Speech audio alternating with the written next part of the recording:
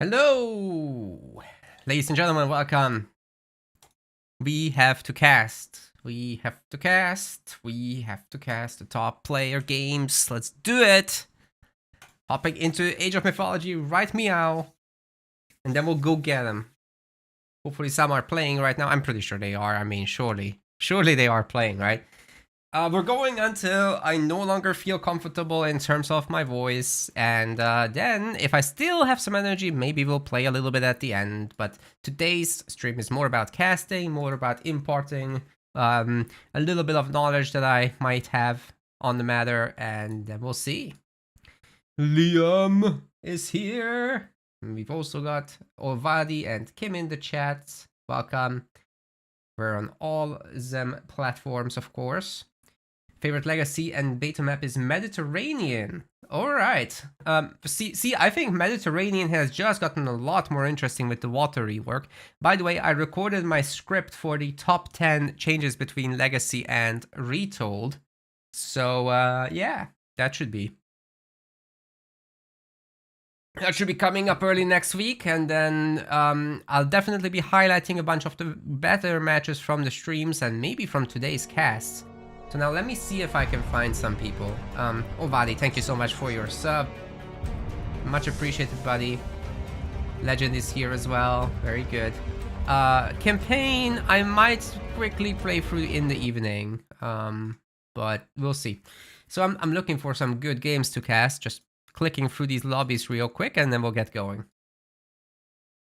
Hopefully somebody powerful is auto-matching right now. So many names, but you never know whether they're good until you know them. Shelty is playing. That's where we're going. Hopefully some of these games are gonna be good. New Age of Mythology game, that's right. Top 10 biggest changes, in my opinion, is what it will be, yeah. Best changes, that's gonna be a separate thing, so we'll get around to that. Anyways, let me just super quickly do a setting change here so that I can drag my mouse for smooth camera movement. And then we'll have a battle. Where is this setting? I've seen it. Maybe game settings? Right-click camera drag. There it is. And then it's not the best, but it's something. Anyways, let's go.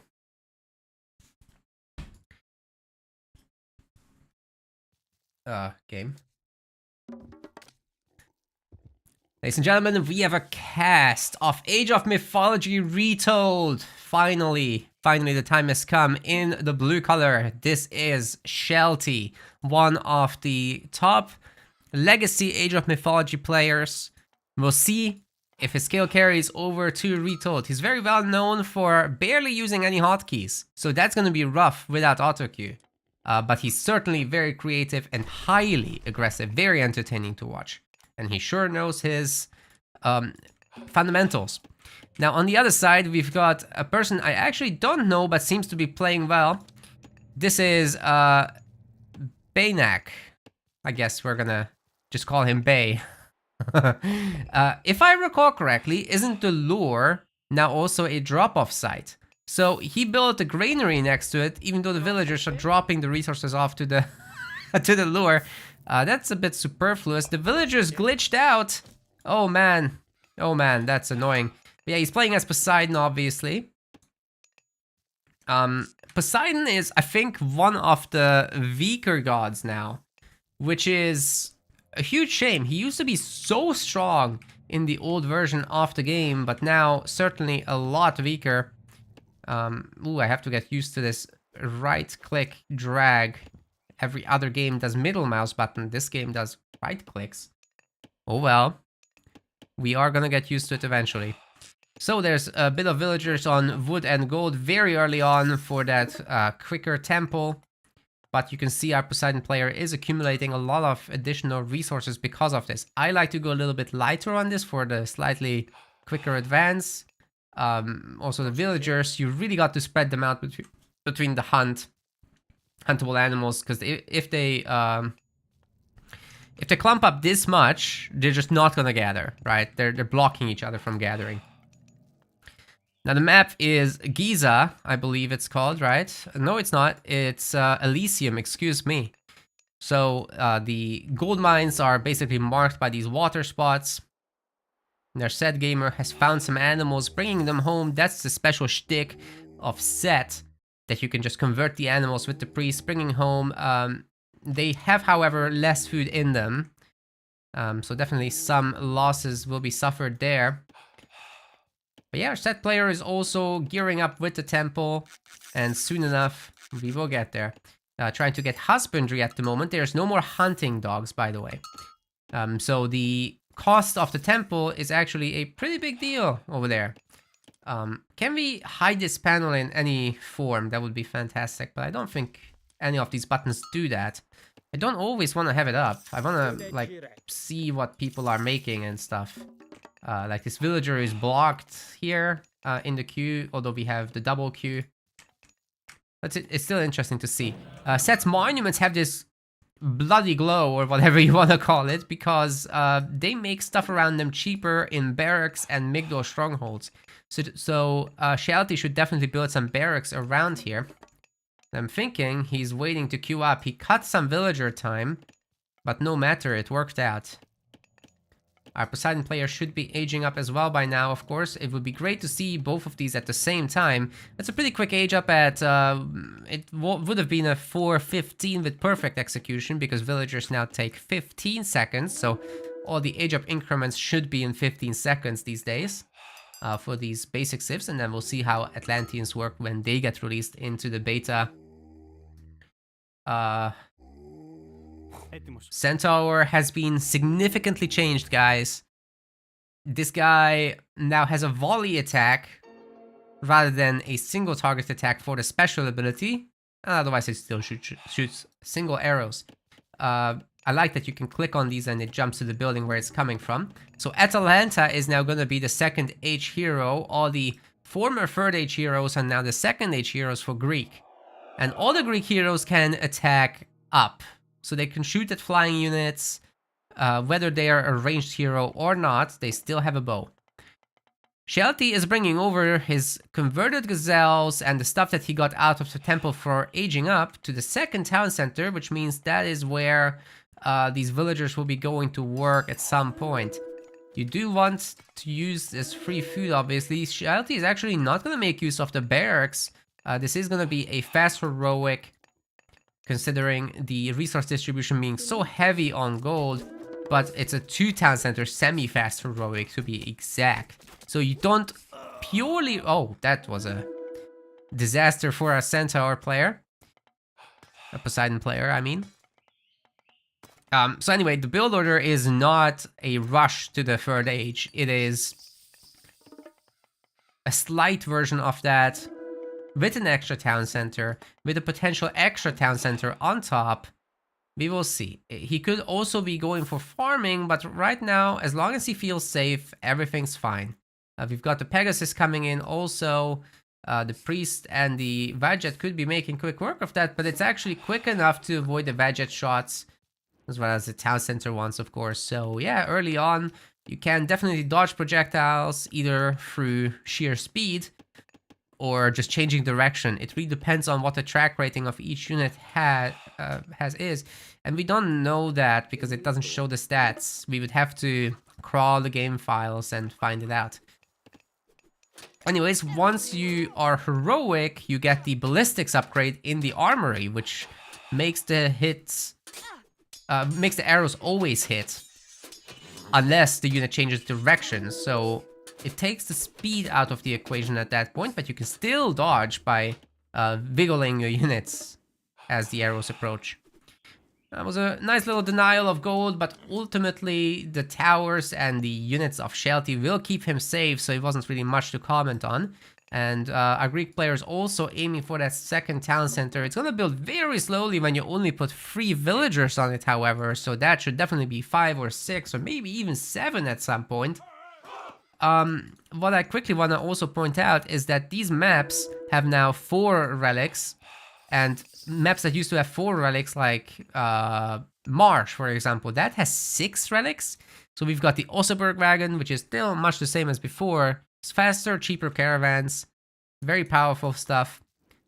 It's essentially a 10% population boost for everything you put into caravans. Pretty big deal. The others have been picked up by somebody, and it's not Shelty. I don't see any relics in here. So our Greek player has the other... Oh, no. I see them on the map now. But that's a good raid. The Hippicons are going to town here. Even the Kataskospos is around, taking some damage for everybody. But Shelty finally cranked out some barracks units. However, where is his barracks? It's not in any monument range. So he's not actually applying the buff from the monuments, which makes units cheaper. Age 3 is being clicked up. Meanwhile, we can quickly check out these relics. We got the blue crystal shard for faster wood and gold gather rate. And we've got the Pygmalion statue for hit points on villagers. That's a pretty big deal in Retold because the villagers are really weak. I believe they used to have, what was it, 75 hit points? How are these 77 hit points? Oh, he got the relic. Excuse me, the minimap was showing Shelty's perspective. From Shelty's perspective, he doesn't know that the relics are gone. And here they are. Yeah, it's really cool for sure that the relics are doing different things. And Liam was asking when the full release is. It's in September. And you can get early access as well by a handful of days.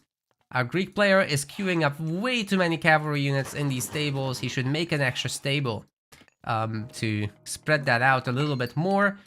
How far are we from the heroic age? As far as it gets, ladies and gentlemen. We've got enough gold, but we don't have enough food whatsoever. Only 11 villagers on food is not gonna cut it. Definitely overdoing the wood right now. Even with 2 praying villagers, it's gonna be difficult to get those centaurs out.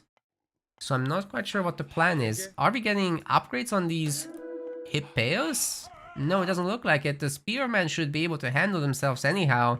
Especially with the support of the Scorpion Man, which is the free myth unit from Nephthys here. I think that's medium Spearman, right? It's similar to the weapon upgrade thing. We've got some additional stables up front, as well as archery ranges and a military barracks.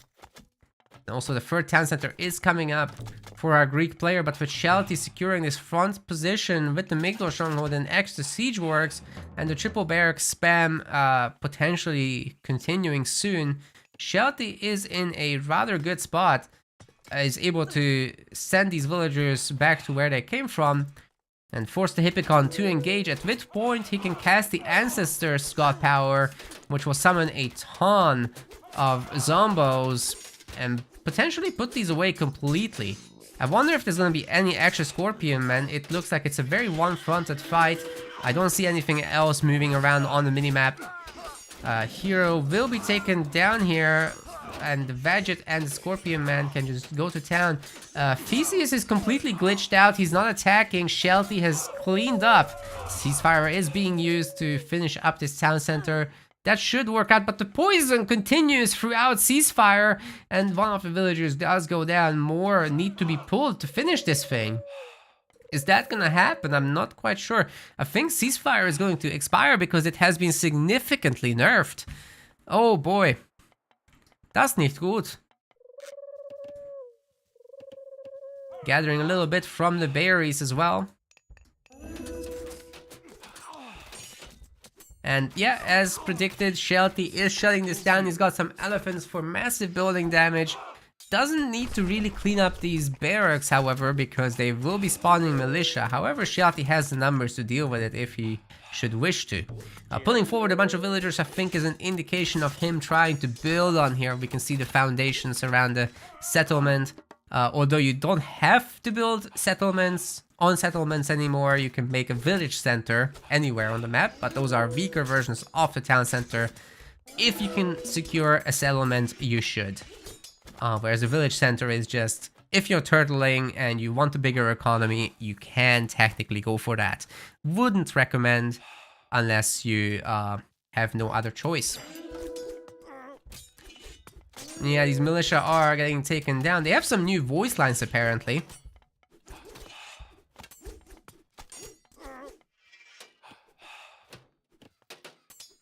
Shelty is looking for some raids, but not much is getting done there. Still eating some of these animals that he summoned, but he's starting to run out of natural food. So you'll have to at some point start throwing down farms, but with 1600 food in the bank, I think the priority now should be to go after gold, get that 1000 Mythic Age advance, and pop down a meteor or tornado in the Greek base, maybe on the gold mines to annihilate every single villager there. Because the god powers are apparently no longer damage capped, they just keep going. So as long as they last, they will keep doing damage, including to things such as a giant group of villagers. If you throw one meteor on a gold mine, they're all toast. Of course, there's an opportunity to dodge that thing, but good luck, there's gonna be follow-up meteors. You have to garrison into something. And even then, nobody can guarantee your safety. Alright, the elephants are pushing in.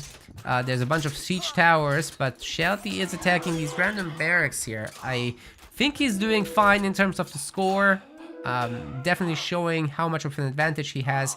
And that spearman just scouted the villager transition. Economically speaking, our Greek player has some pretty good upgrades, but he's so far behind in terms of military. He's got 10 military population, Shelty on 81. This is only going one way from here, I think. A lot of resources have been spent again by Shelty. He's now got the gold, but now he doesn't have the food. And he certainly didn't start any farming until just now. He's correcting me. Well, I still don't think Ancestors has been used, right? I'm pretty sure that did not happen. So yeah, he should be pretty comfortable here. It's just a matter of time until his opponent resigns. Even though our Greek player is still on 3 town centers, this push looks to be deadly. Maybe our Greek player can reach the heroic age, but not sure how much it would help. A curse on this army would certainly clean up everything for a moment. But yeah, Bay is gonna be resigning, and that's it for this one. A little bit one-sided here. But hey, it started up our day, right? Let's look for the next one. See what else is available. Set priest bringing home the bacon. True. I hope you guys got to play some in the chat. No worries if not. And there's plenty of content to watch, so you can decide whether you want to get the game yourself. Okay, Matrius is playing. We're gonna see what he can do.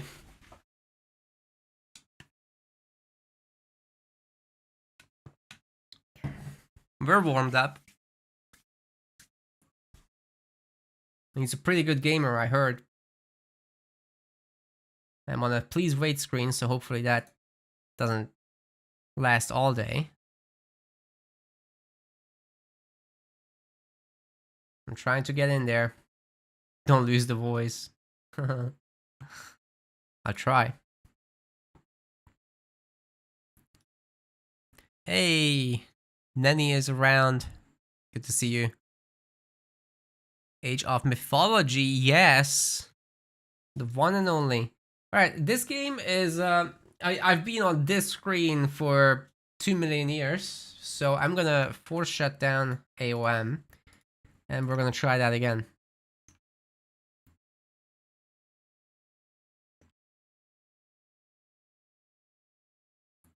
We are gonna try that again.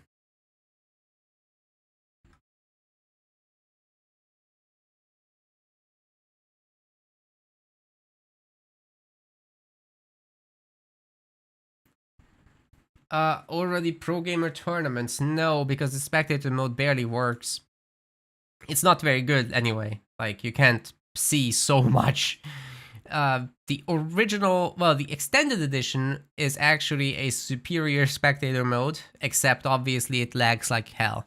The game itself does, so, and that peer-to-peerness of it is not helping either. But in terms of what it shows, it's so much better, which is a shame. I really hope they catch up at some point. Alright, I didn't get into the game because it was over. Any thoughts on the beta? I will release a review at some point. But I think it's good with some rough edges. They really have to work on the pathing. Pathing is the biggest issue. The next one is ranked. You can dodge matches, it's unacceptable. Then, yeah, I have to make a review. It's too long to go over right now. We're gonna cast.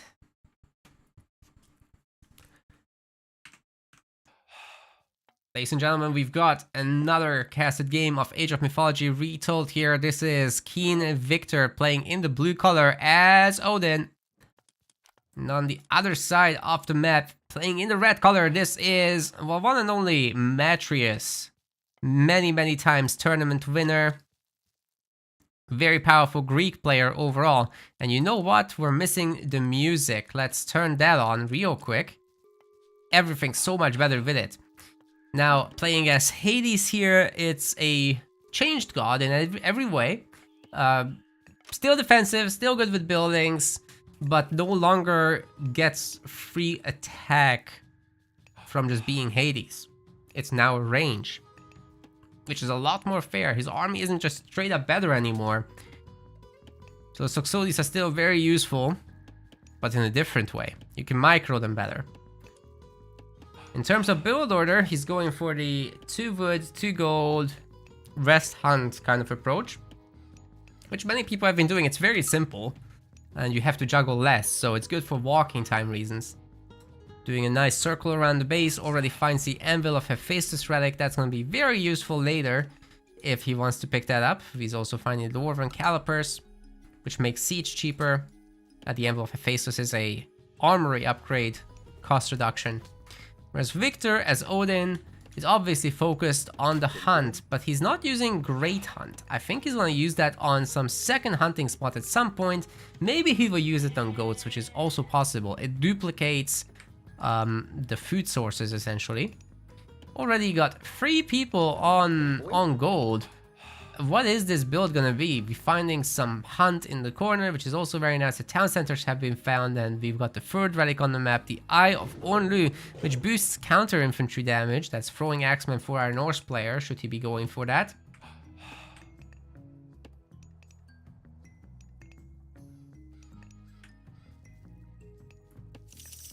We've got his temple, and Machius should be throwing down his own. There it is.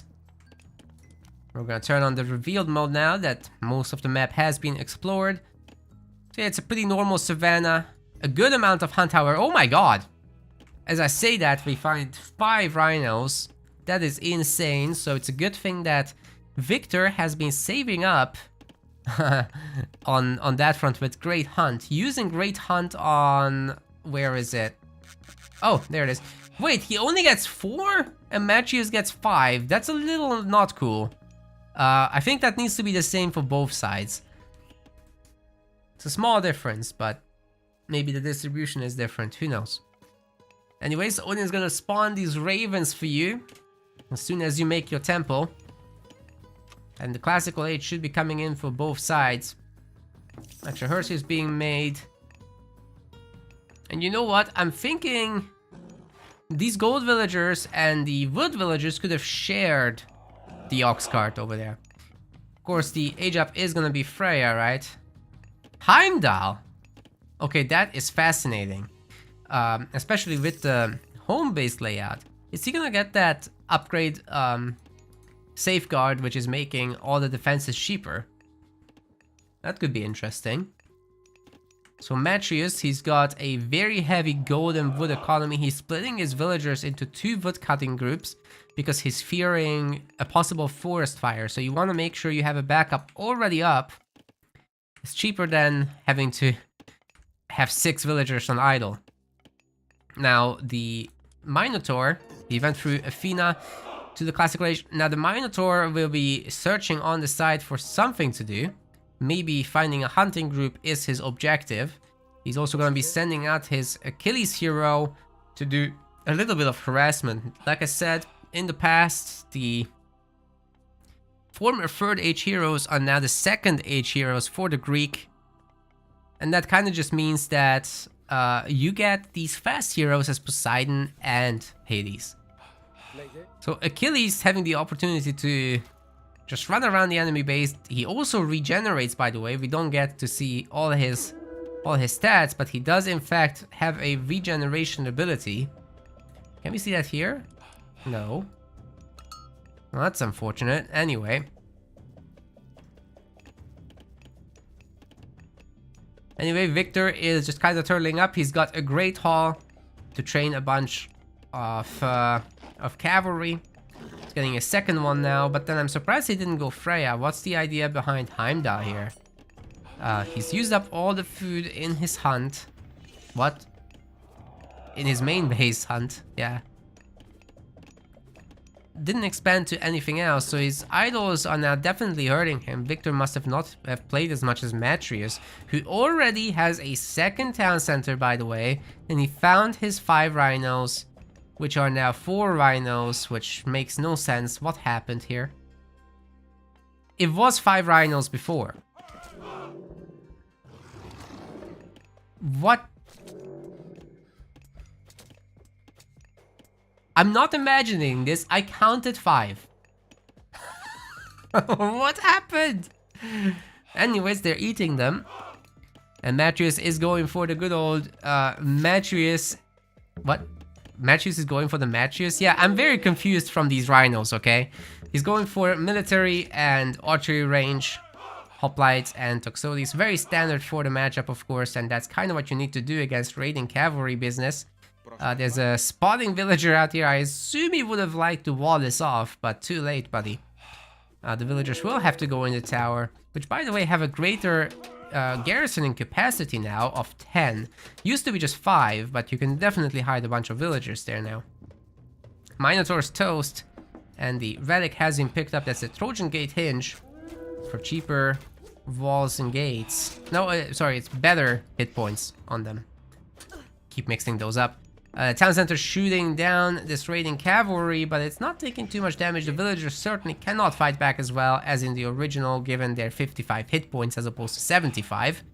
And their 6 hack damage compared to 8 is also lower.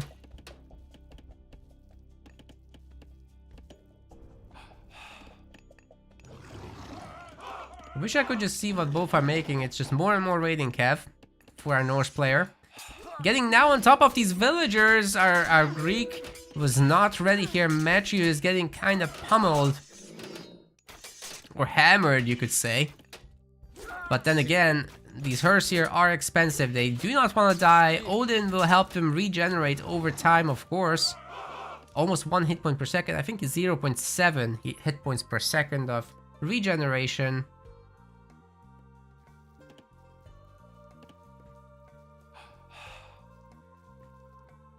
Now that Victor is able to hunt outside, his economy is finally in order and he can just keep printing this cavalry.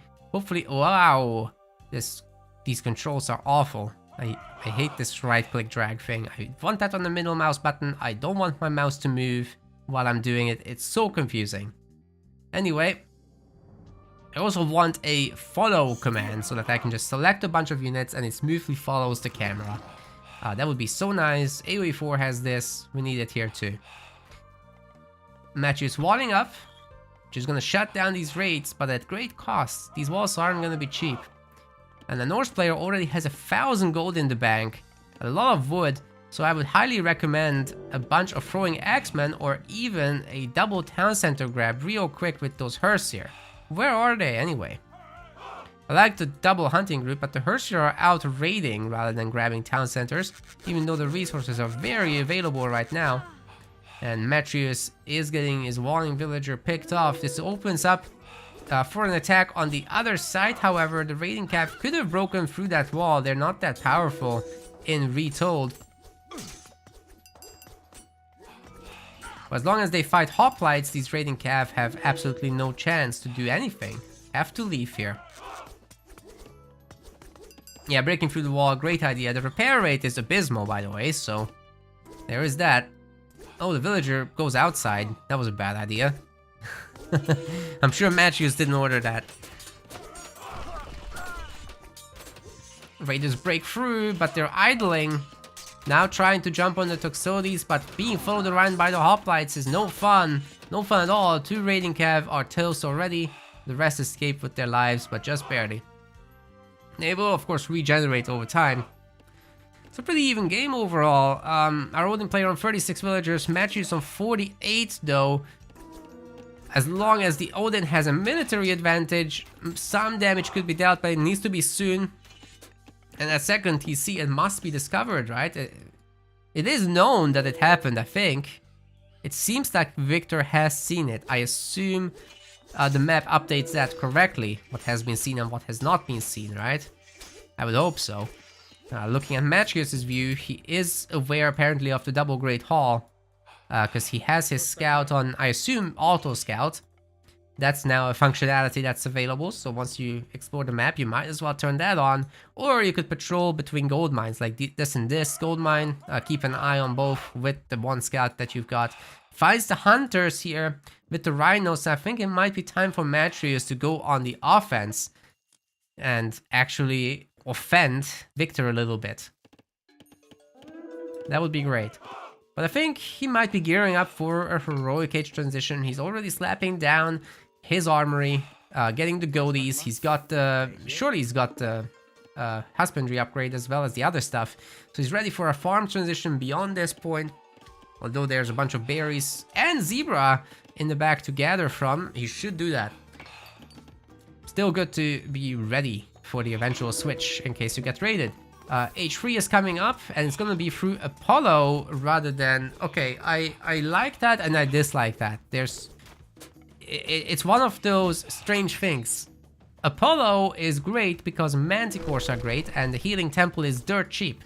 So if you have like a damaged myth unit, you can send it back for giga cheap, right?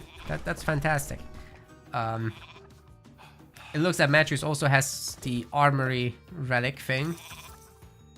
Armor of Hephaestus, which reduces the gold cost of tax by 50% in the armory. But yeah, I was gonna say, the manticores are absolutely sick. They deal so much splash damage now. You can wipe out enemies super easily. Large groups of raiding cavalry are actually not gonna have a great time once you have 2 or 3 manticores. But on the Aphrodite side of things, first off you get Curse, which turns a ton of units, including now myth units, into piggies.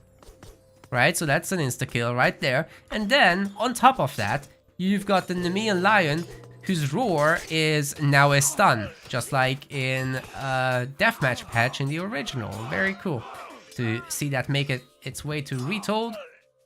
However, when units are stunned, they lose their orders. So if you catch them on the move, their move will be cancelled by that.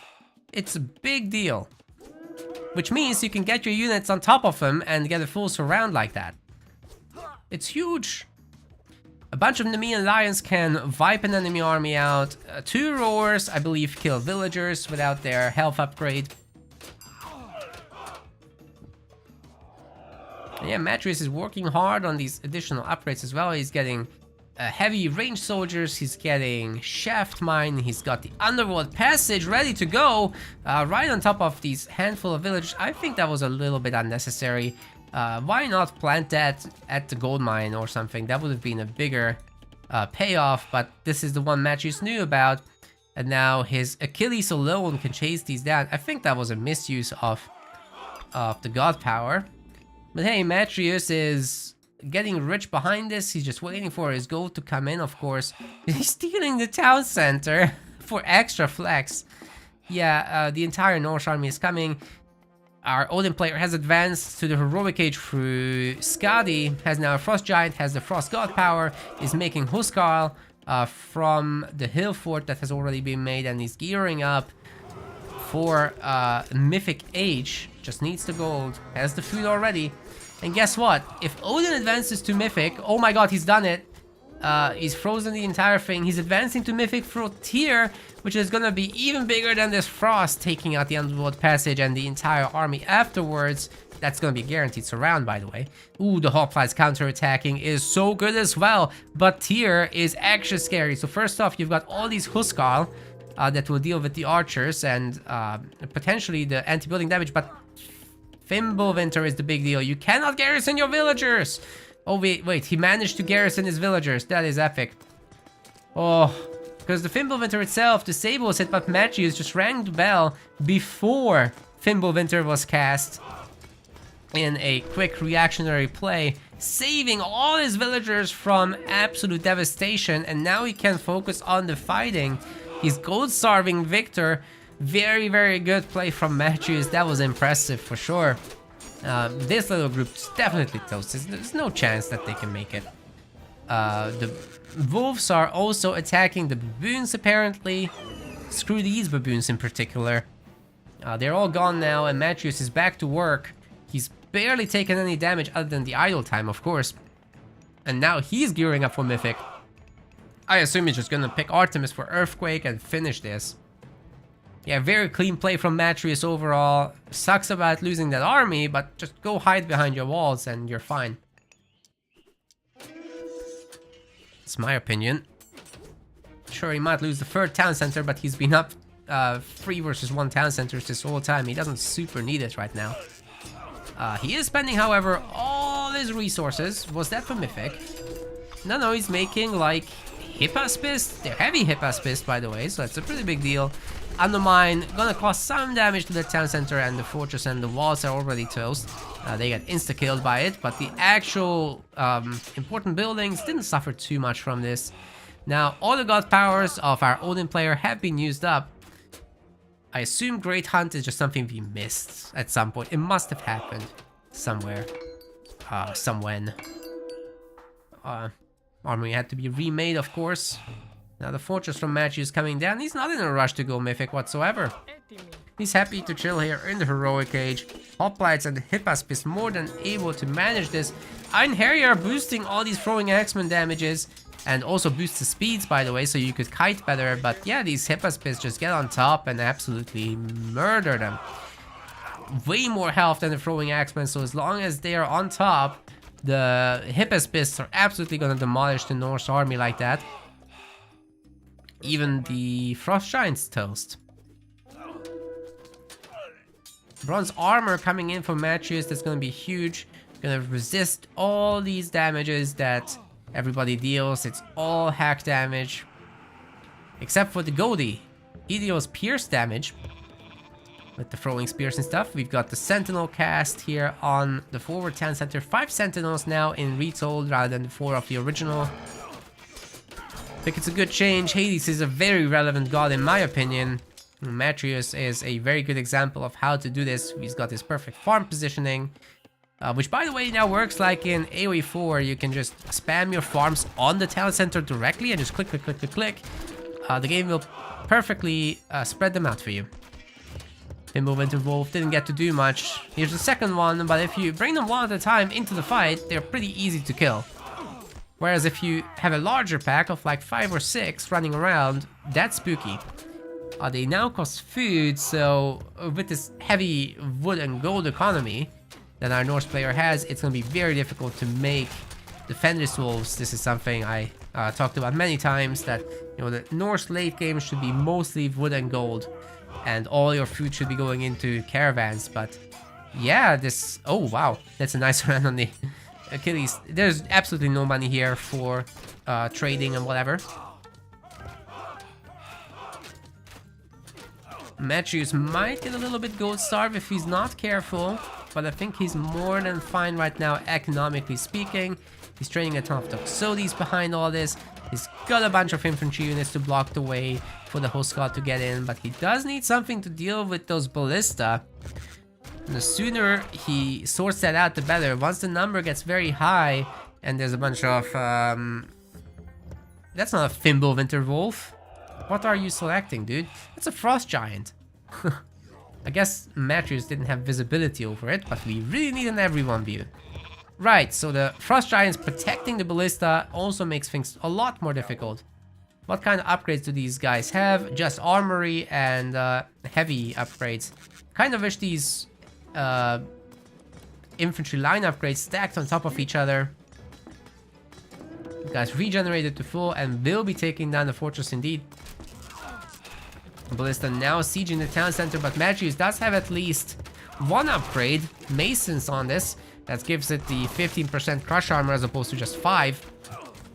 Shades are trying to get in, but it's not enough, and the archers are idle. Magius really needs to grab his idols if he wants to win this battle. He's gonna be using restoration to try and push this back. If he wins this fight, man, this is over for Victor. Pushing this TC back and killing this entire army was his only chance, but the Huskar not being there is a huge issue for him. His units are getting taken down. The Toxodis are having free reign for the most part.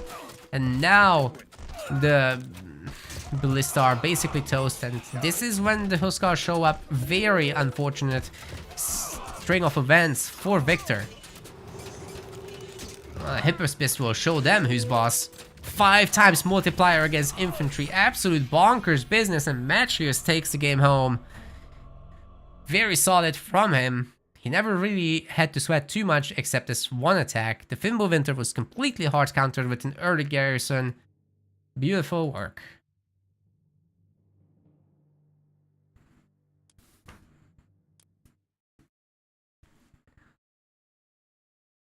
Alright, we need even closer games. Let's see if we can find one like that.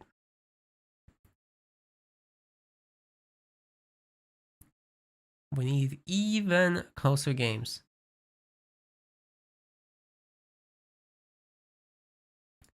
Quick refresh. Hope you guys are having fun. How am I watching the gameplay? There's a beta going on right now. Everyone that pre-ordered the premium edition has access to this. Chemo versus Avely, that's it. That's what we need. Turn up the game volume. Yes.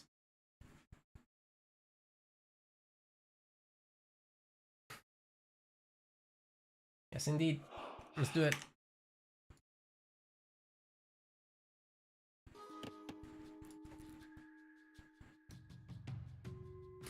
Ladies and gentlemen, welcome to an Age of Mythology Retold beta cast.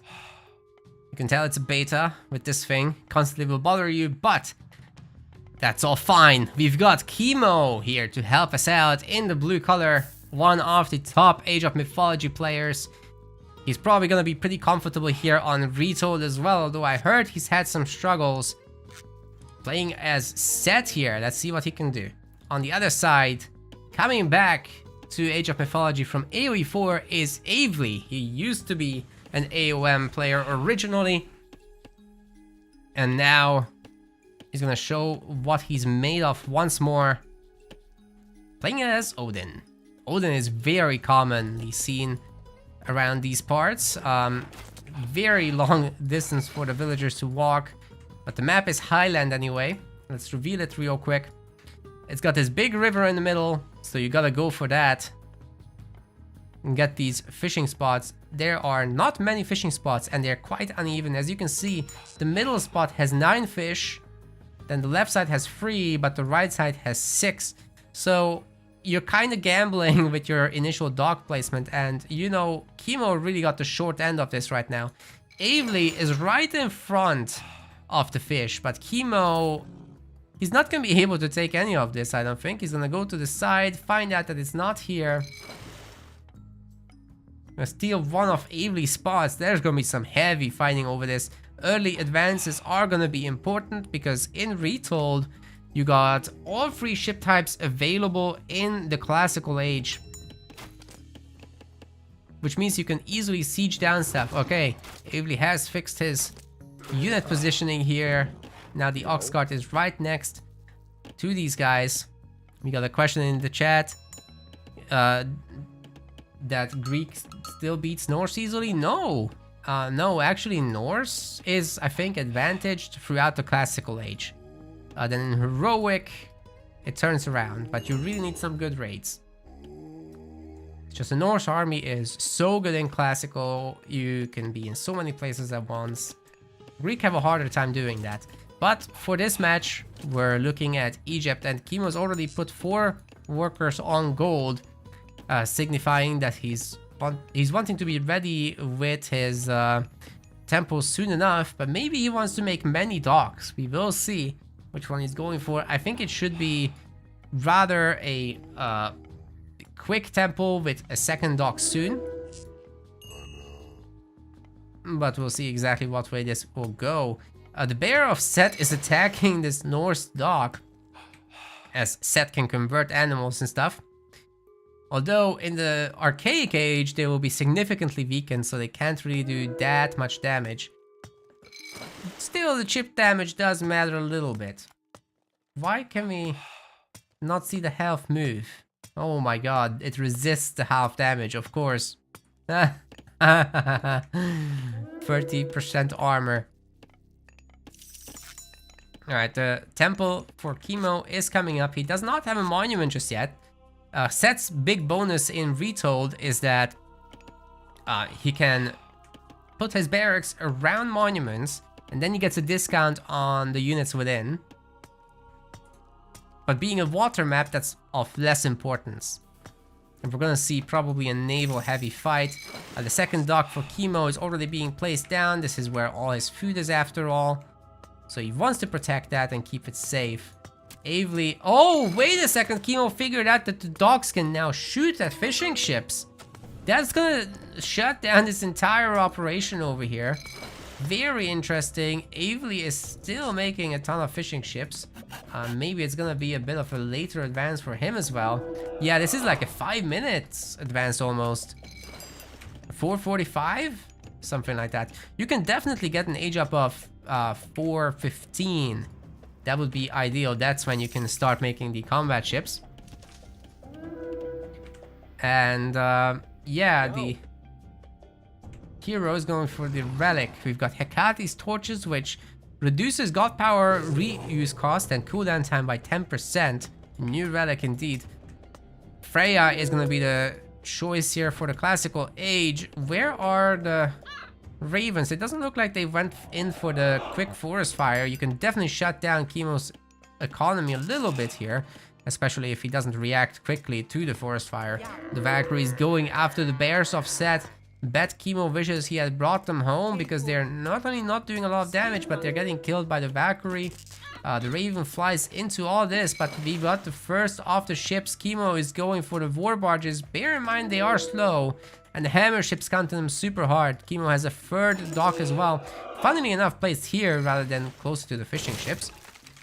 But yeah, both players are going for the siege ships for whatever reason. That's strange.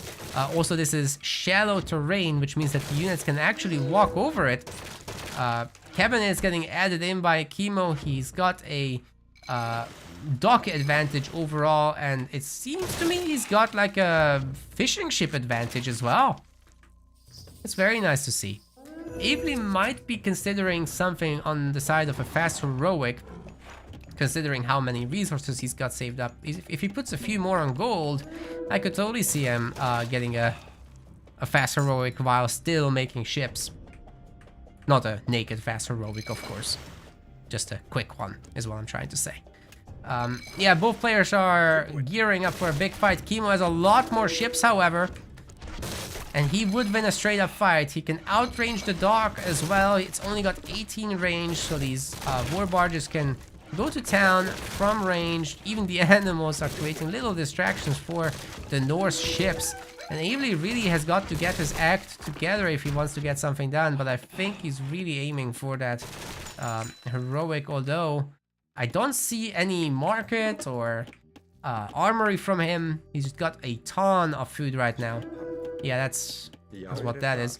For whatever reason, both UIs lead me to the currently spectated player, even though I'm clicking on Chemo stuff. I want to see where he's getting food. So he's got the chickens. He's empowering his gold right now. Naturally, he's making all his houses just randomly positioned, not preparing for any farming. But little does Chemo know, fish are gathered very slowly and retold. In the classical age, you cannot upgrade your fishing ships, so they're just stuck on 0.45 per second. It's not a full villager's advantage here that we're seeing. That's a huge fleet, however, from Chemo. He's got so many cabinets to protect his war barges. You cannot just dive this with hammer ships. Has to be a large number of dragon ships for our Norse player, but it seems he's losing on the water. And Chemo is just overall going to be very comfortable here going into the later stages. More ramming galleys and cabinets. He really wants to win this water and take over the additional fishing spots, which he has just done. More food for Chemo. The heroic age for Avely still not happening apparently. He does have the resources for it, but there's no building for it. It seems Chemo is very likely going to just dominate on the water here. I'm not even sure he needs to make any more ships. He is printing, but I think it's time to stop and instead get a town center or something. That would be great. Yeah, he's gonna absolutely crush on the water. Finally, we're seeing a building, an armory from Avely, but his gold mine has expired.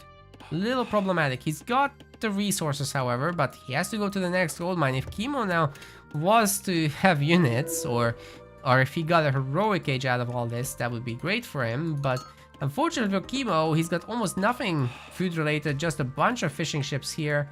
These guys are actually sitting here idle.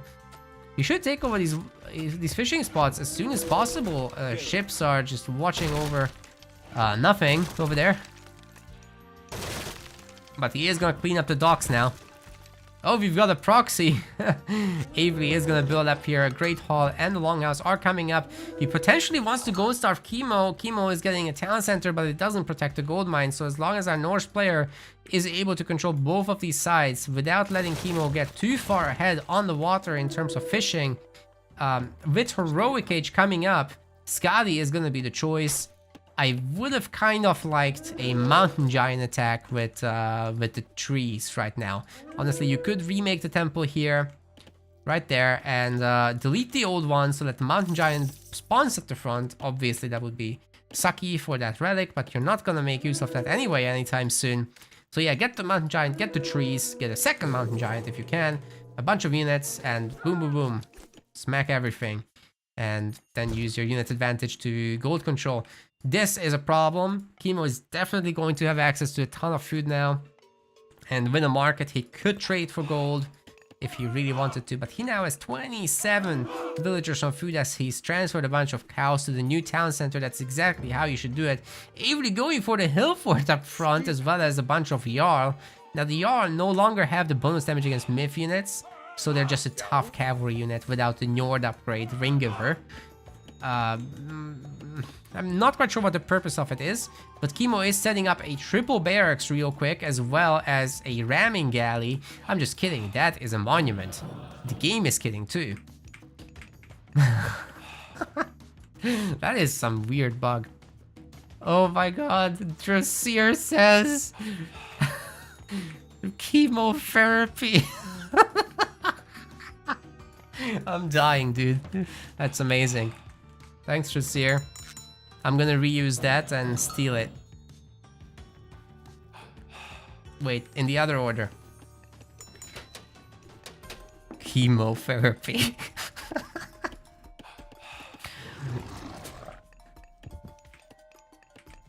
Alright, gold mine's about to expire. Our Norse player is taking this DC. What a sneaky bastard, dude. Avely, you have no shame. Alright, we're not gonna see any rams, it seems, just medium infantry and a bunch of Huskarl. He's not looking to smack this too hard. But that is some sneaky playstyle from our Norse for sure. That's what Norse should be about, right? Let's see these economic upgrades. There's nothing for food. And you know, Chemo is getting closer and closer to that heroic age, so this could be problematic very soon. Pharaoh is toast, but he's a free unit that will respawn, and we've got a little bit of a lag spike, which I'm not enjoying very much at all. The game is like almost frozen up, but we've recovered. That's nice. The spearmen are pretty tough now. They have 1.75x bonus damage against cavalry. It used to be 1.1 in the original, so this is actually something to fear. Gotta be careful, but that's why we have throwing axemen. Was the game stable for me? I wouldn't say so, but at least it got the games done. Spectating is a little bit iffy, as you can tell. And this is a lucky game at the moment. Anyways, we've got a Frost Giant here with the army. That should take care of the Anubite. Of course, he's gonna freeze a Spearman accidentally. Because the abilities are still on auto cast. You have to manually disable it for each unit that you select. A little bit annoying. I really like this idling Valkyrie here, which if we can use as a healing base. That's very nice. I love the micro from Avely. It's so good. Going for the tower now. With the Frost Giant trying to help out, but he didn't actually end up attacking. The tower will be taken down in the end. But Chemo is sprinting units. Bunch of slingers coming in. The slingers are going to be the counter to throwing axemen. They count as ranged units. And these guys have a 3.5x multiplier, so they're not going to live particularly long. Frost is going to be used somewhere. Excuse me?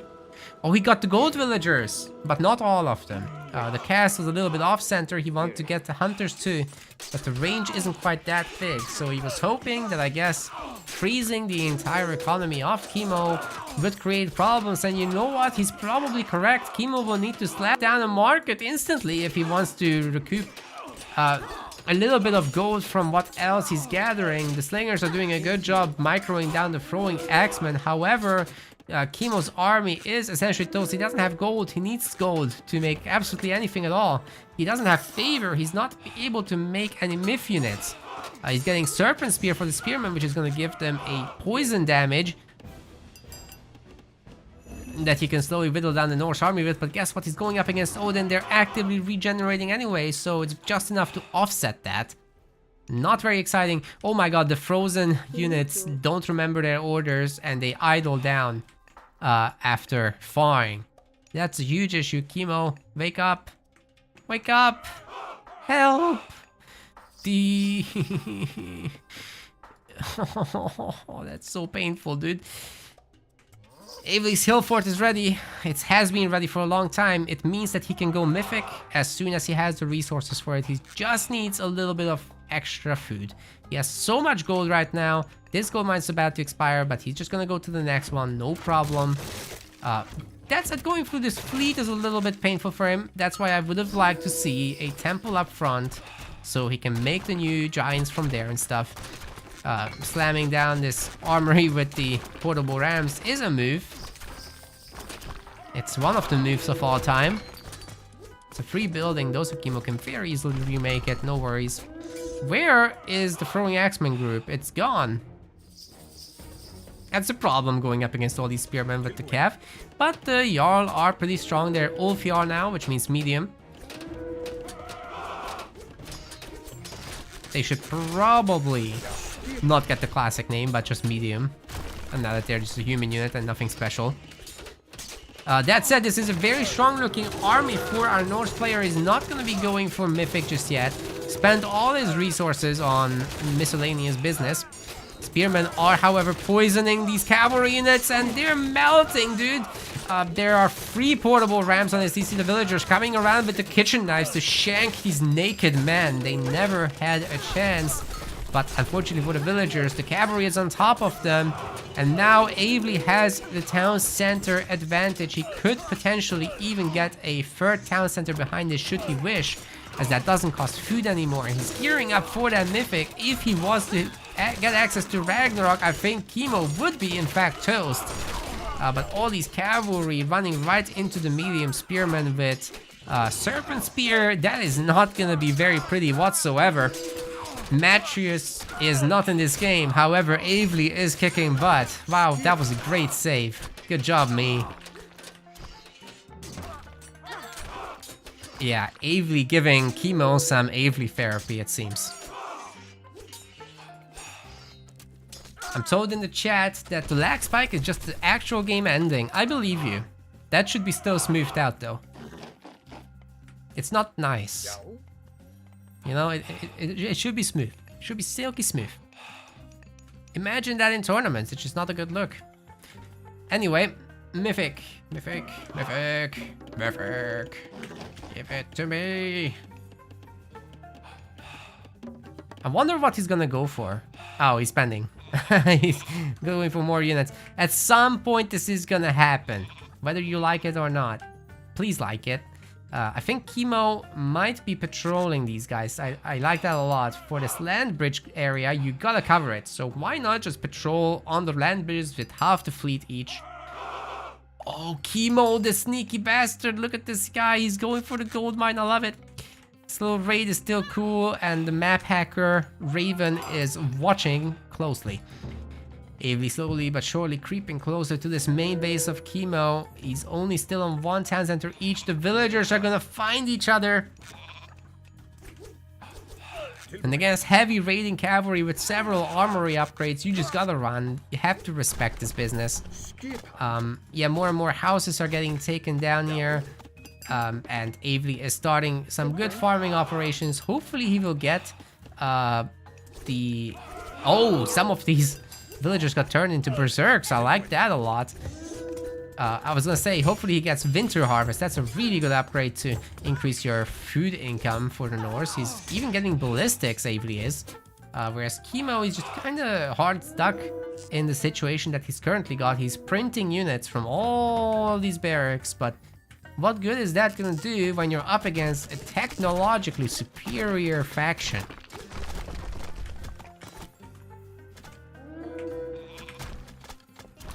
Perhaps Avely should share some of his technology. Oh my god, did all these villagers just die? Chemo! You can't let that happen. Bruh. This is getting really brutal. Avely is ahead 71 villagers to 30. I wonder if that counts their fishing ships, but still, even with the fishing ships not counted, that's huge. Ginormous. These are basic slingers as well, not even medium. Oh, the dwarves are taking the risk to cross the seas. I think they would have been fine just here. But what do I know? Avely has the third town center. Used to be Chemo's town center, is no longer Chemo's town center. And really, Chemo is just hoping that Avely will disconnect or die of a heart attack. There's no way that Avely is going to be losing this game at this point. He's even getting tower upgrades and stuff. Chemo will be in the heroic age soon enough, but can that save him? He will certainly need ancestors in order to combat those heavy throwing axemen, seeing as his units are just not enough for the job. He will need everybody at home, that's for sure. The town center is helping out a little bit with the fire. And yeah, Avely is just happily staying in the heroic age. Not much happening with that. He's got 55 favor and climbing as he kills everything here. The serpents are gonna be used as well by Chemo. Really trying to hold on here. He's gonna have to micro the slingers though onto the heavy throwing axemen rather than shooting at the great Jarl and stuff like that. Those are heavy, by the way, the great ones. 21 minutes in the game here, it does not look like Chemo can survive with what he's got. Avely just too sophisticated. He's kind of posh, to be honest, I would even say. I can't see. The barracks are bleeding. He's ramming a scorpion, man. I love it. Those deal some seriously heavy poison damage, but I mean, these guys are highly upgraded by now, so it doesn't matter too much. Even the throwing axemen are so high in number that they can kind of fight the slingers now, although they still hurt them a lot. But Chemo is absolutely toast. Avely takes the game. Absolutely beautiful work by him. Now that's gonna go on YouTube. Make sure to like and subscribe if you are watching this separately. And for those watching live, we're gonna continue with more.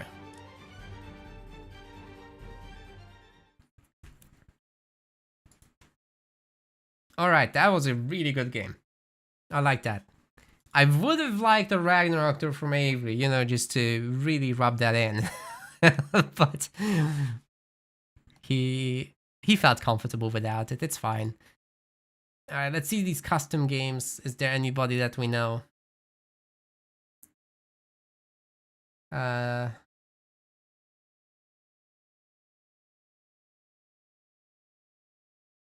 No, I'm thinking all the AOM crew are just playing ranked anyway, right? Share the settings. Everything is on max. Let me show you. Almost everything is on max. Except I turned off foliage quality because it creates tall grass. And when you have tall grass and an animal dies inside the tall grass, you can't see it. You really need to be able to see your hunted animals in the grass. So that's unacceptable, and I turned it off. Even though I do like the look of the grass in the game, it's too prohibitive to gameplay. Other than that, I turned off anti-aliasing, which you could turn on, but I think I'm gonna wait for the DLSS option to be added, because the others just look a little rough, a little blurry for me. And you could compensate that with a sharpening system here, but I just like the clean look of the game as is.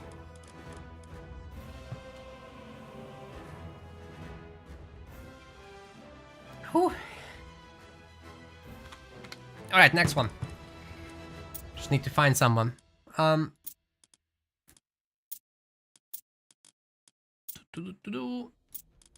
and Avery, didn't they just play? Is that a rematch? Ah, this refresh takes so long, dude. Observable, that's what we need.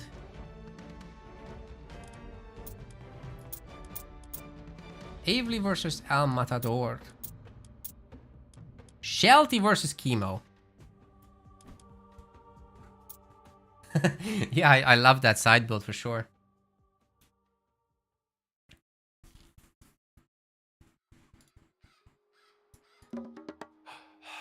Ladies and gentlemen, more Age of Mythology Retold multiplayer action with original Age of Mythology players.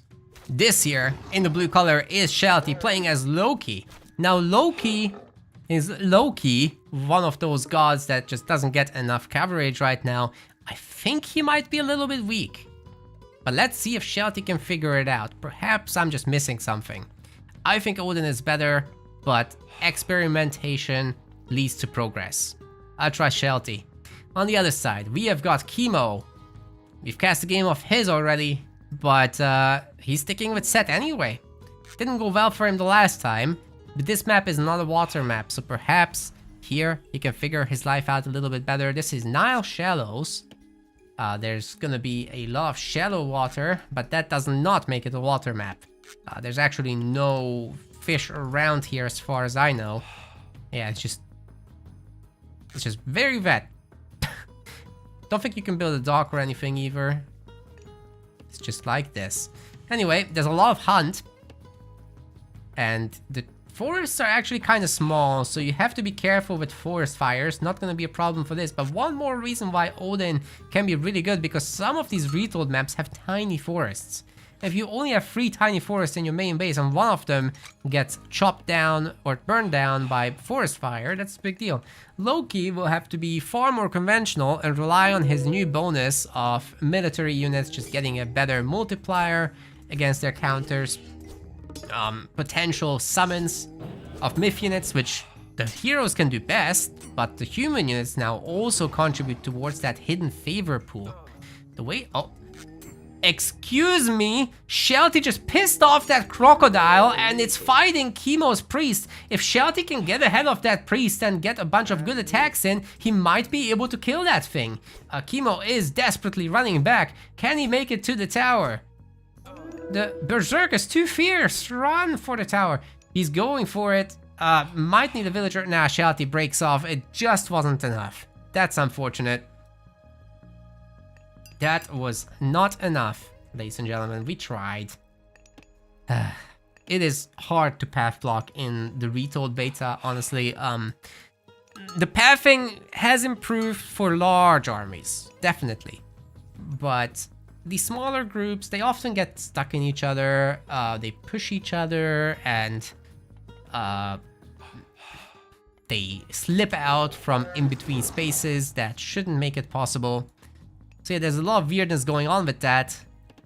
However, when it's a large group, I had a game where I sent an entire Ragnarok plus the pre-existing army into one place and everyone was fighting. You would never be able to do that on the original, so I have high hopes for pathing. They just gotta work on it more. Anyways, we've got Chemo's temple, he's got the one monument, and he's ready to go to the classical age momentarily as he drops off his resources. Everything's quite clean, just needs to fix the idols. As for Shelty, he's gonna be close as well. Wait, this is Ptah. I think Anubis is actually underutilized. Like, last game that we cast, Chemo tried the Serpent Spear upgrade, which is actually pretty nice. It gives the Spearman a poison damage now. And I think if you combine that with a good defensive set of snakes, sets discount for barracks units, and the high multipliers of those barracks units, I think the Norse classical army can be beaten by that.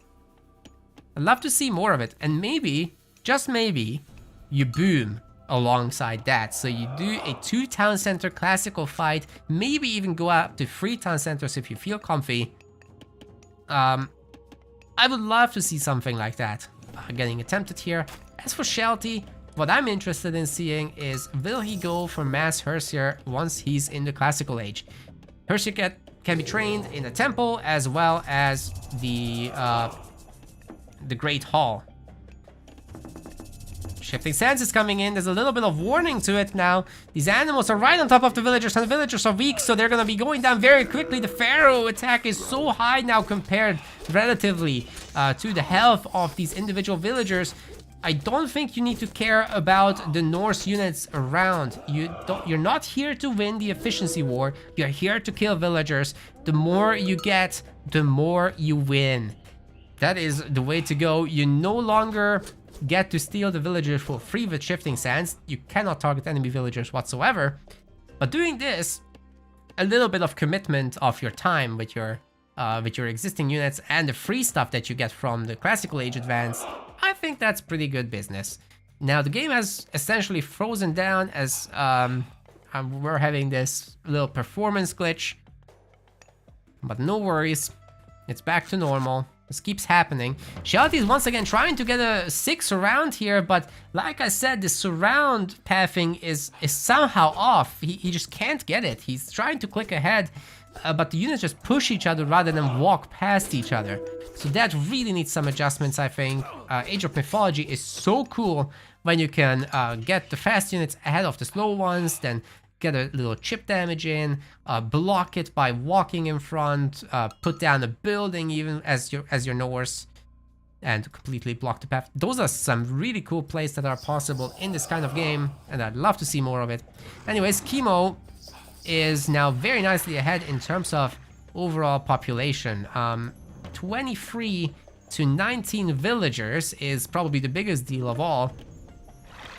Shelty throwing down his healing spring, gets his Hersiers back to full. He has a longhouse, so he's gonna make a little bit of Hersier, a little bit of throwing axemen. As for Chemo, he's got triple barracks, so he's gonna go the Petave, and you know what? Maybe this initial villager advantage is in fact better than what I suggested with Serpent Spear and all that overall business. Oh, however, this time around the Hersiers do get that perfect surround. It can work out, but it's not guaranteed. Do they have the speed upgrade yet? No. This is just normal Hersier going about their business. They're certainly gathering a good amount of favor, but the Axeman spam is going to be a huge issue. They have a 4x multiplier against infantry, so if they get on top of the throwing Axeman, they'll be winning pretty hard. Although, funnily enough, they have lower damage than the throwing Axemen do. However, a faster attack rate, I believe. That's a rate of fire, that's not a movement speed. Movement speed is up here. So 1 rate of fire means 1 attack per second. And 1.5, I believe, means it takes 1.5 seconds to do one attack, which means that the DPS of X-Men is actually pretty good. This is 5, and this is 4. First here, counter raid looking for some damage. Bear in mind, Chemo's villagers are also weak sauce, so as long as Shelty finds something, he can do a lot of work. He's definitely got the upgrade now at 5.2 speed, and he's gonna find the hunters. I wonder if he had spy on those. A troll gets spawned at home. That is so huge. But the Pharaoh here is doing so much damage to it. Very good choice by Chemo to bring that around, but he's gonna lose his villagers, and Shelty's trying to get in front for the perfect surround. The villagers, however, are slippery bastards and they run right past, but doesn't matter. They get bonked on the head with giant hammers, and even they can't take that. More and more houses for Shelty, and I really like his overall composition. But now that Chemo is adding in a bunch of slingers, that is getting a little bit spooky. I think he can soon take the full engagement, but will need a bunch of priests to deal with these repeating troll spawns. And also, once you upgrade the trolls, that's huge. Oh my god, Shelty, you're overqueuing your units. What are you doing? He's also making a bunch of herdmen. That's an accidental misclick. They're counter cavalry. Egyptians don't have access to cavalry in the classical age whatsoever. So that's a misclick. Shelty should make a new building, but he can't afford one right now. So make another great hall would be 160 wood. You can't just have 4 villagers on wood as Norse. You need at least 6 as far as my experience goes. Especially making herdmen against the axemen is just a no-no. Now, Chemo is bringing in a lot more troops. By the way, these trolls have a really cool ability. They throw a giant rock, and it knocks enemies back. You'll see it in a sec. Are we gonna use it? There we go. It's really good. Mini shockwave, you could say. However, oh, the Iron Harrier spawn is huge here. I think it's very likely that Shelty can now surround this entire army with what Hersiers he's got left and take him down. The slingers are not very high in number, so he's having a pretty good time here. As for Chemo, he's down over 1,500 points. And that's pretty representative in Retold, I have found. Score system is really, really nice now. I like that he's bringing a bunch of extra priests here. The hippopotamus that he's converted is also being very useful. Is it the Hersier? Are they not doing bonus damage against them? What's going on here? This is definitely Loki's strength, that he's got these very strong bonus damage multipliers. Another Anharia spawns! By the way, you can trigger their ability manually without needing to attack an enemy. I think that's hyper practical. It also speeds up all allied units, so you can chase down enemies really well. You just cast it as quickly as possible when you're close, and then you run them down. Even if they're running away, that's pretty useful. Like that. Look at the Hersier speed. It's like it went up to 6.5 from 5.2. That is huge. These Iron Harriers are definitely essential buddies when it comes to your micromanagement. Now, in terms of resources, however, Chemo is spending absolutely everything on this triple spam. That's a fact. Shelty, however, is going to the heroic age, whereas Chemo is trying to secure a second gold mine. If Shelty can go to the heroic age without losing any further units, I think a flaming weapons fight will go in his favor very, very easily, especially considering that he's gonna have a battle board. But don't forget, the priests don't care about how armored your myth units are. They deal divine damage to them, whereas they deal pierce damage to humans. Divine damage ignores all armor. So the battle boars, or fire giants, or whatever, they can't resist priests too well, or at all rather. Shelty playing some classic Loki, yes. Agreed. Did he get any armory upgrades? It would be very useful to have at least something, but I don't think he has. Now, mind you, the speed upgrade from Forsetti also applies to other infantry, not just Hersier. Flaming weapons is available. Kimo has to run. He made a budget. Big mistake. That's gonna get owned. If Shelty combos now, flaming weapons with the Iron Harrier. Oh my god! Oh my god, these these Hersiers are doing so much damage, but they're fighting the Axemen. They're in the wrong place, dude. Kimo has done very nicely there, and he's gonna even up this fight.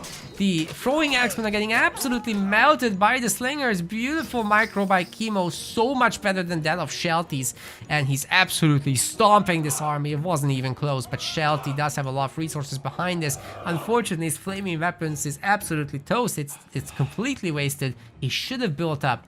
He should have had more buildings, a bigger army, waited longer, and then strike. The battle boars would have helped so much as well, just knocking back all these infantry, and that's why the Hersiers go to town. But now, Kimo, at full power, without needing the power shower, is going after Shelty, and I'm not sure what he can do without flaming weapons here against a superior Egyptian army. Despite being up in age, that's enough heroes to handle any number of battle boars as well, I think.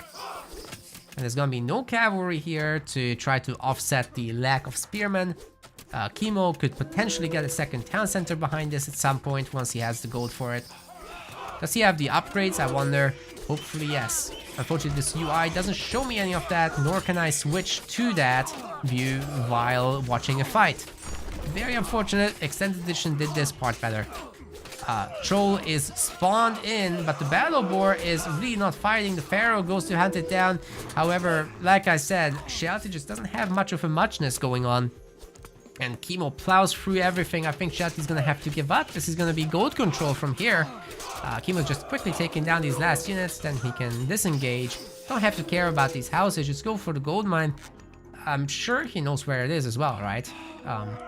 Like he knows about the gold mine, it seems. And Shelty is going after these villagers, which is interesting. But yeah, that's gonna be it. He resigns. He knows he can't come back from this. There's this huge mass of units in his face and more streaming across the map that's just unmanageable at this point. Kimo has a farm economy, so he's relatively safe. His gold mine would have lasted another eon. And yeah, Kimo just takes this fairly comfortably after that completely botched fight by Shelty. Just super nicely microed over there. And Shelty needs to be patient, man. This is not gonna work otherwise.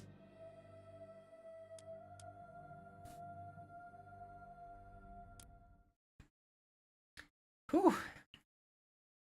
Glad they kept the classic defeat sound.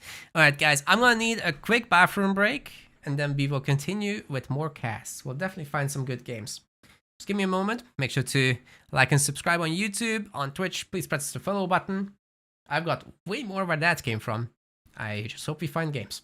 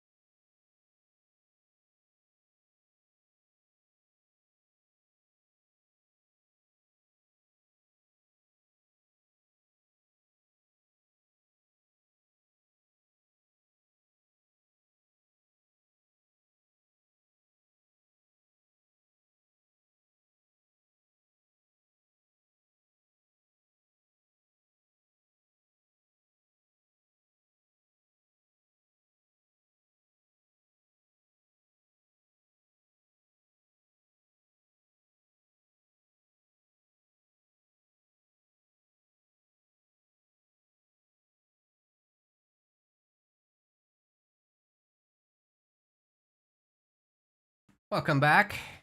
Me. I'm back. Let's cast some games. I'm finding them. Thanks for all the follows, by the way. I've seen so many come through throughout the day. Appreciate it. We're shooting for 6,000 on Twitch. And, well, on YouTube, I guess we're shooting for the 10K. That's far away. Let's shoot for 7K.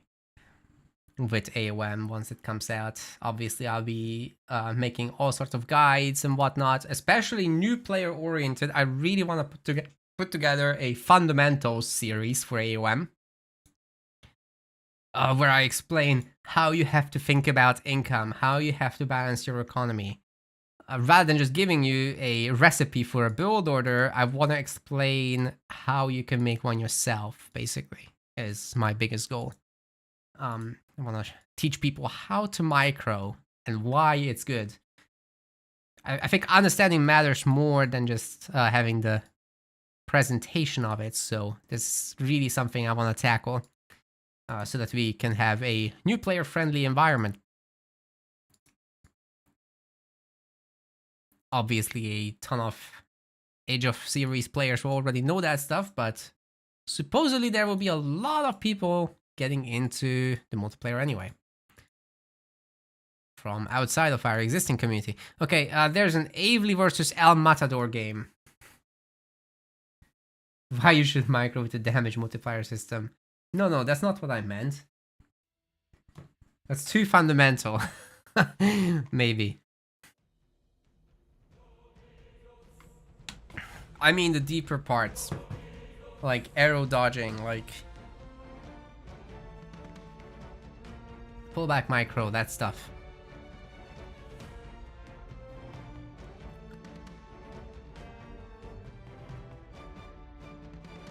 Importance of positioning, surrounds.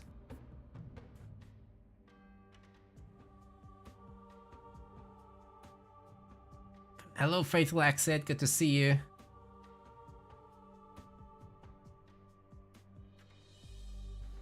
Yeah, as soon as the full game comes out, not before. There's too little time in these short betas to cover complicated topics like that. So probably that's not gonna happen like that. I don't think this game exists. I think it's fake news. Let's restart. I keep having this problem that these old games show up that actually aren't happening anymore. Matador is someone to look out for. Has been taking names. Ooh. Thanks for letting me know, Hagrid. I will keep an eye.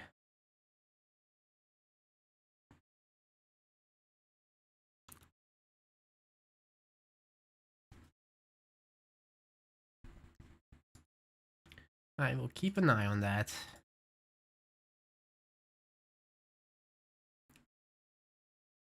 This game list refreshing is taking 2 million years.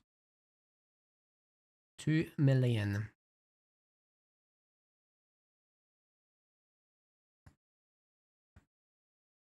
What? Oh, there's nobody playing ranked right now. What the hell? Look at this. According to this,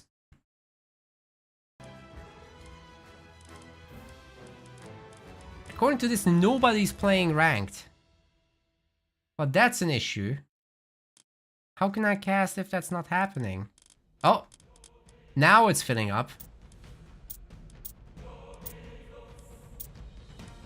Yeah, I did filter by observable. It's done now as well. It just didn't refresh instantly. Chemo and Avely rematch again. We could go for that if there's nothing else, because we've already done that. Although I assume it's gonna be different. Chemo is on set all day. Is that what's happening? I guess that's what we'll do. The Norse hammership is kind of cute. You know what is the best thing about the new Norse hammership? That Skadi has an upgrade that allows it to freeze targets. I love that thing. Oh, it's so good. And super cool. Anyways. Ladies and gentlemen, this is Age of Mythology Retold. Chemo is gonna be in the blue color, playing as Set. And his opponent on the other side of the map, red color, Avely. Ra. Yeah. He's got his immediate monument to villagers. Now the big deal about Ra these days is that the monuments have this new perk, which I can't show you very easily in the spectator mode, but suffice to say, you empower it with the pharaoh, and everything in this radius gets empowered. So the town center, the granary, the monument itself, the mining camp in the future that's going here. Even the tower gets it. It's awesome. You could place the other 4 monuments here. They would all get it. You could have a ridiculous favor rate for a super long time. The map is watering hole, so lots of hunt around. And our Set player is going to be much more interested in just converting these animals.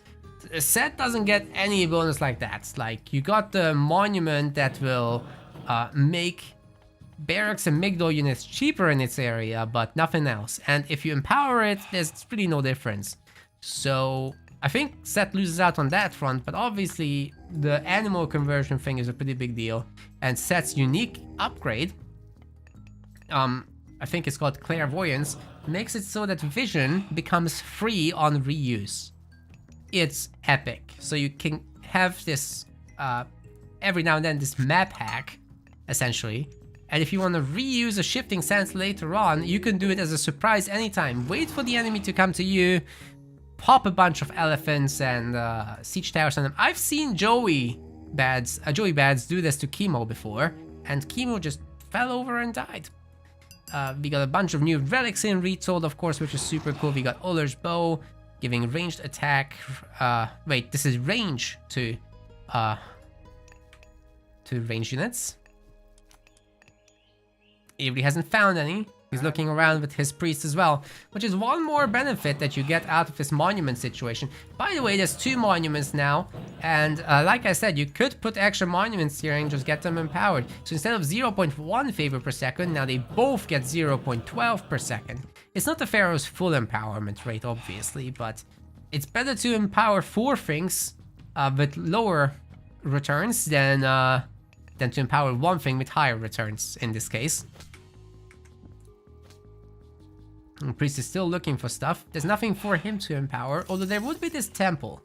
I think I would have liked him to come back. He found the 2nd gold mine already, he's the 2nd TC, a ton of hunt. This is good enough. There's still some hippos up front. I think Avely is still up for some interesting stuff. Now, zooming out a little bit to the strategic level, what I would expect in this game is some kind of 2 town center boom. I don't expect the 1 town center fast heroic, simply because the rush distance is far too great between these 2 bases. I mean, look at this. Look how far away that is. You're not going to run around that base and hope to do damage. The other guy has just too much time to prepare. Egyptians get free tower upgrades upon the classical advance. These houses protect those. You got a free myth unit, obviously.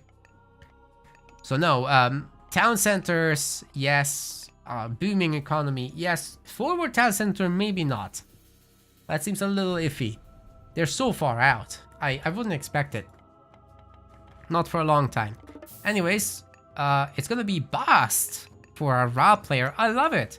So Sphinxes, they still do the tornado attack that they used to, right? But they're so much better at it. So first off, it lasts longer, it does more damage, as well as they're very microable. You can cancel it, you can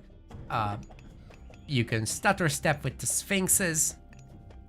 A little bit of animation canceling in there. A very responsive unit, so I highly recommend using that. And, you know, when you have 2 monuments empowered for such a long time, Pharaoh is staying there, by the way, you accumulate a lot of favor. Look at this. Ra has 49 favor upon the classical advance. That's ridiculous. That's absolutely bonkers. Versus 20 for Chemo. So from Avely, I'd expect additional Sphinxes as well. But But you know what? Considering he's stockpiling so many resources, we could see a fast heroic from him. Completely acceptable as well. Maybe he's gonna be going segment. I don't expect... Oh! Chemo defying expectations and going for a forward TC. Reason being that his gold mine on the left side is just too far out. So the TC doesn't secure it. He grabs the front and hopes for the best.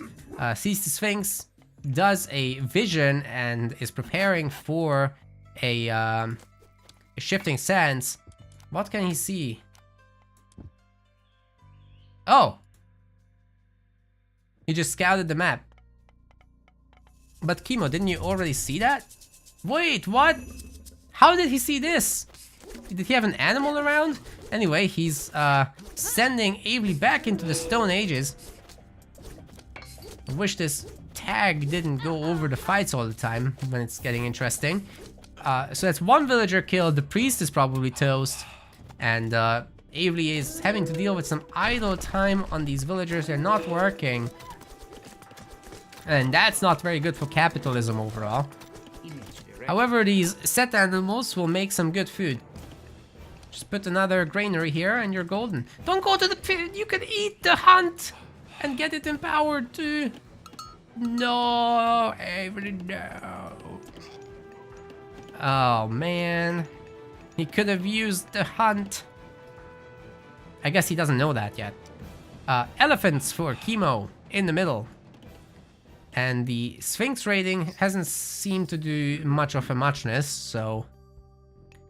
Chemo is in fact ahead in villagers, 29 to 24. How did that happen? Oh, it's because Avery is aging up.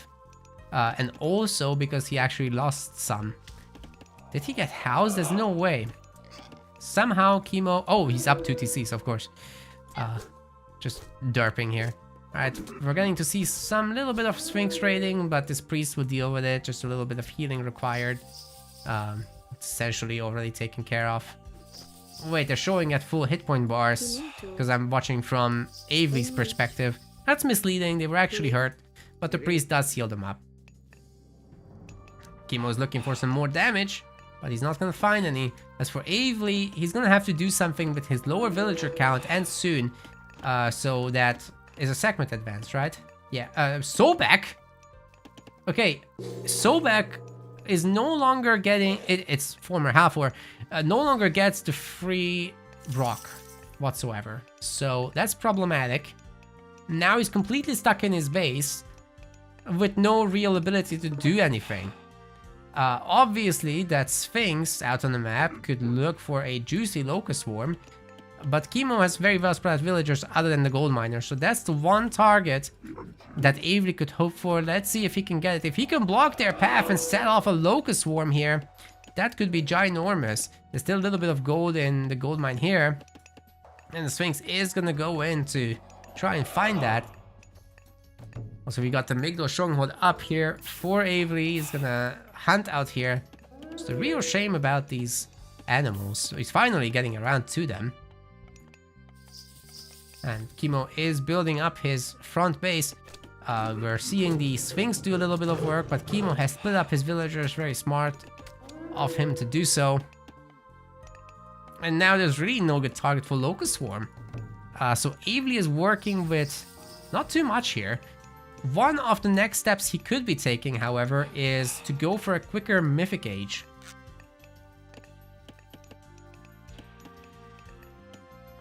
If he goes to the Mythic Age and gets Avengers, those Avengers do a whole lot of spinning when it comes to the time spent during Eclipse. That Eclipse God Power just makes them absolutely busted for the duration. They're pretty good without it too, but with it, more damage, faster, better recharge on the abilities, and I think it lasts longer too, the ability.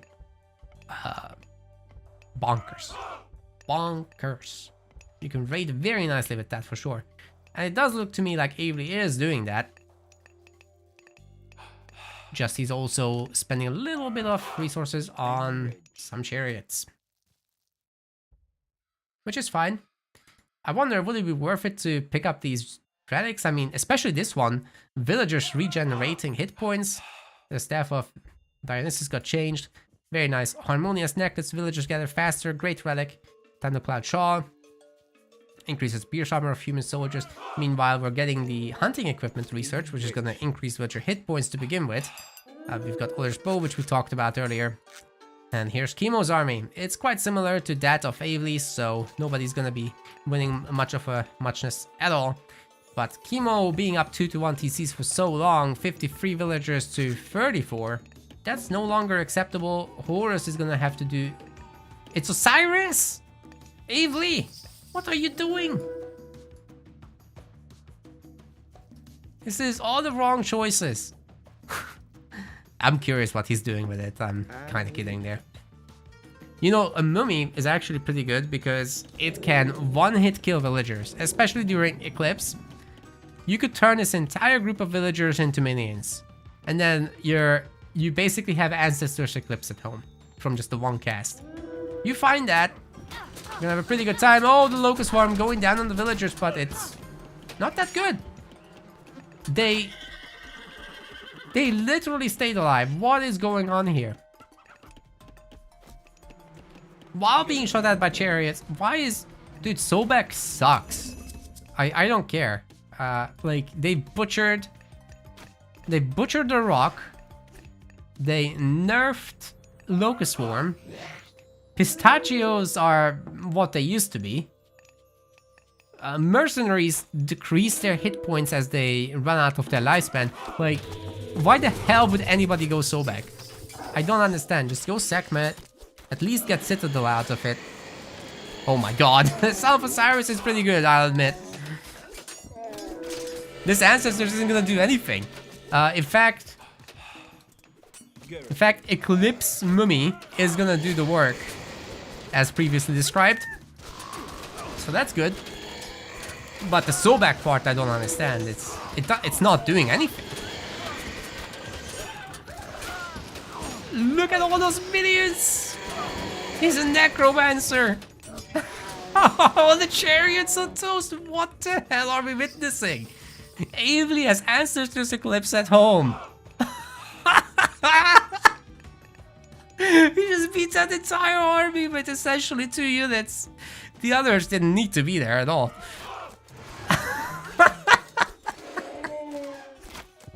Okay. Goodbye, Chemo. Avely's once again gonna return to chemotherapy. I love it.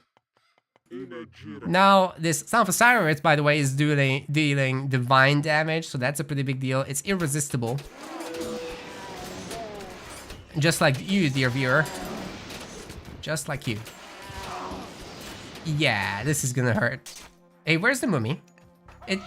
Avely! You forgot your Ancestors generator! Bruh. Where's the second mummy? He's making it now. Oh, that could have been so much better if he gets more minions. They'd be alive now. And all those chariots would be toast. Anyway. Tornado. Uh-oh. Yeah, that TC's toast. There's no way. Even if it was surrounded by barracks, it would just barely make it. It's not fortified. I don't think we have masons. Yeah, no, we don't. So very nice move by Chemo there, reducing Avely's economy, and all the villagers just barely make it. Wow. Okay. Some good stuff. Should be able to rebuild this quickly enough. Pharaoh will empower, of course. But yeah, there's this to deal with. Hello, you are out of position, sir. There's a mummy, but it can't insta-kill the Avenger. Bear that in mind. It's really good against human units, but not against these guys. Oh, there's a second shifting sands. There's a second shifting sands, ladies and gentlemen. That Pharaoh is essentially toast, just needs to focus it down with all these chariot archers. The Avenger is going after the villagers. No, it's not. It's dying to the Pharaoh first because Chemo was not microing this properly. Mummy will be taking down a bunch of these chariot archers at least. But Mummy itself is toast. Wait, there's more! He just insta-killed those chariots! Oh my god. They technically got cursed. It can be anything else killing them. They will still spawn the minions. But yeah, this CC is now half done, the villagers are toast, and Chemo is up 69, the blessed number, to 39 villagers. Very nice hold once again by Avely, but how long can he keep this up? I think Chemo just gets a third TC and he's pretty comfortable from there. All he needs to do is get a bunch of spearmen to deal with these camel riders, patrol them near the gold mines. He can certainly afford them. Both being Mythic Age, of course, you can do pretty much anything. Chemo's not reacting to this. He keeps pulling back the Avenger. Oh, it's in a patrol path, but it's just not going to the camels. Now it is, but it's too late. All the villagers are dead, buddy. Once again, Chemo is harassing this town center area. There was no empowerment on the villagers. The army is out of position. I'm not sure what Avely is trying to protect here. Sure, he's gonna run down these units. But, oh, why is he making a catapult now? This is not the time.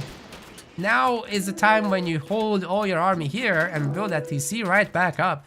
You gotta get villagers, otherwise they'll be dying, and Chemo is just going to 100 villagers, or whatever the limit is now. You don't want that. There's a catapult showing up as well.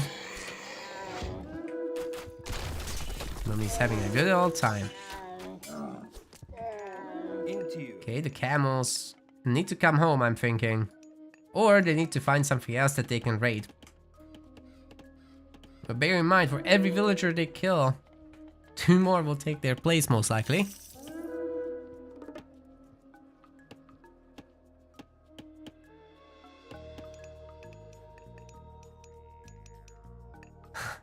Same spot.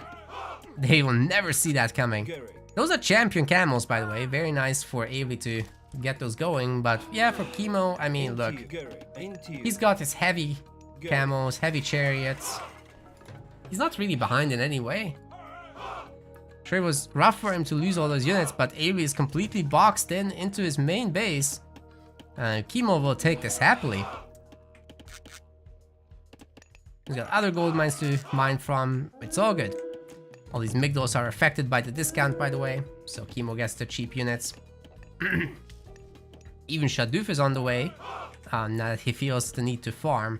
Getting the forward TC. Yeah, I mean, you know, there's a lot of hunt on this map. So Chemo could technically just wall this off and keep going a little bit. Or a little bit, for that matter. There's still all these water buffalo. He does not need farms. He wants to hunt, he can hunt. We're finally thinking about the second town center, but is it too late? His value generators are constantly on the wrong side of the map.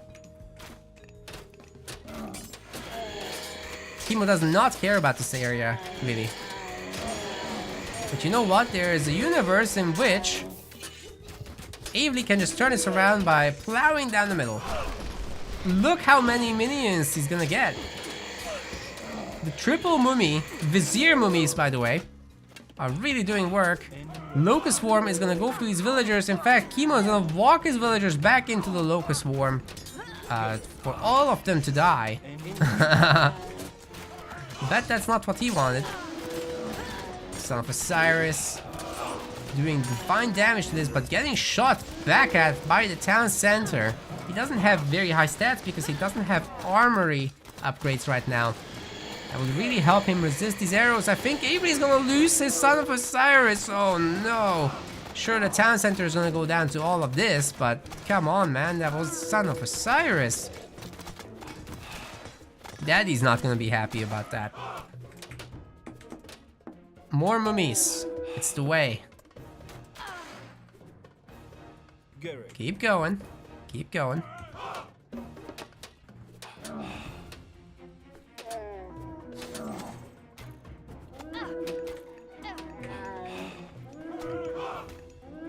Gold mine's about to expire, which means that Avely will have to go for the next one. And you know what? All these little attacks really equalize the situation a little bit. Avely is now ahead in military. He's got a ridiculous number of mummies. And it seems to me that Chemo's villager advantage is not that great anymore.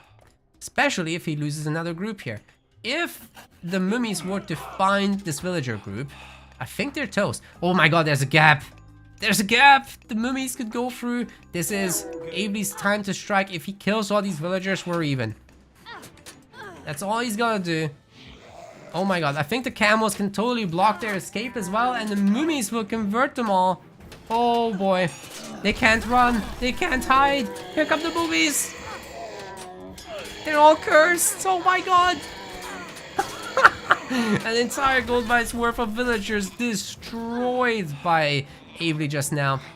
There are 11 minions from this.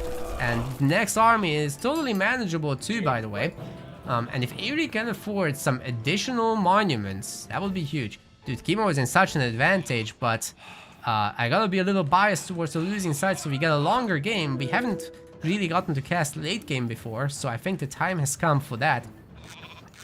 By the way, 200 population for Chemo, just one more TC and he gets the even maximum. That would be 220 population. Still on heavy camels. Still doesn't have armory upgrades either. What about the economy? It looks like Chemo has gotten all the economic upgrades. Except the final wood thing. Oh my god, the replay is potentially glitching out now. My game is crashing, I think, guys. This is unfortunate. Oh no. Oh, we're saved. We're saved. It's fine. But the game almost just crashed. It definitely hung for a second there. Do something with the mummies, Avery. It's so good.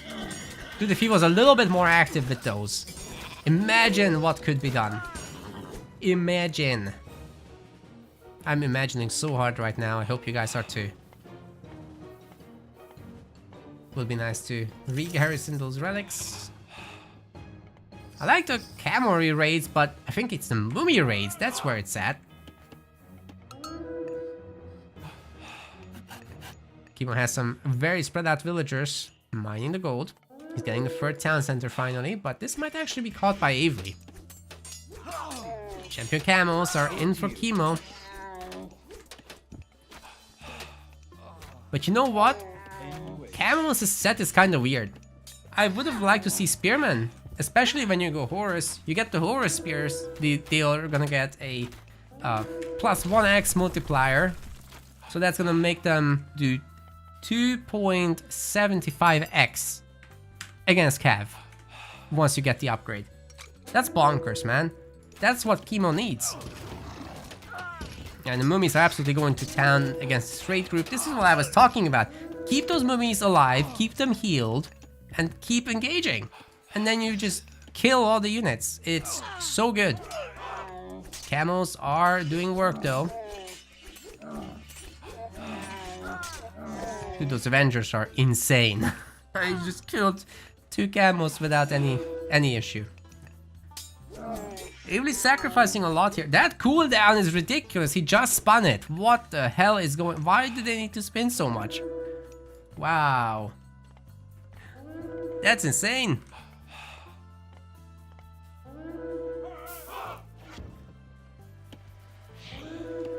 Alright, we're still on just the 4 mummies with Avery.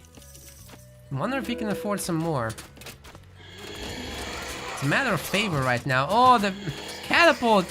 No! It almost got out, but just not enough. Alright, if... Oh, the villagers are stuck on each other. That's unfortunate for Avery. He really needs more gold, and soon. It's the one thing he doesn't have. If he had the gold, he could get a lot done. Matreus with the massive raid. Oh my god. Thanks so much, Matreus. I did manage to cast one of your games earlier. It's some pretty good stuff you did there. Hopefully more in the future, huh?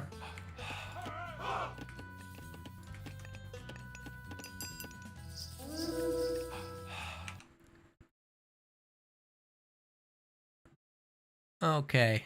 The trash has been brought in too, I think. That's not good.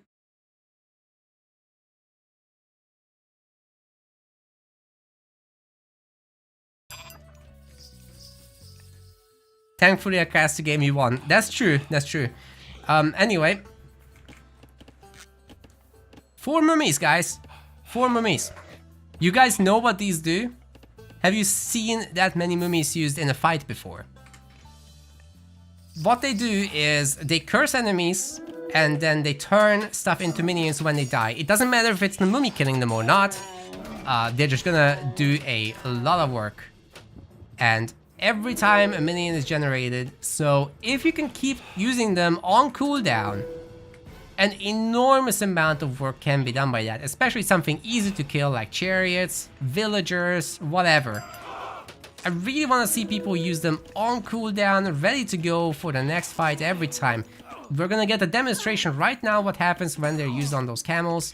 But I think Avely is just a little bit on the struggle bus. Economically, he's behind. Map control-wise, he's behind. 4-2 town centers in favor of Chemo. But Avely has been really good with the raids, so he's kind of hanging in there, you know? Chemo, however, is no slouch. He's slowly creeping up, pushing forward. He's got fortified TCs. He's got attack revealers everywhere, apparently. They're Migdol strongholds, last I checked. This Avenger has been protecting this gold mine his whole career, killing like 10, 12 cavalry so far. But all the villagers on his watch have died. It's not a very good track record. It's okay, I guess. Lots of wood available for Avely, so the mummy printing shall continue, it seems. Oh, the cavalry are actually countering the chariot archers now. They're counting as cavalry units, and this is a very one-sided battle. The chariot archers must be kept secure in the back of your formation or else. Here comes another fight, but here come the mummies. Oh, they're gonna get in the back. Spamming only camels is a great solution here for Avely to this situation. A bunch of curses are going through. That's gonna cause some damage over time. There's 4. That should have been 4. It's only 3 minions, however. Yeah, the mummies have AoE attacks as well, so it's huge. Absolutely ginormous. Catapults are going to be brought up, but Chemo is not going to succeed without serious building help. And you know what? A handful of priests, I think, mandatory at this point. He's got more catapults where that came from as well. Can Avely somehow recover from the situation? Chemo is on max villagers. He's starting his attack revealers in the corner, the markets. And that will be a little bit of caravan printing. I think he can afford more than that. 3 or 4 wouldn't be too unrealistic. You gotta keep in mind that caravans actually have lower returns in Retold than they did in the original game. So that's actually a pretty big deal. You should make a lot more of them, for sure. And you will be rewarded.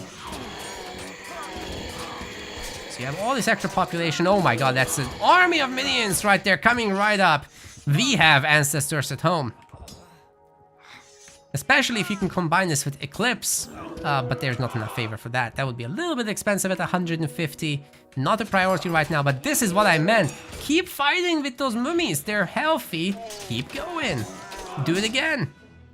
Oh, that's a great raid, however, for Chemo.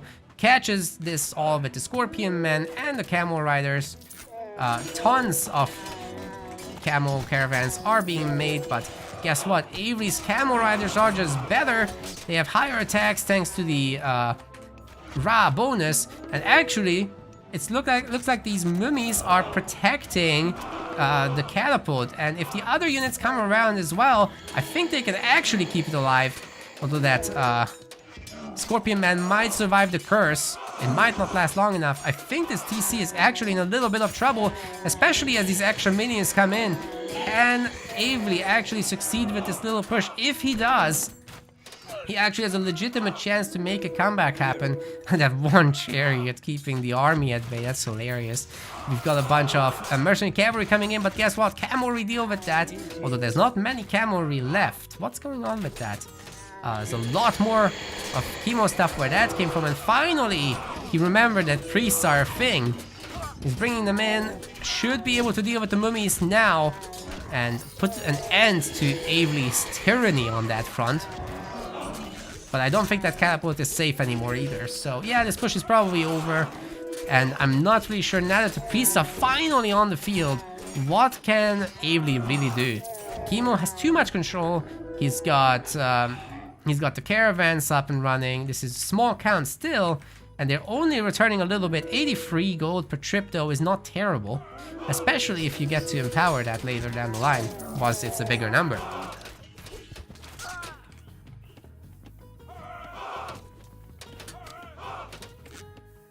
Ay, ay, ay. Lots of upgrades are coming in for Chemo as well. Iron weapons, that's a pretty big one. And remember, these chariots can't really hold against camels. Like, if they get on top, then they're toast. Granted, the chariots can scoot and shoot very nicely. You can cancel the loop animation part where they wind down after an attack. So you attack and then you move. You gain a little bit of animation time that you can spend on walking instead of just standing there. So micro is really good with them. But yeah, camels, they go in, they're faster, they get us around, and then the chariot archers are toast. Gotta be careful. Absolute villager massacre here on this front. I think Chemo's push is game-ending quality here. All he needs at this point is literally just pull a few villagers up, slap down a big gold stronghold here. No, he's not gonna need it, as Avely does resign. So GG. Chemo did make it. Got his revenge. Gave Avely the chemotherapy right back, as has always been ordained. But good show from Avely nonetheless, especially with those mummies. Now this is gonna go on YouTube, so if you're there later watching this separately, then make sure to like and subscribe on Twitch. Please hit the follow button, and let's do more. Actually, a really good viewer count on YouTube right now, 63, that's nice. Although Twitch is trumping the numbers today. And huge thanks to Matthews's raid. We're at 220. I'm not used to that, but certainly enjoying myself with all of you guys being around. Now let's see if I can find another match. The refresh is not the most responsive thing in the browser, so that's gonna take a second. What future pantheons would I like? Well, we already know there's China coming. I would love to see the Mesoamerican stuff. But if they do the Japanese or some kind of India business or Persians, I don't know. I think that would all be really cool. I'm not too picky about it, really. As long as they do a lot. Don't just do the 2 that was promised on the Steam store page. Support this game for years, and the community will reward the developers, I'm sure. That's how I see it, at least. Celts, that's not a bad idea, yeah. I need another tornado. That would have been good, actually. Alright. Observable games, filter. Come on, give me something.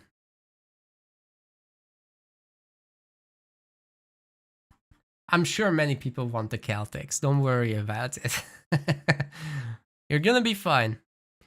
Joey Bads is fighting. Maybe we will watch some of his stuff. Tunison versus Super AFM. That's some AOM names. I would love to see some non-AOM people that we know.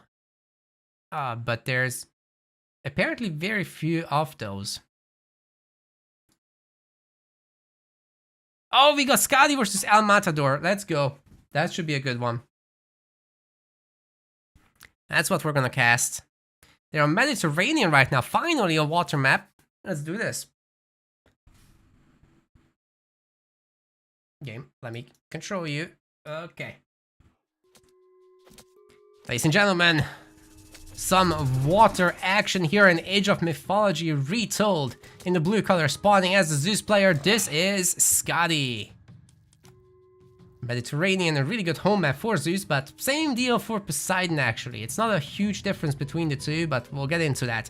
This is El Matador here in the red color, spawning an instant lure, which in Retold actually acts as a drop-off point. You do not need to make a granary. It will spawn some chickens, so once the hunt runs out, it will take care of that, and the aurochs are already here. They don't get attracted. Some more distant stuff will come over. It's gonna be great.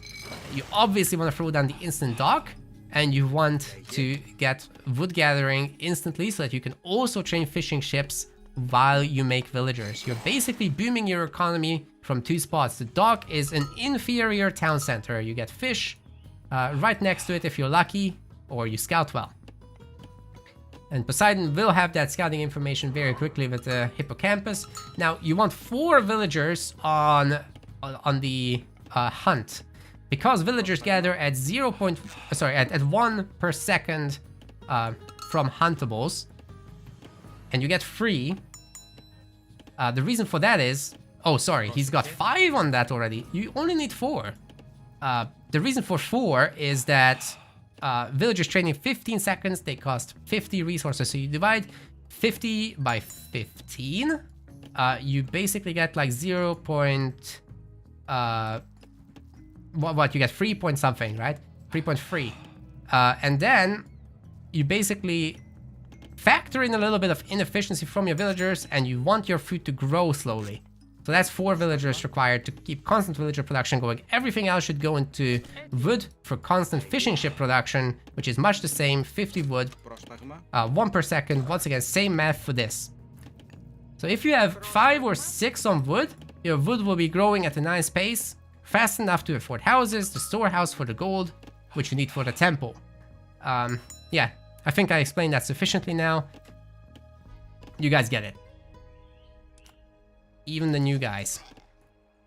You're gonna want eventually a second dock, but first you want the temple. The temple now costs 150 gold, as opposed to 100 as seen in the original, so that is something you have to factor in too. All should be pretty neat. It's too much math for Matrius, please. You do this in your sleep. Now let's talk a little bit about why Zeus is good here. So first off, oh, interesting, by the way, going for the piggy build order. I typically like to hunt in Retold better, although the gather rate difference is minuscule, and this is perfect drop-off distances.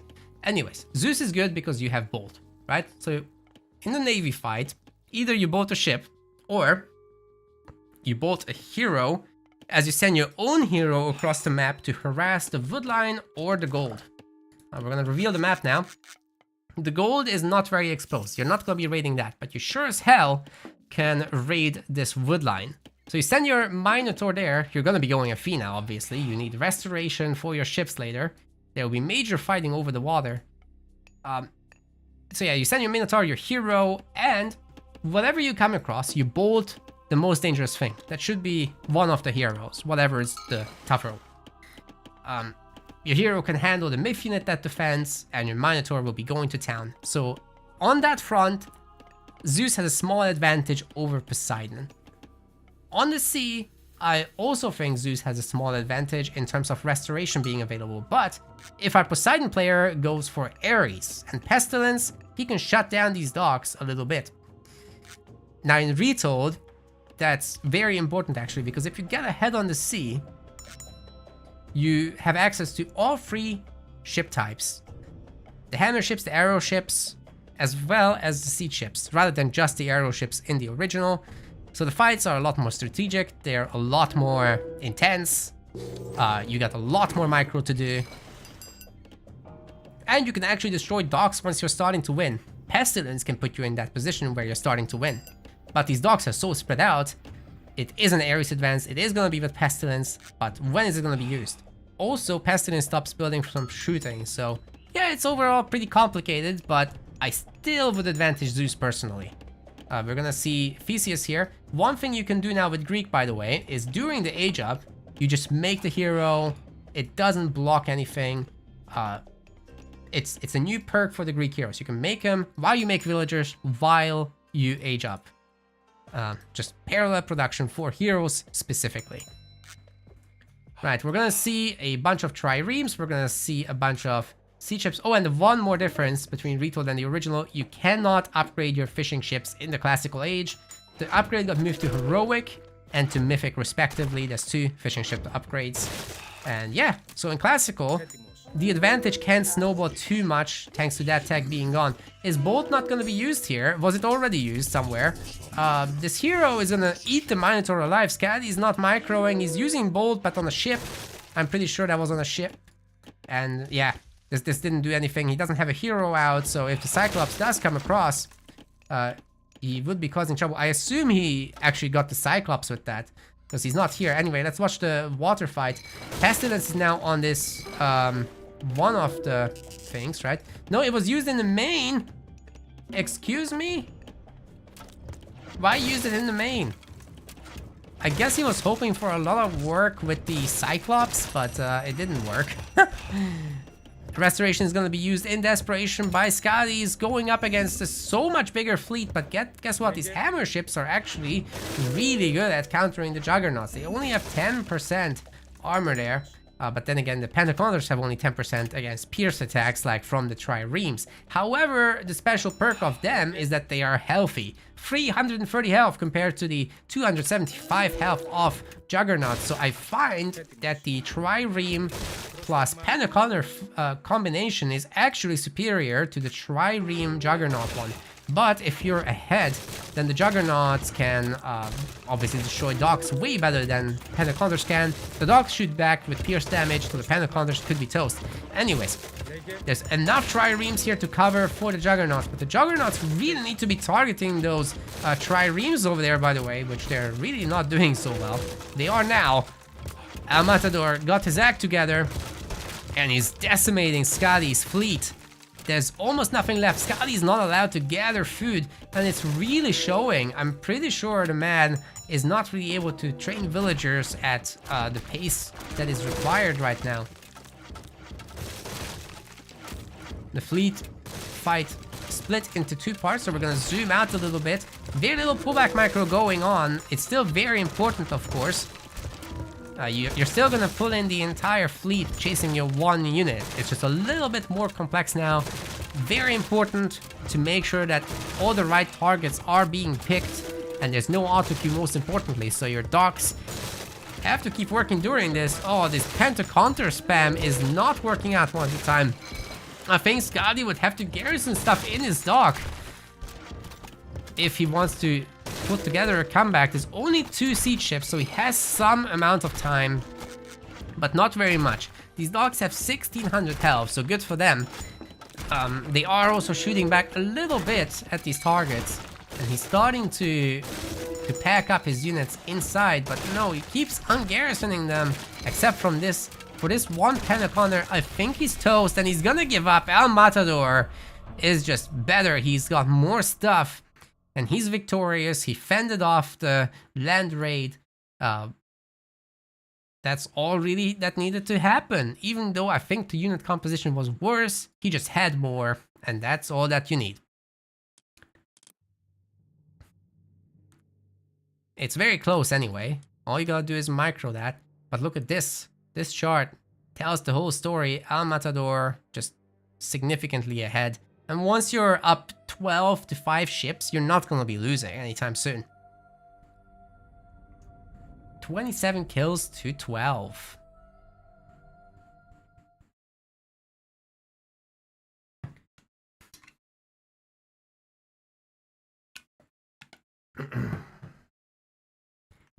Right, gamers. Let's go into the next one. Like I said, we're going until my voice is toast. It's starting to be a little toasty. Where can you get Rex to watch? In the game? Like, you just go into the browser. Casual games. You can watch them live, and you can ask people to send them to you. You click on observable on the join type, you apply that, make sure to refresh. And we can filter out joinability. Public games only.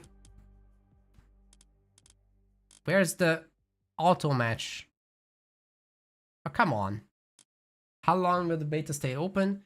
For us Euro people, until tomorrow morning. For Americans in Pacific time, okay, this is not working. For Americans in Pacific time, it's midnight today.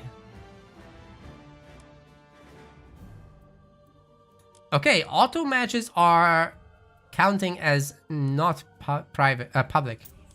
Huh. Well, let's find another game. Grand Monster is here, but I don't know who Bonic is. Good to see Grand Monster around. Batu versus Avely could be alright.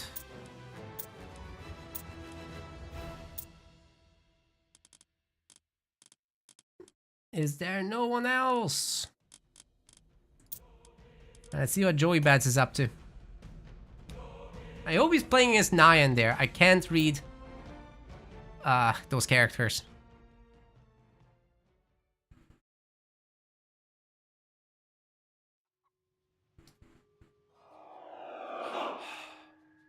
Welcome to Highland in Age of Mythology Retold. In the blue color we have a Set player. Man, Set's so popular. Joey Bads is maining it, obviously.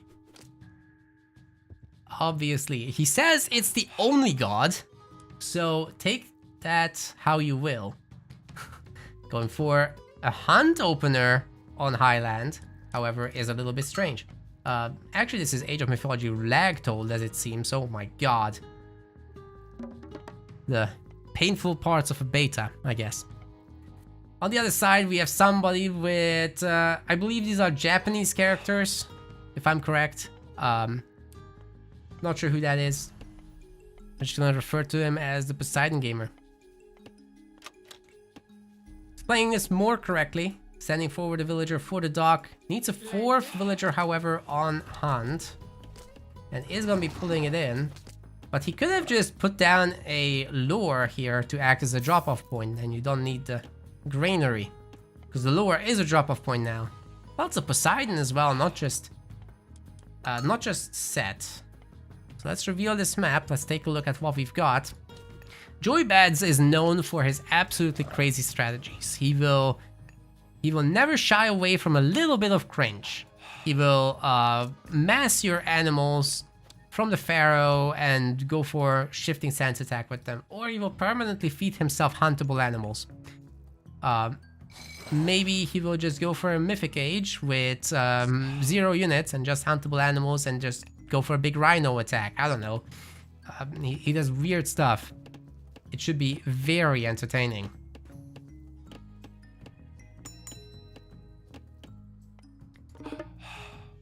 Fishing ships are coming out. Dude, Joey is absolutely going without any of this business. Is this gonna be a villager rush? No way. It's not something I would rule out.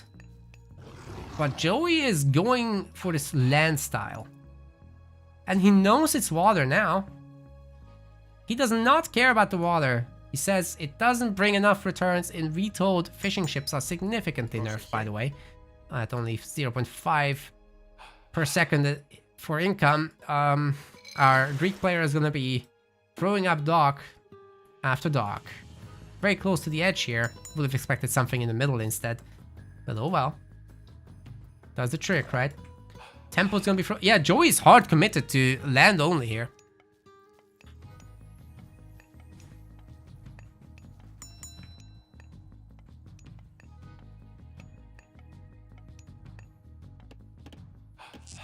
As for our Poseidon player, he's going for 9 villagers on wood. That is too much. I typically stop at 7, although you could technically stop at 6. It's enough income. If you want a faster advance, I like 7 because then you can churn out a few more fishing ships before you make the temple. Against the Egyptians especially, but the way Joey is playing, you never know what could happen here. He's nearly ready to advance, and I think his temple is gonna be on time-ish. I could only really imagine a land rush with all these villagers. The town centers are significantly weaker in Retold than they were in the original game. So they lost 400 hit points, but they did gain some overall damage because their second arrows always hit. Well, always is a over-exaggeration. You can dodge arrows in Retold, right? You just sidestep with your unit. You get out of the way in terms of where the arrow is heading, and that gets the job done. You can wiggle a little bit. There's still the whole track rating system that exists, but there is also an upgrade called ballistics that shuts that down and ends that whole mechanic's presence. Then you only got the units changing direction thing dodging. So you could see an arrow coming your way, turn right, turn left, Your units will be dodging arrows still, but you gotta have active micro rather than just moving units around.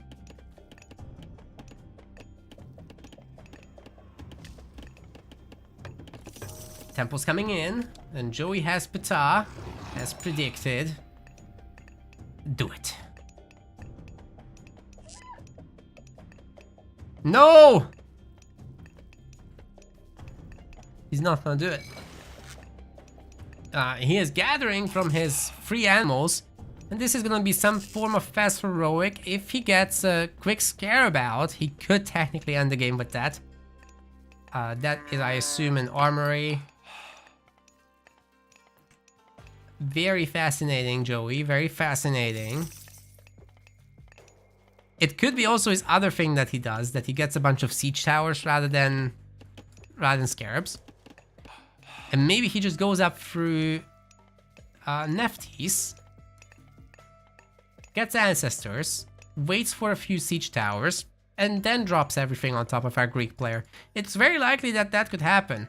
But our Greek player is enjoying the entirety of the water now, up to, what is this, 5 plus 9, that's 14 last time I checked.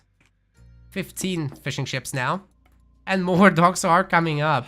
That's a huge economic advantage, and Joey has to do something about it. He's going H3 through Nephthys as predicted, and he's going for the trees. Okay, this is going to be siege towers as part of a drop, and then he potentially goes mythic after that, leaving the villagers at home. Goes up fought, which is not a requirement. You could technically do this with Horus. But yeah, Meteor is gonna be good.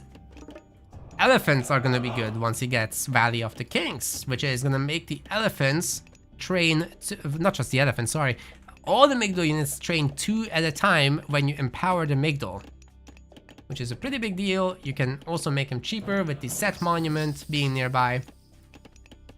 Now you can print out a ton of elephants. And then you go for round 2, second seas. Get the Clairvoyance upgrade, do free vision. Shifting Sands you'll have to pay for the second time. Oh god. Laggy. You gotta love this Joey guy. He's funny. But I think our Greek players had enough. Ramping up production on the front line, military academies, and an archery range, looking to rush our boy. However, there's a Scorpion Man here. If there's gonna be a second one, Joey, oh, there's gonna be not just a second one, but a third one as well. He's looking to pick up some relics. So he's found some Armor of Achilles for infantry hack armor, and of Hephaestus for armory improvement cost reductions. It's actually just gold, gets half priced. Then we've got the Trojan Gate Hinge on the other side for wall hit points. And then there's that, the Adamantine Shingles for house hit points. A bunch of these got renamed, but many of them are the same as they used to be. Overall, really good economy for our Greek player. He will be going up to the heroic age, but it's a very naked heroic age, I must say. This is gonna hurt. This is gonna hurt a lot. Your heroes are out of position. And the Shifting Sands has the power to show that he see the towers and the town center here are more than enough to defend themselves. Although perhaps should leave a priest or two home. Joey's moving on to the next food resource, the chickens. But he's still got plenty at home. He's clumping up right now. Vision is getting used. And oh boy, our Greek man is about to receive a lot of trouble. Here comes the Shifting Sands with the entire army, and the siege towers are gonna bonk it. That hurts. And you know what else is gonna hurt? The Scorpion Man stings. Oh, that does sting. AoE poison damage on the villagers. It continues while the villagers are garrisoned as well.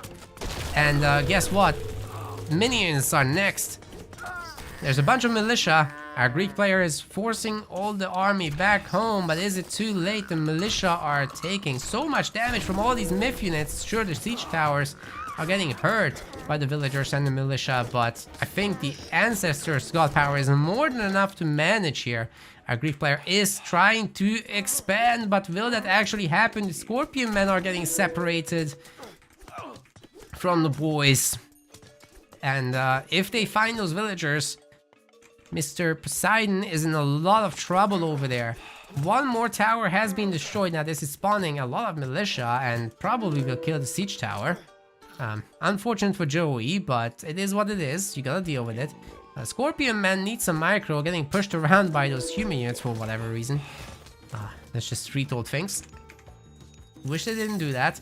Anyways, Joey is saving up a lot of gold. I think he might be thinking about that Mythic Age advance already. The boars end up actually killing the tower, or destroying it rather. And the Scorpion Man will eventually find his way to the next target. So TC is up. This does not get announced in Retold, so you actually have to scout that kind of stuff. I love that part. I wish that happened with the age advances as well. But maybe that would be a little bit difficult compared to something obvious like, hey, somebody built a town center. Right, the priests are not going to be able to make it against these Greek units, I don't think. Although they're pretty close to making it happen. Oh, the Scorpion Man just finds all the villagers. This is brutal. Oh, the poison sting is so strong. Holy hell, dude. Some of these are definitely dead.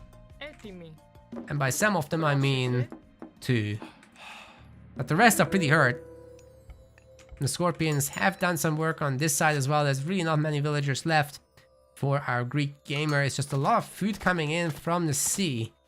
Got 1800 food almost. Definitely should have a market. Joey is already done with the Migdor stronghold and he's thinking about Mythic Age. Just needs to pop in these resources. The chickens were left alone. Where are these villagers going?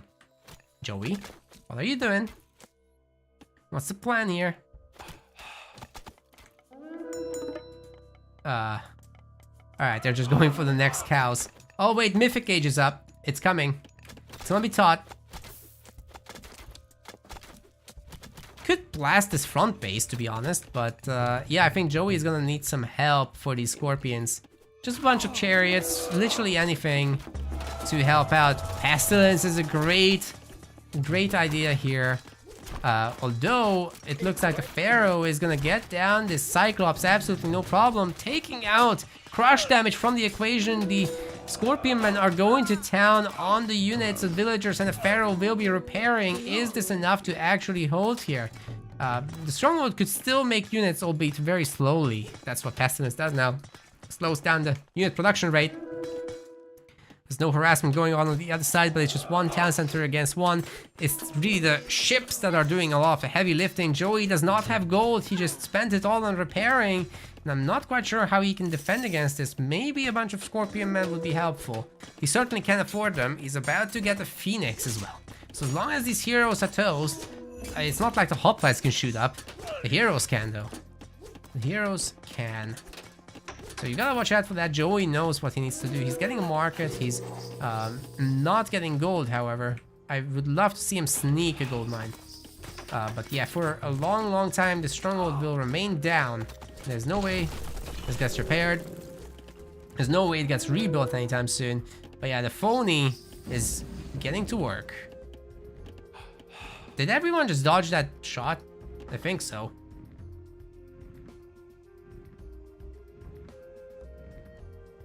Huh. Alright, well, it's time for a meteor shower, I think. After a hard day's work. You just can't go around being stinky. Joey's going for the next spot. I think this might be spotted by the fishing ships. Okay, here comes the Phoenix. And this phony is definitely gonna be the cause of a meteor shower here.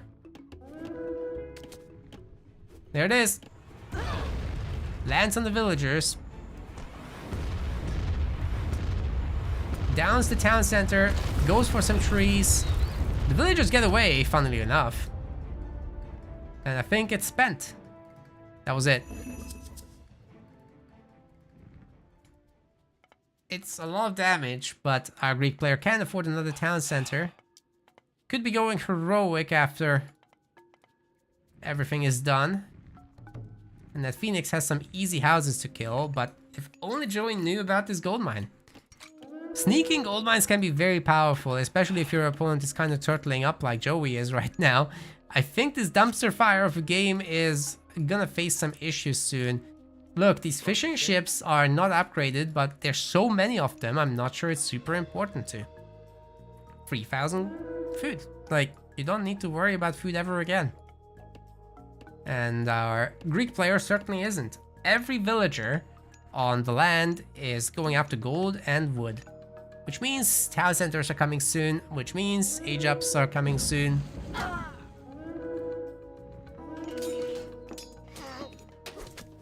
Joey's in serious trouble. He's getting a little bit of gold finally.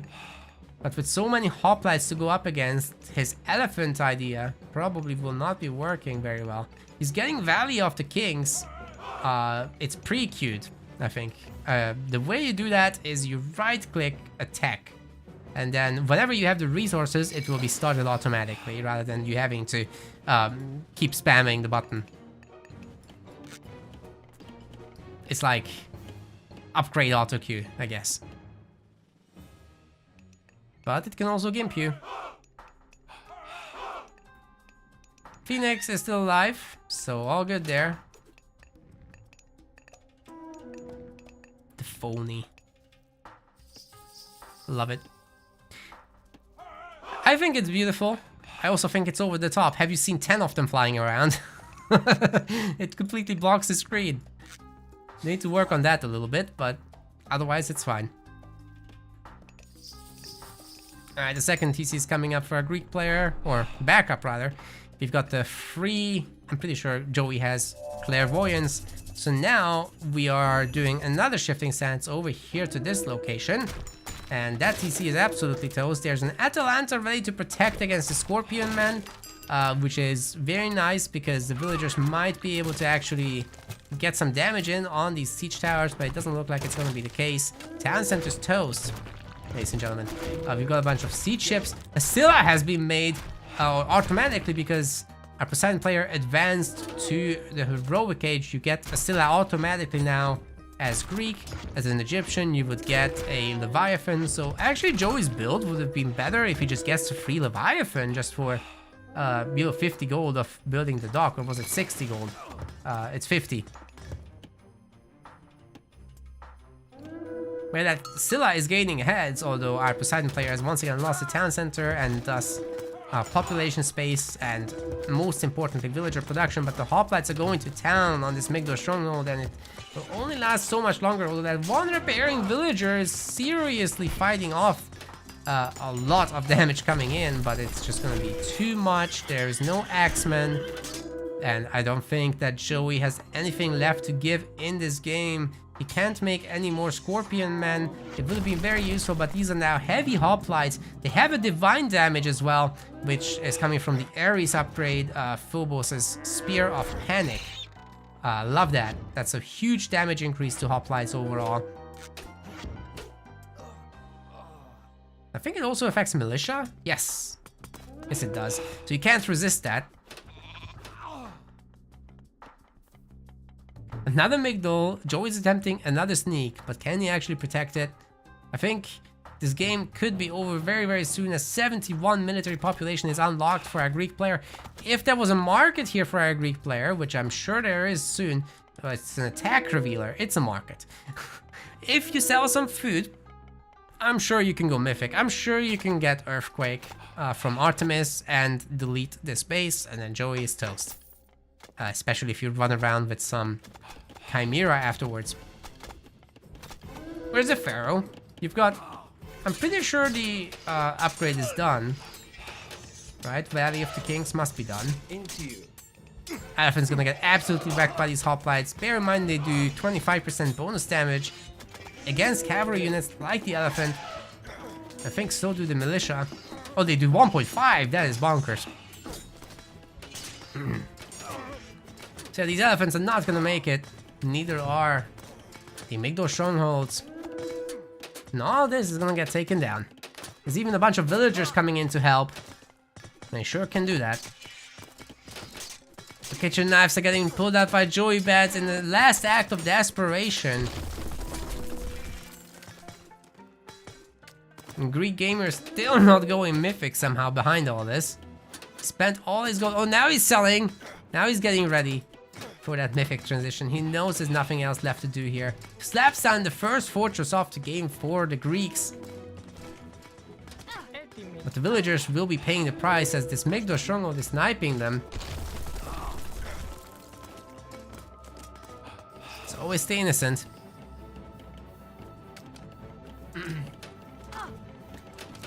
Joey really tried here, but I mean, just conventionally speaking, 62 military popped versus free. That's not gonna bode well. In fact, this next Migdor stronghold is getting taken down really quickly. I think there's still a damage multiplier against unfinished buildings, like in the original. Not sure about the number. Perhaps someone in the chat can inform me. Well, Joey is officially toast. Just gonna get these towers down. I don't think the hoplites should directly attack. They also only now have copper shields upgrade. That should be probably bronze shields by now. But anyway, no doubt Mythic Age is coming soon, right? It's not on the list. But is the list just too small? No, it's actually not coming yet. All the other upgrades were researched instead. Okay. Poseidon Gamer thinks it's very likely he can just win this in the heroic age with pure hoplite spam, but they are Poseidon hoplites, so it's not that impressive. I would like to see some Petrobolos and another fortress to protect it. That could go a long way. Now that the towers are getting taken down, Joey just doesn't have many defenses. The TC, however, is getting empowered, which is gonna give a lot of firepower, and then he's building another attack revealer, also known as the Migdor Stronghold.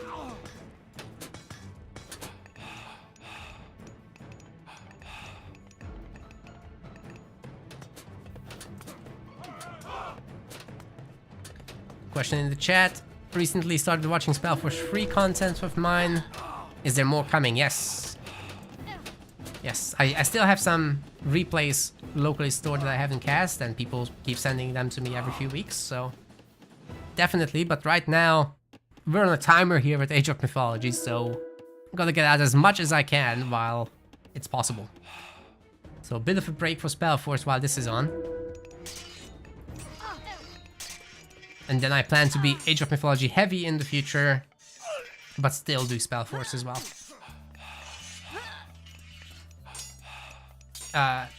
Why do I call it an attack revealer? Because that's literally what it says in the UI.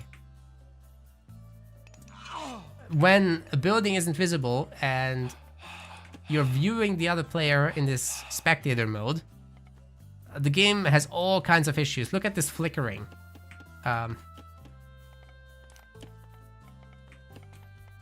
So it's a settlement, that's actually correct. But yeah, it's not always like that. Sometimes it just... This is a siege tower that Joey Bats is building, also known as a Migdor Stronghold. The hit points appear full, but they're actually not. So there's a lot of problems with spectating.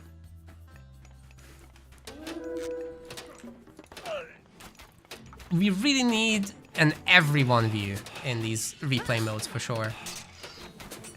Where you just watch neutrally without having to select a player, without listening to these stupid selection sounds. As a spectator, I don't need to hear the prostagmas. That's for players.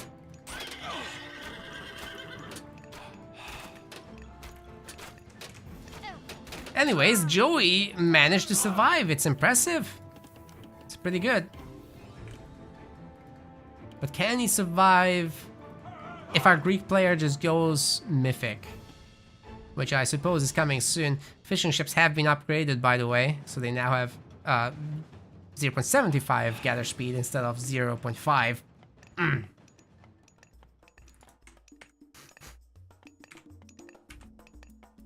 What do I think about Retold so far? I think it's superior to the original game in almost every area, but it lacks polish. So there's a lot that needs to be done with path fighting. making sure that the villagers don't block each other from dropping off resources, the spectator mode nonsense that I just spoke about. And like, what is this panel? It's so ugly. I absolutely hate it. The god powers don't show when they've been used. I don't know how many times they've been used. I don't know if they are on cooldown. When they are on cooldown, it just doesn't change icons at all. There's a lot that needs to be done. I need to be able to see how many units each player has of each type. I need to see what they're making at the same time rather than having to select the player. So that should be both at the same time. I should have a button that shows me all the upgrades that they have researched. Stuff like that, you know? How many buildings of each type do they have? I don't know. I have to go on the map and count with my eyeballs. That's not good. Joey is literally hiding his villagers in the corner. This is a classic. Curse is gonna be used on the chariot archers. They're down now. So it's really just a Migdol stronghold here as the last bastion of defense. So many units strolling across the map. And finally the Petrobolos has been made indeed.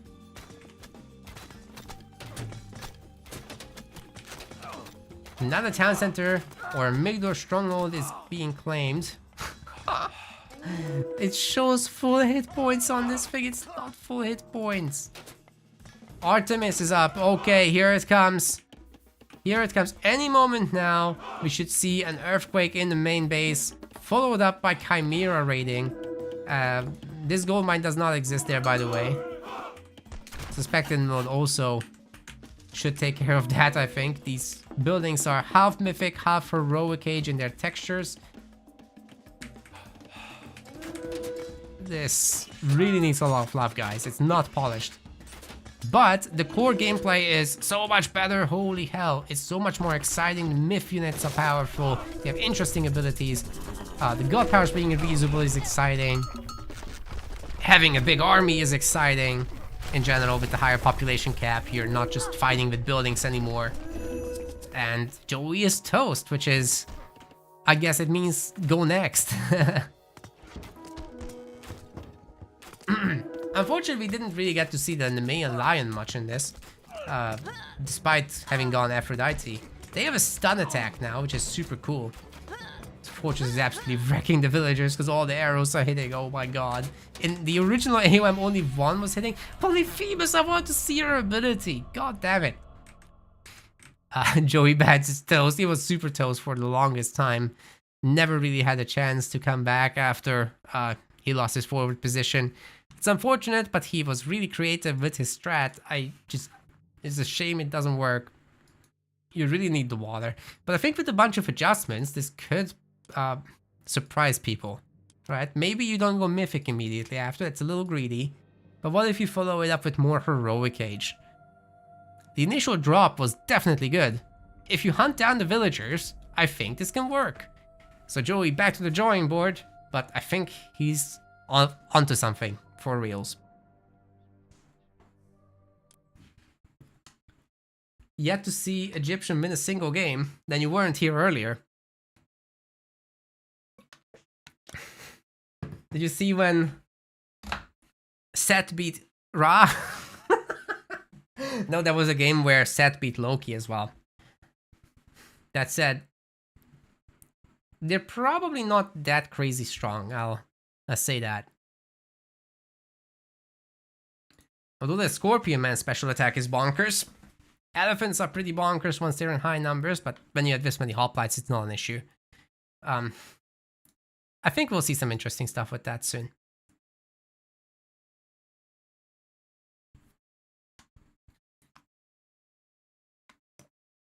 Pathfinding is not good right now, no. The villagers keep blocking each other, everyone just gets stuck. It's not great. There's a lot of issues like that. Although, if you have a large army, that pathfinding is pretty good. Very interesting, that part. Villagers are super slippery as well. Well, units are super slippery. It's very difficult to get surrounds off. But it is possible when you have overwhelming numbers. I think surrounds should be easier. And if they fix the units blocking each other and the slipperiness, I think we're off to a really good start to this game. Good to see Iron Maiden. But like the core gameplay, other than the pathfinding, chef's kiss. Mwah. Just wish they hadn't butchered the rock. But I think I'm gonna be in a minority with that.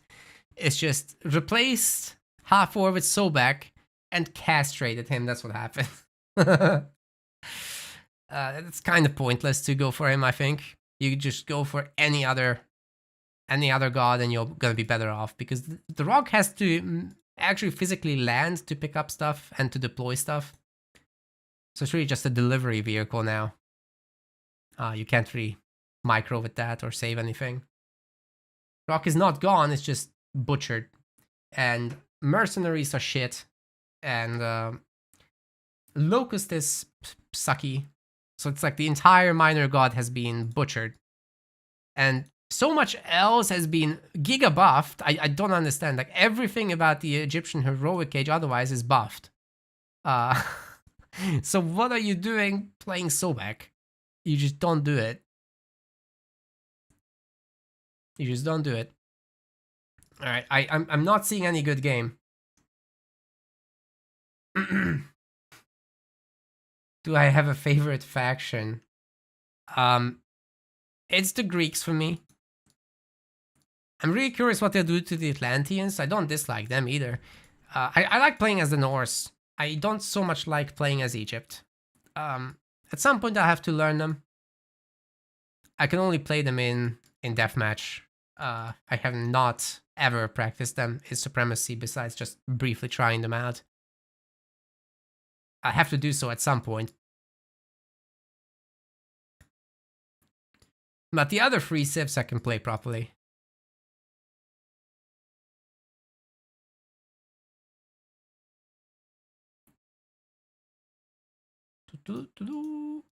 I just don't think I see a good game right now, guys. Let me show you what the options are. Let's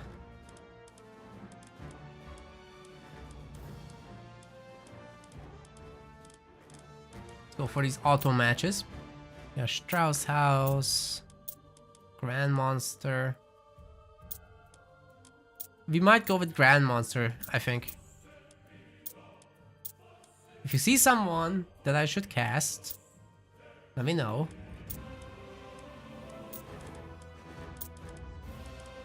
Got Mito here.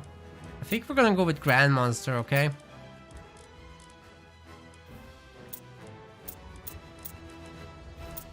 Where is he now?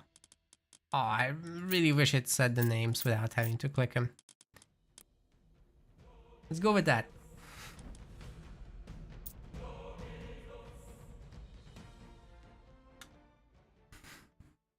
Maybe we'll cast the Fitz program later, yeah. I could see that. I'm getting tired though. My voice is dying, so I'm not sure how much longer I can cast. Not used to it anymore.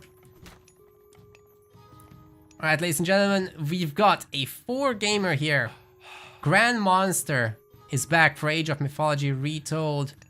My goodness, this is laggy. Map is gonna be Alfheim, if I've seen that correctly. On the other side, we've got, in the red color, a Zeus player called... Dux. I'm just gonna refer to him as the Zeus player. My god, this is so laggy. I'm on 16 FPS. What the hell is going on? 28 FPS, 21 FPS. Okay, we're stabilizing. 120, there we go. Oh my god.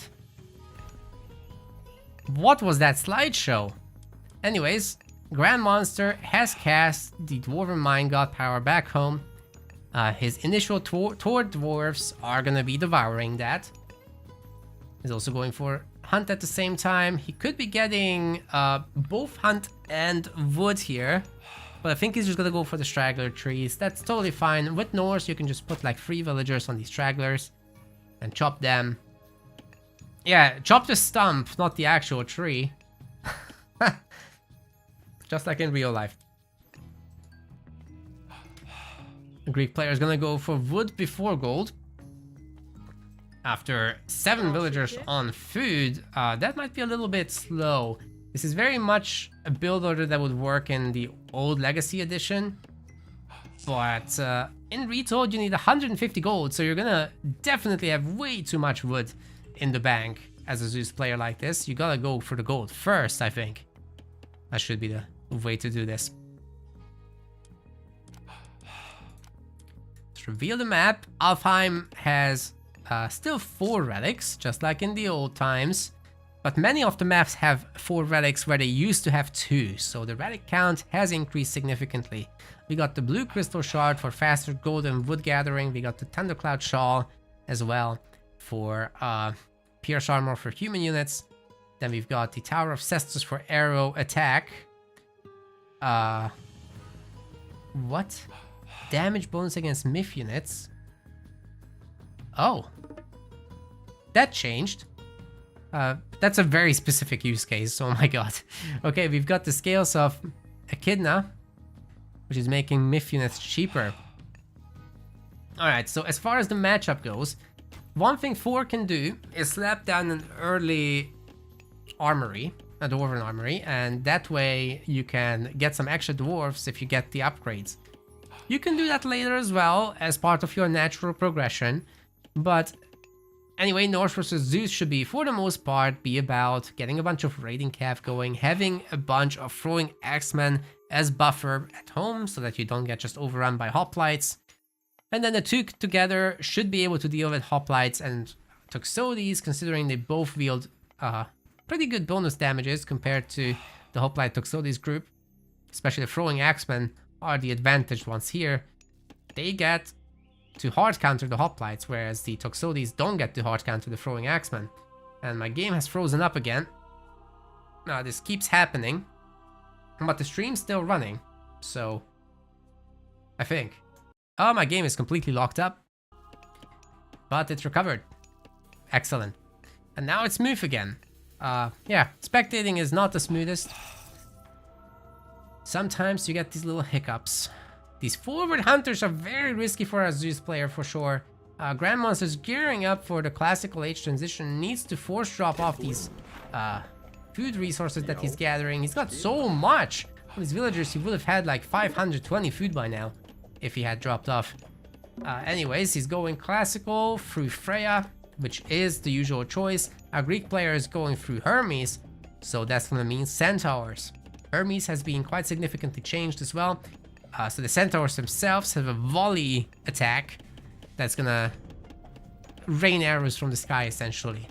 It's so much worse than the original centaurs, it's unbelievable. You kind of need both of the upgrades, the Sylvan Lore upgrade for the centaurs as well as Spirited Charge to make them anywhere as good as the original centaurs. And then mostly just a powerful backline archer. Like the arrow rain you can avoid so easily with both villagers and the army. It really doesn't do much. You only really get idle time out of the villagers that you're raiding. And they're not very fast. They're not very fast, so you can definitely get a cavalry surround on those. Especially if you go for a long time classical age with 4 and get the Thundering Hoofs upgrade that Freya provides. Makes everyone faster, including the Valkyries, by the way, which is great. The Valkyrie will be a prime to... Oh! We got a fast forward town center from a Zeus player. Now that is brave. Really is gonna open him up to multi-pronged raids by raiding cavalry. It's not a position you really want to be in. Also, we don't have a backup forest for... Oh, the bolt is gonna take care of the Valkyrie. That's why I really like sending my initial berserk along with that lady. The wall off, I think, is really excessive for our Norse. Grand Monster hasn't really seen what the build is for our Greek. And thus, he's reacting incorrectly. He should have a Great Hall. He should have maybe even 2 Great Halls, to be honest. Just go full cav. And then later add in this Longhouse. Rather than defensively wall up and go semi-fast heroic is what it seems to be. I think that's what he's doing, but he's gonna go up against a 2TC Greek, so he's gonna have to strike really hard there. Jim really doesn't get using Force Goldmine immediately, so you spawn with these 2 dwarves, and you just benefit so much from them instantly being able to gather gold without the need to build an ox cart that costs 50 food and 50 wood each. If you can delay them to only build them after you are clicking the age up button, you can age up faster and still get the same economy. You still have the 3,000 gold mine in the main, plus this, plus sometimes other stuff as well. So it's still a huge advantage. You get the gold, you get to make a few dwarves early on, rather than villagers, which also actually speeds up your time to reach 400 food, which is required for the classical age advance. So hopefully that makes a lot of sense. Boyd has put out a generic Norse build order already on YouTube, so I would highly recommend that. And some people are already experimenting around with the whole thing of upgrades give you an extra dwarf from the Dwarven Armory. So that's a very interesting thing. The Dwarven Armory now has a rally point that you can immediately send to whatever. You get these cheap upgrades that really don't cost too much. Where is the thing that shows what it can build? Alright, we can check the costs, but they're really cheap. Get the shield upgrade, get the armor upgrade, and you're golden. What's that? House? Yeah, you were housed. Yeah, Hoplite Toxotes is gonna be the name of the game. There's 2 praying villagers, however, so we could see a bunch of extra centaurs. The relics, garrison, a Thundercloud Shaw, and the scales of Echidna.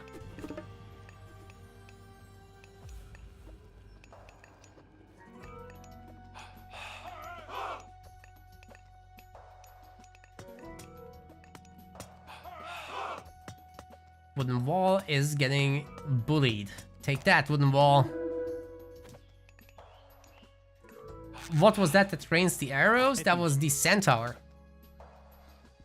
That was a centaur, a new ability for that. Rather than having a single powerful accurate shot, it gets that arrow rain. It's really good for denying the villagers from staying where they are, forcing them to move, just making them not gather resources. It's an economic pain, but you know what's even better than that? Actually killing the villagers. And the old centaur was fantastic at that. You would send 2 centaurs, and that would snipe a villager. Or later in the community balance patch, that was increased so that you needed 3.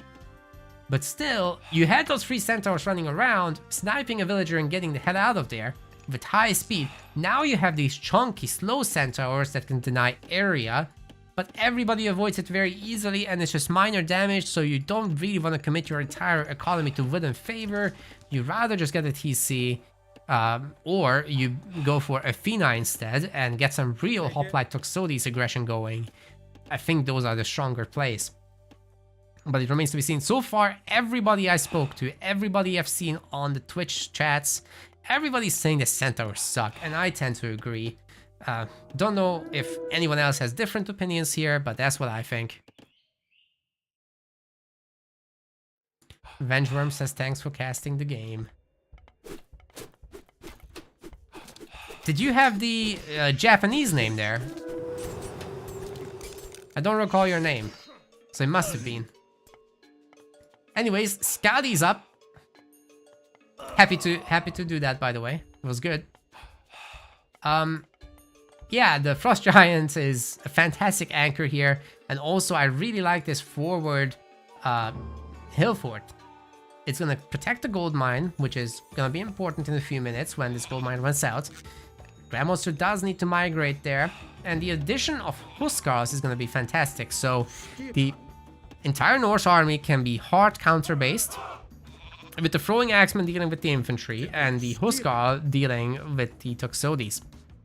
Now, Greek players are gonna have to follow suit and get to the heroic age. You absolutely must have access to Hippospist in order to deal with this. It's just too powerful. It only costs wood and gold, so the food gathering can be slowed down a little bit for a Norse player. It's really just going into the villagers at this point. And that's gonna lead to a faster Mythic Age as well. Second TC is coming up for our Norse. It's good for Grandmaster that he's done that. Actually, his walling efforts have worked out quite well, although I personally prefer the aggressive Norse playstyles because they're just so strong in classical. But, you know, if you can get to a stable Mythic Age, off of this, that's gonna be totally fine. Fimbulwinter could be a very powerful tool. Oh god, those villagers are all idle. What are you doing? They just didn't get to work. That's a lot of butterflies. I didn't notice the butterflies before. Nice. Oh, they're just leaving. What? Where are you? Huh? Oh, we got heroic through Dionysus. The bronze god power will be available, but the Hydra gets frozen. Big issue. You could have bronzed the Hydra alongside the military. That's a new thing, that myth units can receive bronze skin from the god power. Heroes still cannot. I would love the heroes to have that. They look. Have you guys ever seen a bronze Bellerophon? That was a thing in the deathmatch patch in the original. It's so cool. Anyway, it's still very cool that you can bronze the myth units. It's just what happens when you do it to a Colossus who's already supposed to be made of bronze. I guess he gets thicker skin and you can no longer insult it. Anyway, this Greek army is getting absolutely shafted here. It's not pretty. Is Grandmaster even gonna need to go mythic? I think he can just make rams and win the game. Yeah, I like that he's getting the forward longhouses. That's plenty of medium housecarl. More longhouses. Doesn't make any... There's not a single great hall. Oh, okay, I'm lying. There's a great hall. Fine. All the relics are here. Could steal them with the Herster. I love stealing relics. That's my favorite activity. You guys should try it at home. But anyway, we got Hippaspis joining the fight. As long as their numbers are low, it's totally okay. But the Huskarl are not particularly good at fighting them. The throwing axemen, however, deal okay damage. Granted, if there's enough Hippaspis and they get on top of the throwing axes are gonna melt. These guys have a much better health. Armor is better as well, and they have a much higher multiplier against infantry. Higher DPS as well, because their attacks don't take 1.5 seconds. So yeah, it all adds up. That's a lot of buildings getting made by a Greek player. He's got a lot of military academies, just not a whole lot of archery ranges. And not a lot of food at that point as well. No plow has been researched. Oh man, the farms are gonna have shitty returns. 0.7 per second, that's garbage. For sure. Now, the Hippaspis getting on top of the throwing axes here is a little bit dangerous, but guess what? Frost has not been used, so this could be an opportunity, but Grandmonster is microing these really nicely, kiting back, but the bronze armor is just a little bit too much, and he's gonna be sending these Norsemen to Valhalla. Get out of here. Which means Zeus has an opportunity to power up the economy and actually go for the Mythic Age. Just really needs that plow, really needs that irrigation, I think is number 2. And guess what? This infantry is also gonna wipe the buildings off the face of the earth because they have 1.5x bonus damage against buildings. Much less than in the old game, but it's something. The sparkles with the bronze armor are a little bit over the top, aren't they? Yeah. I don't know. The original game just made them golden, right? It's not really what bronze is, but make them golden. It's so readable. Works better than sparkles. Heavy infantry is in for our Greek player. He's going across the map to bully a little bit. Grandmonster just doesn't have units. What is going on? 43 military population to 25. Suddenly he's making a ton of great halls and he can put 1 and 1 together. This is now looking like a good army. He's making a bunch of Godi to have range damage, which the Hippaspis absolutely suck against. So yeah, pierce attacks are a smart idea here. Do they have upgrades? Like, only the cheapest upgrades have been bought from the Dwarven Armory. That could be worked on a little bit, and Grandmonster's finally getting the 3rd TC, but he's behind. 100 villagers versus 70, and our Greek player is really gearing up for the Mythic Age, but so is Grandmonster with Tyr. You know, with Tyr, the thing is that Fimbulwinter has been buffed. You cannot garrison. That's absolutely bonkers, by the way. Like, what counterplay are you supposed to have if you can't garrison? Well, what you can do is as soon as the other guy reaches age 4, you bell all your town centers immediately. Just, you know, better hotkey them and just press them together because you're gonna need it. Once the God Power is cast, you cannot garrison, but if you get that off beforehand, it works. It's extremely stupid, but it works. So that's my advice for the next day. And for the dev team, my advice is please don't do that. It's ridiculous. Anyway. Great, y'all. That is great. It means they're heavy. 2 upgrades are done. The villagers did not get garrison, and there are... Oh, ceasefire. Oh, that's gonna cancel almost the entire thing. Ceasefire is just a little bit coming short of having the full effect. We need to see a bunch of hoplites from our Greek player. They're not being made. It's only Hippaspist. These Great Jarl are going to have a field day with their high attacks and high health. This is definitely not something that our Greek gamer wants to face right now. Grand Monster is also... at a pretty high population count, but he's lacking the houses at this point. He's still not done with that back TC. Anyway, the wolves are going to town, literally. The villagers still can't escape until this is over, and a ton of them will be going down. 20 villagers have died during this. Holy shit! That is not reasonable. A second bronze cast is going to be used here. Forest fire will burn down the wood, including in the siege weapons. They're made of wood. Therefore, you should be able to cast Forest Fire on them naturally. The bronze Hippaspist can kind of face tank the Jarl. The Jarl themselves are also tanks and don't have very high attacks, but the Goldie as well as the heavy throwing axemen are damaging them a lot. It's just, I don't think it's enough against bronze. They have 60% pierce armor, dude, and 74% hack. They are gonna win. And our Greek player is going Hera. Lightning Storm is absolutely insane in this video game. It does divine damage. So the buildings cannot tank its damage at all. I've seen it kill an underworld passage and stuff like that. These houses and the Great Halls aren't particularly safe against it. And then we start seeing Medusa. Yeah, that's gonna be tough. Maybe even the addition of a bunch of Myrmidon is something we can expect. But Larfin will be added, no doubt. Champion infantry. But first, the lightning storm on this army. Oh my god, it's gonna devastate absolutely everything. You are kidding me. It ramps up over time, so you have a chance to quickly garrison against it. But I think it's too late. Grandmaster didn't instantly respond. And the throwing axemen are getting absolutely axed, I guess. Holy shit, everything's dead. The Frost Giant made it. And he's got horns. So that's nice. What about everyone else? Frost is going to be used to try to protect here. By the way, the petrification of the Medusa doesn't instantly kill a Frost Giant anymore, so it's now a better Frost Giant, you could say, but it's not a tanky one. So that Medusa is definitely toast against the Frost Giant pair. But we've got Belorphin out. It's got a freaking 102 attack from the jump. Is definitely gonna pick off these Frost Giants now. He's dealing almost 12 divine damage. Are you kidding me? The other heroes are picking off the remaining Frost Giants, and the Medusa will be safe. In fact, the Great Jarl actually do not have bonus damage against them, or anything for that matter. You need the Njord Tech Ringgiver to give them that kind of perk back.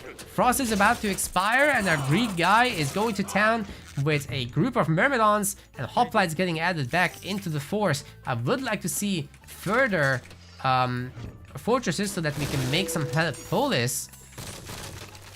The Grandmaster is in serious trouble. He's got throwing axemen at the champion level now, but this Belorphin is just taking their fire.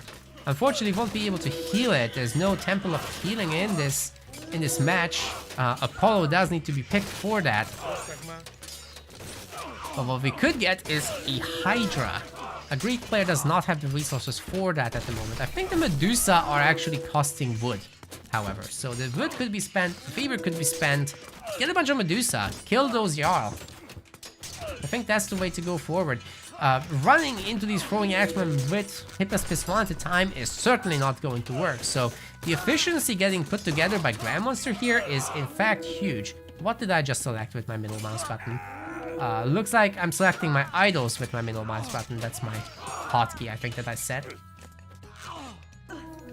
Didn't I set F1 for that? Yeah, I did. I don't know. I have to figure that out by myself. Whew. Alright. Grandmaster's back in this game. This is very even. I think we're gonna actually get to see a little bit of late game. Where is the trade for either side? I don't think it exists. A lot of hoplites are getting trained by our Zeus player Grandmasters.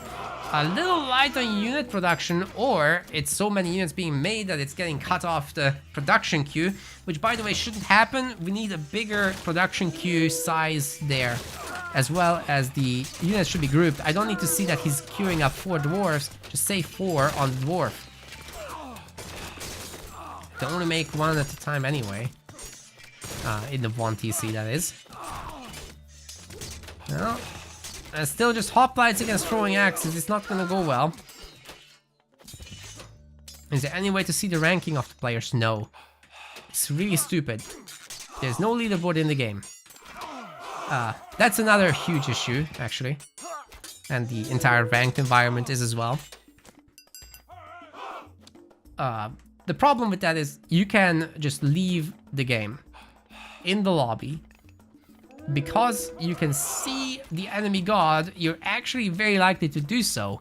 Or you're gonna have this stupid situation where you go back and forth trying to counter the other's god.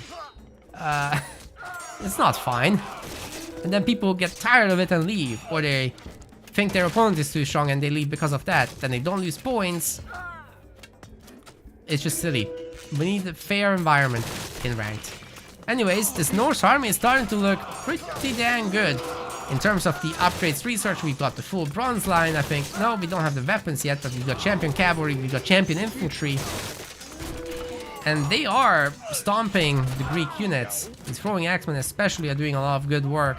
But more cavalry will be needed, more... everything will be needed for Grand Monster. He's finally near the population cap, just lacking 5 for whatever reason. I don't know how he even did that. He's got 45 TCs, so what's going on? How can you miss 5 population space? Houses give you 10. Does he have a relic? No. What's going on? Anyways, he's nicely pushing in. The ballista is slowly chipping away at this fortress, especially once it's going to be 4 or 5. Which is now the current count.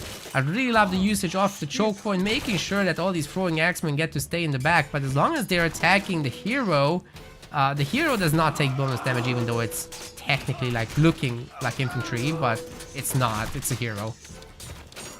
So bonus damage wise, they don't get wrecked, which is actually pretty important for Greek. You only have 4 heroes. If your heroes just got countered like that, that would be a dumpster fire.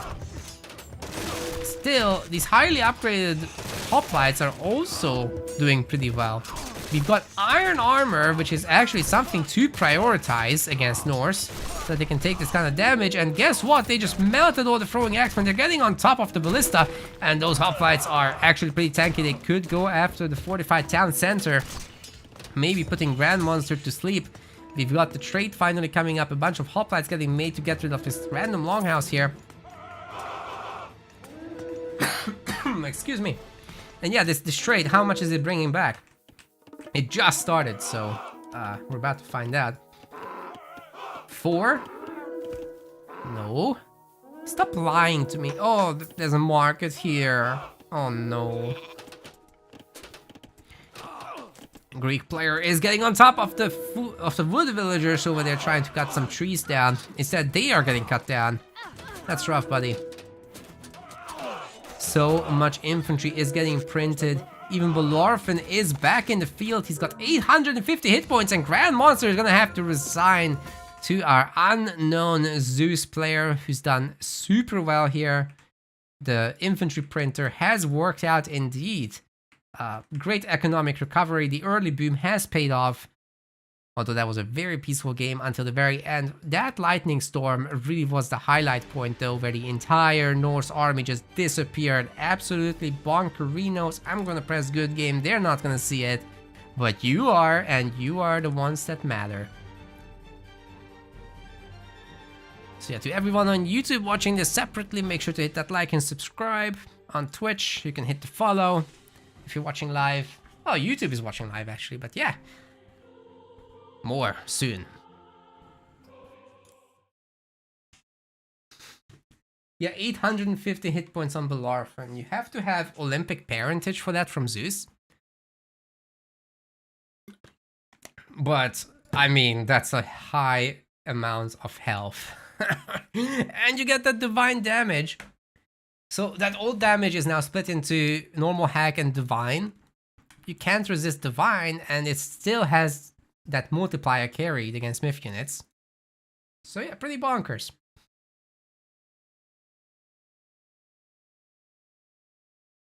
Lightning killed all the Nords. It's true. It's true. Guys, there's almost 300 viewers on Twitch. That's crazy. Thank you so much for sticking around. I hope you're having fun. I'm gonna continue because I can't let you down now. Hey, Fitzbro is playing against someone called Trapshot. I think that's an AOM player. I think that's what we're gonna cover. Give me a second here. Just double checking, see if there's other big games happening, but I don't think there are. And we've cast enough chemo games. Yeah, I'm gonna cast Fitz. Let's see what he can do.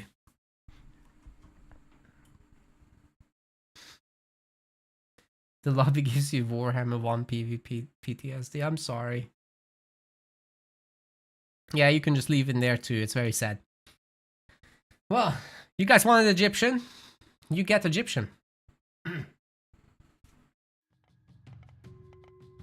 Ladies and gentlemen, it is Fitzbro, aka Mythbro, in the blue color, playing Age of Mythology Retold as Ra.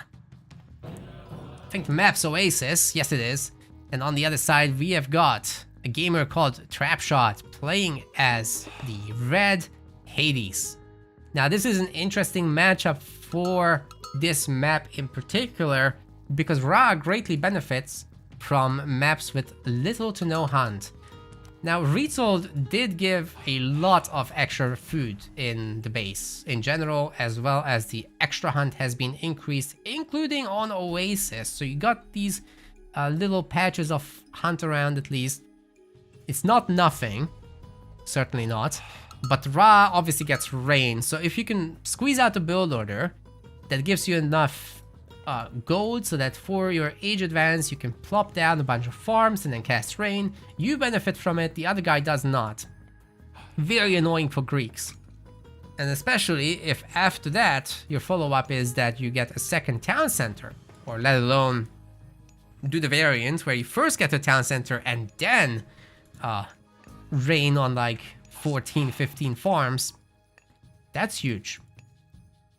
And there's absolutely nothing that Greek can do about it. Greek cannot transition into farms that quickly. You require Ptah for this, which is not a guarantee that we will see. It's entirely possible that Fitzbro will default to Bast and do some kind of Sphinx trading. Maybe he'll do a fast heroic. Remains to be seen. Does rain still randomly give an undocumented increased wood gathering rate as well? No. No. Not that. But we've got other interesting stuff from Ra as well. You've got the monument to villagers here, which is getting empowered by the pharaoh. Now, why would you do that?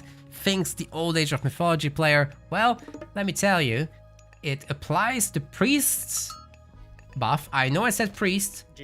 It's the pharaoh's rate reduced because it gets spread out. It's applied now to everything. The town center, the mining camp, and the granary are all benefiting because they're in the range of the monument. And the temple is gonna be as well. This is empowered by the pharaoh. You don't need to move the pharaoh! No! I think he wants the higher rate, however, from the direct empowering to just get this up as soon as possible because he's about to have 400 food, but had he stayed here, it would still be done. And he would have had the food earlier. Anyway, and it's also a factor of the villagers getting done. Anyway, nitpicking aside, our Greek player is also getting the temple now. It's gonna be a slower advance, so I'm really curious what Fitzbro is gonna do with this heavy commitment to a fast classical age. It is Ptah, so a fast second town center could be the play. Very good to see him only leave 4 villagers on food. Because you only need 4 villagers to actually maintain villager production going forward. Although once you have a second TC, you're gonna need 8. So yeah, second TC is what I'd like to see. This one kinda secures the gold mine in the back. If you build a wall of barracks, other walls, I think you can cordon off this area sufficiently to have a safe second gold mine, especially with a Migdol planted in between. For the long term, that is. The short-term priority is rain. For our Hades, however, I think you've got time against a Ra player that went Ptah. You also should be getting a second town center, and that is what Trapshot seems to be gearing up for, with 4 villagers on both wood and gold resources. And then you can transfer some of these hunters onto the town center, but I think maybe first... Oh, he did not make the Ajax while advancing. That's the thing you can do.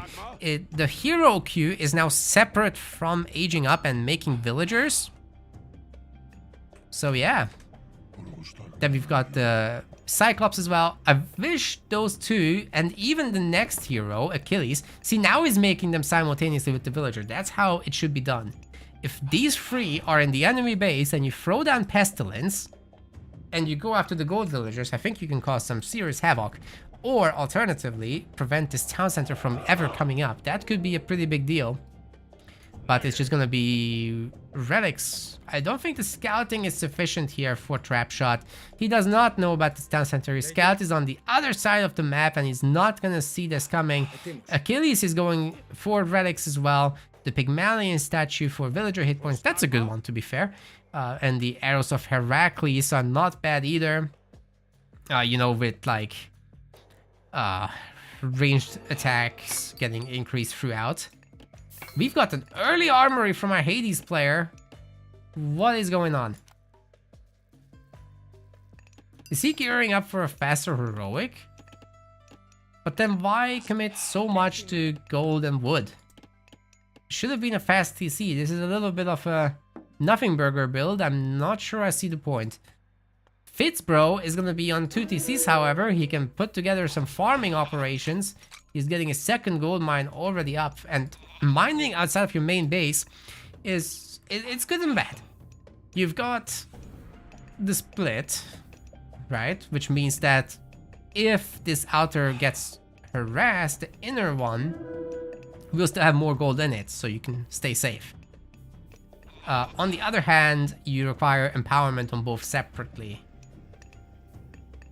That said, with the priest being here, it's no issue. There's only 1 villager there.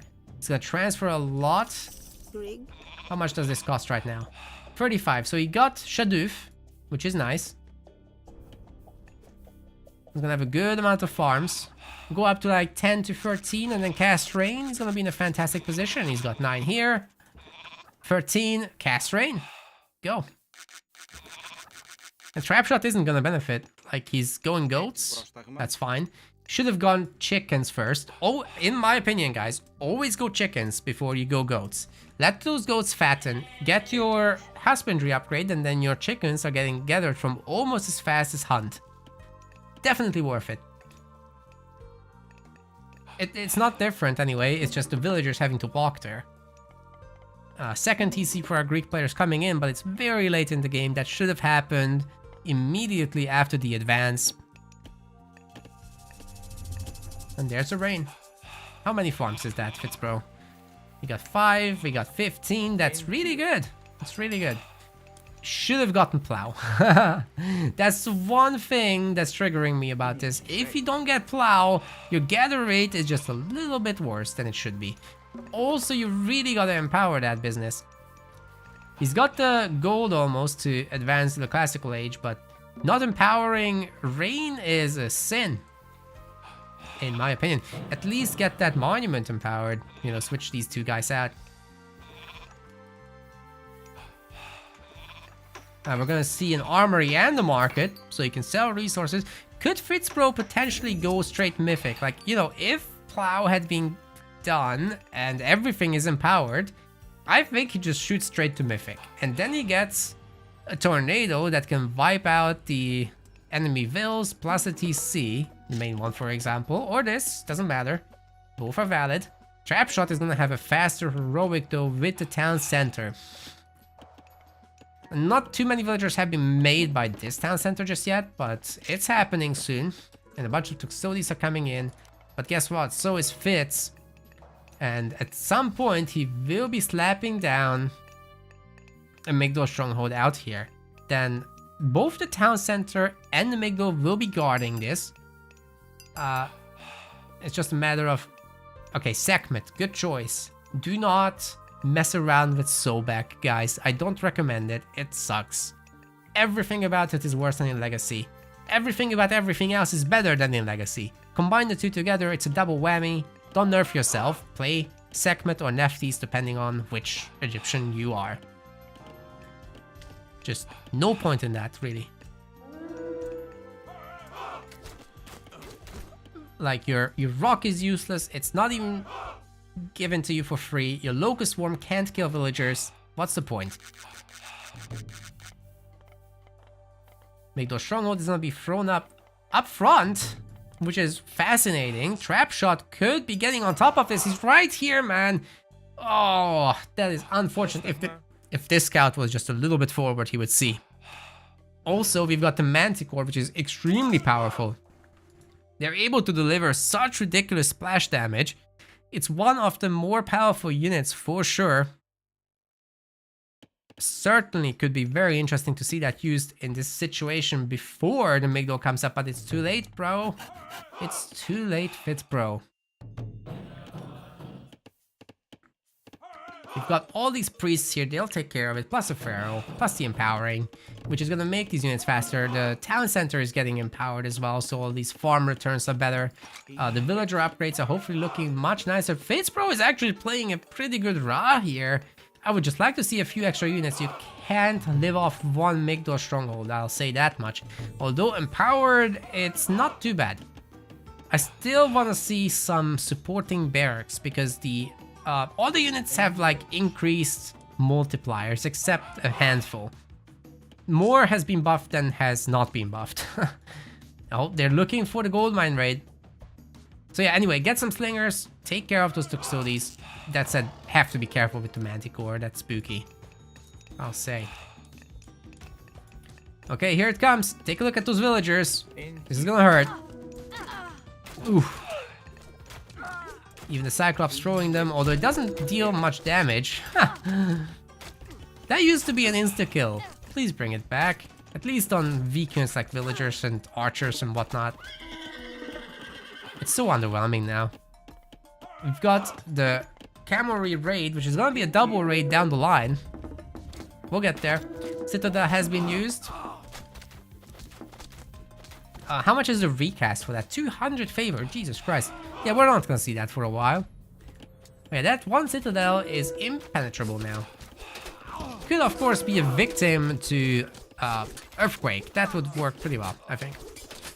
Anyways, Manticore's toast, because nobody's microing. Nobody's at home. Cyclops is toast. And Fitzbro is one happy bro. Achilles will be taken down here. I think those camels can chase him down anyway, right? Like, he's slower than them. So no point in running away. Just do as much damage as you can, but that doesn't matter either because the priest can heal. Did you guys know the priest can stack their healing? Oh, that's a big blood explosion from the scarab. Unnecessarily so, I think.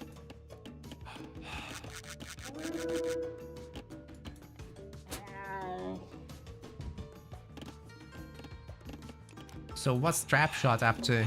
He's got the fortress. He's looking for that mythic age. It's gonna be a long time out, however. Getting some manticores now with his excess wood. I think he should shift some of these people to gold, however. He's only got the 3 gold miners. That's not acceptable. That's not enough. Fitzbro is building a Trapshot, also known as a Migdol stronghold. That was interesting. Got all these spectator bugs. I've received a toxicity check, I'm sorry. Whatever I said, I meant it. Anyways, would love to see from Trapshot a bunch of Petrobolas to smash this down, because the 4 hoplites here are not gonna do the trick. By the way, Shades now count as myth units, so these pharaohs could very easily handle themselves. More scarabs are coming out from Fritz Bro. He does not have gold right now, but he's about to have a hell of a lot of income. And let me tell you, 4 scarabs absolutely siege down that town center. It's not even gonna be close. Is there gonna be a 4th? Nah. Oh yes, but 3 is enough. You can also upgrade the scarabs to leech health, but only when attacking units. I don't know about that. Why would you attack units with this thing? Very quickly got rid of that. Oh my goodness. It's got so much crush damage now. They no longer operate with the damage multiplier against buildings, which I like a lot. So they're actually pretty good against some siege weapons with lower crush armor. Some myth units also have not much health, right? So in those fights, it's okay. They don't have too much crush armor, 80%. And they have multiplier against myth units. TC's next. All these chariots are focusing down the Greek heroes. That's exactly how this should be done. I would like to see a bunch of priests in the back of this healing up the scarabs though. That would be very helpful for these guys to stay alive. But that TC cannot be helped. It's not staying alive. Fitzbro doing a really good job of producing from all the buildings he's got. And this town center's toast. If Fitzbro can get the scarabs on top of this villager group, he could delete the scarabs and take all the villagers with him. That would be huge if he does that. I would love to see it. I'm not sure he's aware of this particular tactic, but let me tell you, it is epic. More scarabs are being produced. Fitzbro is spending his money real good. But Mythic is looming. What about Trapshot? He's got nothing really left. He's gonna use a quick Pestilence, but it's only... Actually, it's hitting so much. That's a huge radius, dude. Wow. What's he using for it? A Shade, I guess, to scout? Yeah. Well, I'm not sure he can hold down the fort. It's literally getting wrecked and bitten. Ooh. Now there's only 2 scarabs. Nobody's sniping the Chiron. Big mistake. Another scarab goes down. I would have loved to see the big boom. But I guess it's not happening. Alright, what about Fitzbro's Mythic Age? He's getting the scarab upgrade Crimson Linen. It's so cheap actually. It's just favor really that you gotta worry about there. So it's a 20% leech for all myth units. Wow. The scarab gets 60% leech, but only when attacking units. I think that's gonna be great for Avengers. They're gonna be running around, getting damage on units and healing themselves up in the process. That sounds great. Maybe it could be really nice for mummies. I wonder if the curse damage counts. And for Set, maybe you can afford a whole ring of scarabs. Phoenix. Alright, Fitzbro, you need some siege weapons. This is not working. Dude, those Greek fortresses are actually pretty strong. Repair rate's pretty crazy too. Those 3 villagers are keeping it alive throughout all this. It's time to stop throwing away units and get a TC, go Mythic, that kind of business. At least I hope we have plow. We do have plow, we have irrigation, even hunting equipment. So the food eco is definitely good. I've seen shaft mine here. Only got hand axe, but that's good enough for now. Trapshot just surviving off of fortresses. This is so funny. But how is he gonna get the next gold mine? This one fortress is excessive. I would not make that one anymore. You need to secure that. And the TC would be also useful. You know, you gotta do something.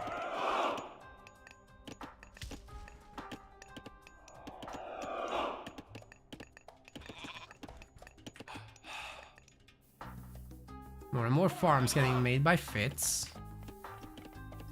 He's building a trap shot. Hades. It's a Lambu camp.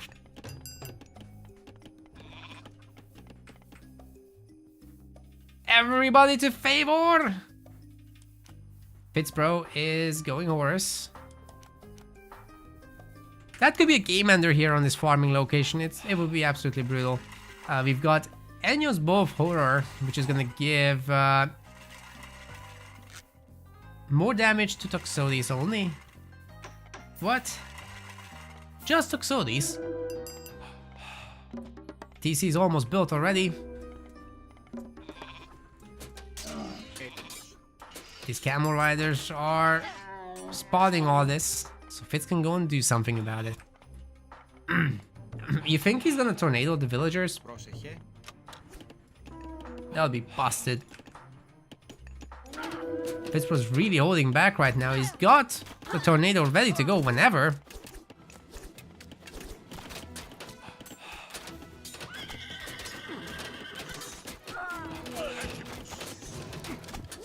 Going after the Manticore with the Pharaoh. Focus firing is seemingly pretty good. Just gotta be careful not to actually lose the Pharaoh. Remember, these Hades Toxotes have more range. And now their arrows are flying really fast, so dodging is gonna be hard against these Ares upgraded boys. Tornado is gonna be cast. The villagers are spinning to win against their will. And this fortress is almost certainly toast as well. But was that the best possible tornado use? It was certainly flashy, I like it. But that tornado is not going back to do more damage. So a Greek player remains on 2 TCs, but looks like Fitzbro is up on 3. Getting champion chariots. But we'll need catapults to really move forward from here. Fitzbro does not have gold. Although he does have gold mines. He's got upgraded walls as well, so he's pretty secure overall. Should think of... Oh my god, he's got almost 4,000 gold food right now. Should slap down markets from here to here. And just... I don't know, pump 6 caravans at a time. Something like that.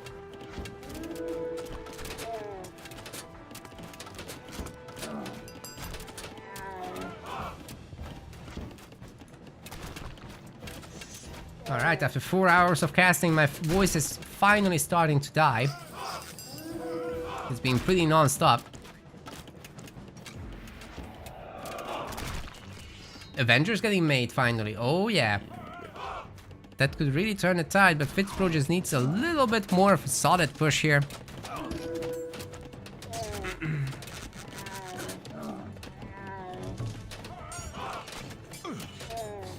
It's just nothing is happening in this game. I think we're gonna speed it up. I'm getting kind of annoyed with this 1 unit trickle versus 1 unit trickle, so we're gonna move on as fast as the replay will let us. I want to see the end now, but not at that pace. Okay, a catapult has been made by Fitzbro. In fact, it's 2 catapults, which is better than 1. And he's sieging down the town center. It's definitely toast. Even the fortresses won't be safe long term against that. The trap shot is still not going mythic, and the game's over. Alright, we didn't miss much. We didn't miss much, but well done by Fitzbro. I definitely think he had the right idea, just needed a little bit more commitment to anti-building business. A bunch of siege towers, a little bit more units. Don't ignore the barracks, and you're gonna be golden against Greek, I think. All these bonus damages that the Greek just don't get in the classical age, those counter units wreck the Greek army.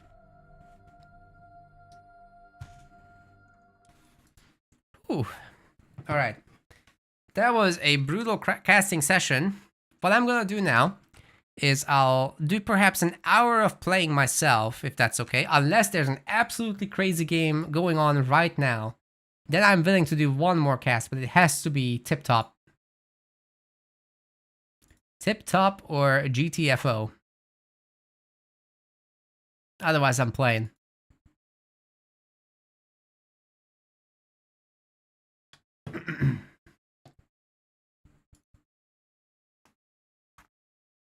Let me see.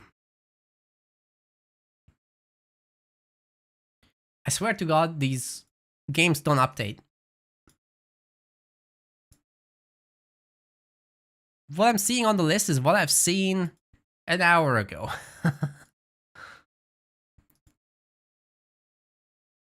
So now, I'm changing the filter to force it to refresh, I guess.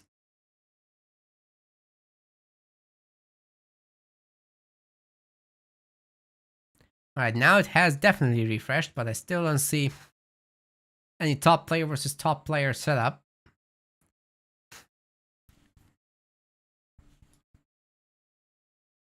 Okay, you know what? There is Pato versus El Matador. I've seen some good stuff from Pato. Let's try this out. That's a good one. That's a good one. Try this out. God, my voice is toast. One sec.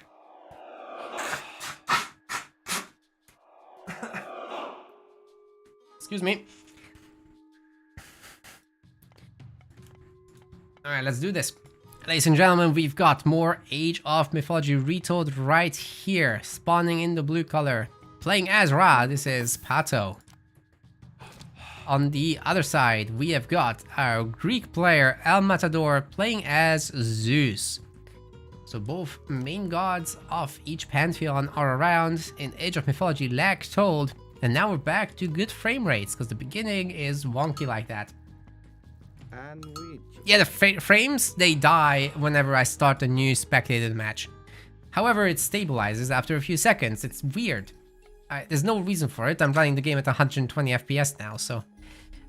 Anyway. Yeah, we've got a pretty good setup in terms of gold mines. I don't think you want to be rushing this as the Greek. Although, if you get to lodge your Athena infantry and archers over here, and then you have restoration available, you could do a lot of damage. So we'll see how well Pato can sort himself out here. Let's reveal the map. It's Marsh. And Marsh is special because it has 5 relics, I think? Yeah, it seems to be 5. One of them is Hermes' winged sandals for hero speed. Then we've got the flagstone of Buchan, which makes gates free. It's not as interesting. We got the adamantine shingles, get away text. We got the adamantine shingles, which increase house hit points.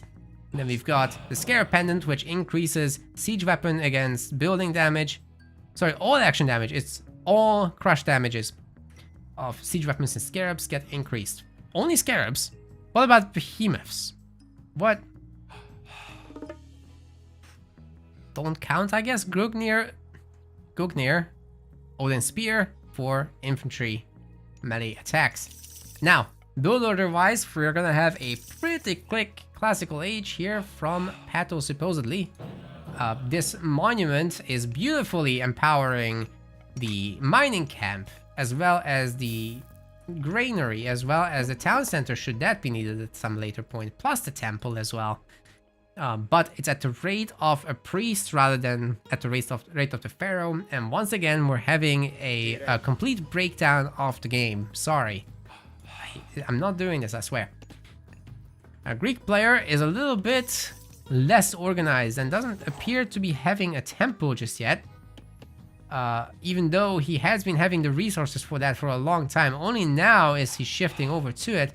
And I think that might cost him a little bit of advance time. However, going for the front hunt does mean that you add a lot of walking time to these villagers and your advance time will be delayed. So unless Ra really does something with this early temple, which doesn't look to be the case, considering the super early time it was built, I think you should have gotten away with a second monument at that point when you're not rushing for the classical age advance.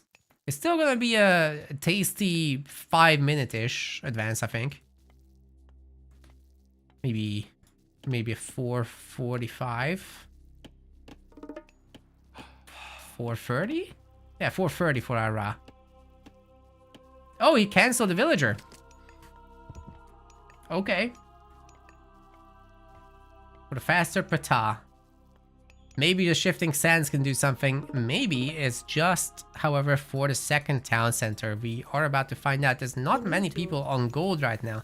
So we would need to see a transition. That's a lot of food to be gathering for going a second TC right now. So I'm assuming that's not it. But with Ptah, you know, you're not gonna be... Monkeys. Golden monkeys. Oh yeah. So there were 6 relics, excuse me. I said 5.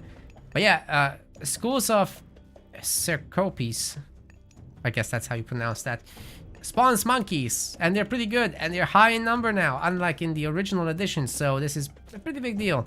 Although in the archaic age, they're gonna be nerfed. El Matador is gonna be reaching classical through Athena, and has a relatively spread out economy, which is good. I don't think it's gonna be for a TC. I think you wanna slap down a bunch of military buildings here, but you know, wait a little bit longer and maybe that's turning into a TC. But no, it's gonna be a stable. Very interesting to see that. I did not expect a stable for sure. And it looks like our Egyptian player is just happily gathering food out here with the empowerment of the priest. At this point, I would say the pharaoh should empower the mining camp, but well, the priest should have done that and the pharaoh comes out here. I don't know. But it will be a fast heroic for sure. A pretty naked one at that. With just a armory? Yeah, it could be armory, could be a market if you want, but that's an armory. Minotaur gets the kills. And there's no other building other than this one stable. What is going on the Greek side of things here? Several relics are being brought back home. The Scarab Pendant and the Adamantine Shingles are fantastic relics for sure. Especially the Adamantine Shingles, hopefully able to tank some damage against a tornado in the future. Can be pretty useful, but yeah, Egyptians will typically not be going after houses any other way.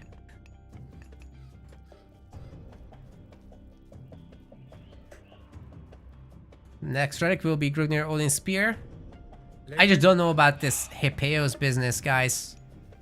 The spearmen have been so heavily buffed. Does this really do anything? All the Ra needs to do is make one barracks in the empowerment range of this monument, or another one. And you can pretty much deal with any amount of Hippicons. They're just not that good. They get a little bonus damage against archers, of course, but you won't be making archers for a long, long time. And then there's things like the Vadjet, which can poison these things. So much poison damage coming through on the Hippeos right now. And I'm assuming Heroic Age for our Egyptian player, indeed. That is going to be through Sekhmet. Definitely my recommendation there. But what is the idea with Sekhmet? I don't have a lot of food, so a Shifting Sands with Scarabs wouldn't be the best. There's already 2 heroes here anyway. There's the Bold God Power. Restoration is if super necessary, could be used. And yeah, Matador picked up all the relics. So forward, Migdol Stronghold to secure the close by gold mine is a good idea. But it's gonna be just a pretty standard game, I think. No extra stuff being done. Now, don't get me wrong, Sekhmet has great consequences for the long term. If you can get the siege weapon upgrade, which has a new name and I don't remember it, that one buffs your siege towers and your catapults both. It's a pretty big deal for the long term.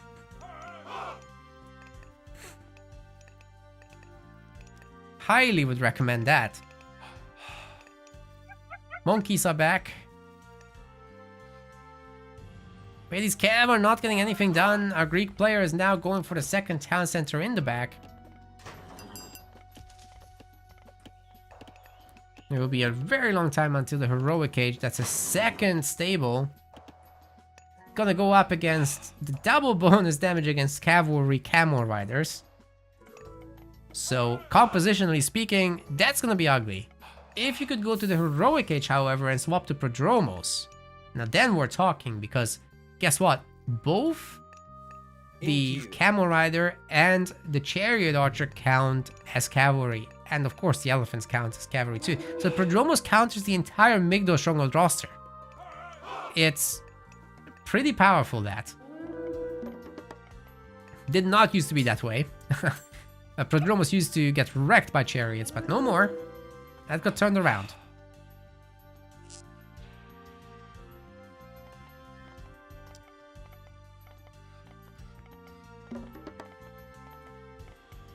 Overall, pretty peaceful game. Not much of a muchness happening. We can take a look at the unit upgrades across the board for the villagers of El Matador. We've got hand axe, pickaxe, husbandry. Then on the Egyptian side, we have only pickaxe. Surprisingly, no hand axe, but then again, nobody is gathering wood. So this must be a faster mythic after enough units have been made. Oh, we do have the second scarab. Okay. Are they, Oh, the monkey is here. Don't tell anyone. Shh. Quiet. Everybody will go there. Anytime. No? I guess I'm wrong. That's the sneakiest monkey ever, though. Such a big threat. All you gotta do is get these Hippeos to attack your TC. I don't know. It's a fine loss if in exchange you get all these villagers, the town center, or let alone this town center and all the villagers. That would be devastating to our Greek player. Bolt has been used on one of the scrabs. And my analysis is completely incorrect.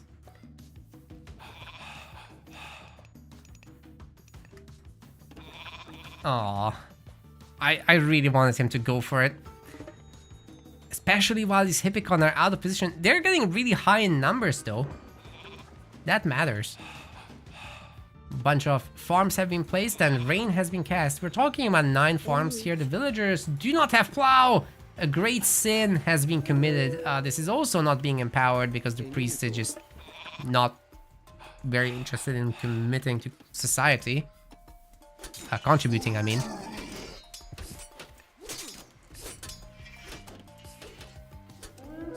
And these Hippeos are once again out of position. The heroes are toast. How are these gonna deal with the Scarab and the Vadget?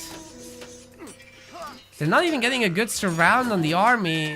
The camel riders are doing pretty well for themselves, but the restoration is so good. Everybody back to full health. The cavalry have died. There's once again no spearmen alongside these. The explosion damage from the Scarab did something, but it wasn't that much. So yeah, really good job there with the Hippeos getting an efficient trade. I think maybe the restoration would have been unnecessary though. Could just run away from this if he really wanted to go heroic, get the healing temple and let that sort things out. But oh, healing temple is so cheap, by the way, guys. You really gotta think about it, I think. Bunch of cavalry being remade, lots of Hippeos getting spammed. This is an all-out cavalry war. I don't think they're that good, but hey, if you're making them anyway, then you might as well put them to use.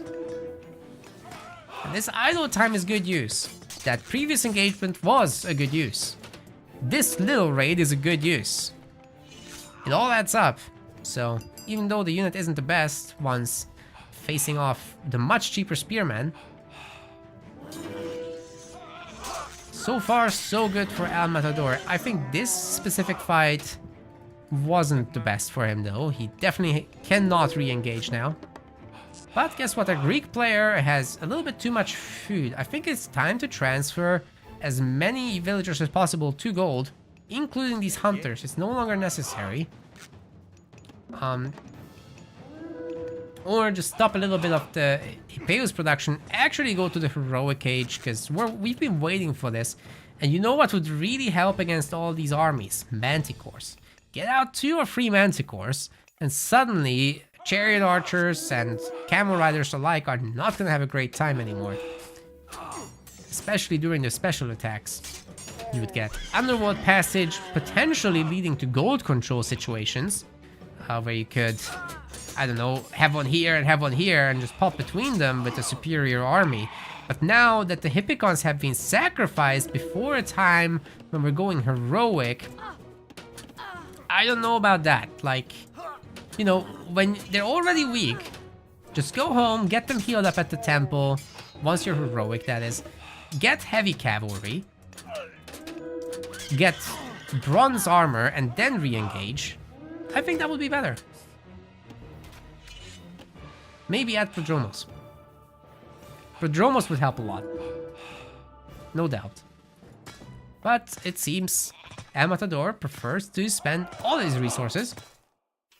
Now, finally clicking up to heroic through Dionysus. So we're gonna have super horses. Well, not super, we don't have Hermes right now.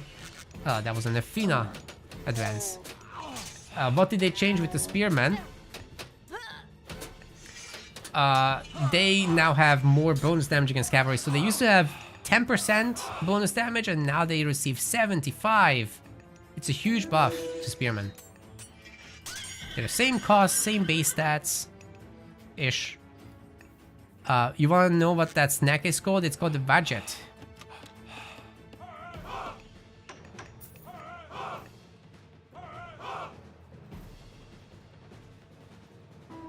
What is Healing Temple? Is asking Strauss in the chat. I'm insulted. Have you never watched my streams before? Strauss House, you're a VIP. And you're trolling me. And now I sound stupid. Great. Anyway. Double market coming up for El Matador as well. It's also really good for business. Trading's open. This is getting added in instantly. He's now the Age 3 hero. Gonna be important to take out these Mythians, of course. But yeah, heavy cavalry as soon as possible, please. And it's coming. I'd like to see not Hippicons now, but Prodromos, and absolutely crush this. Heavy Prodromos. It's not even gonna be close. Like, sure, these are also heavy camels. But I think our Greek player is in a much better position. He's gonna get heavy cavalry, which has been made a lot cheaper, by the way. 150 food. That's totally worth it, guys.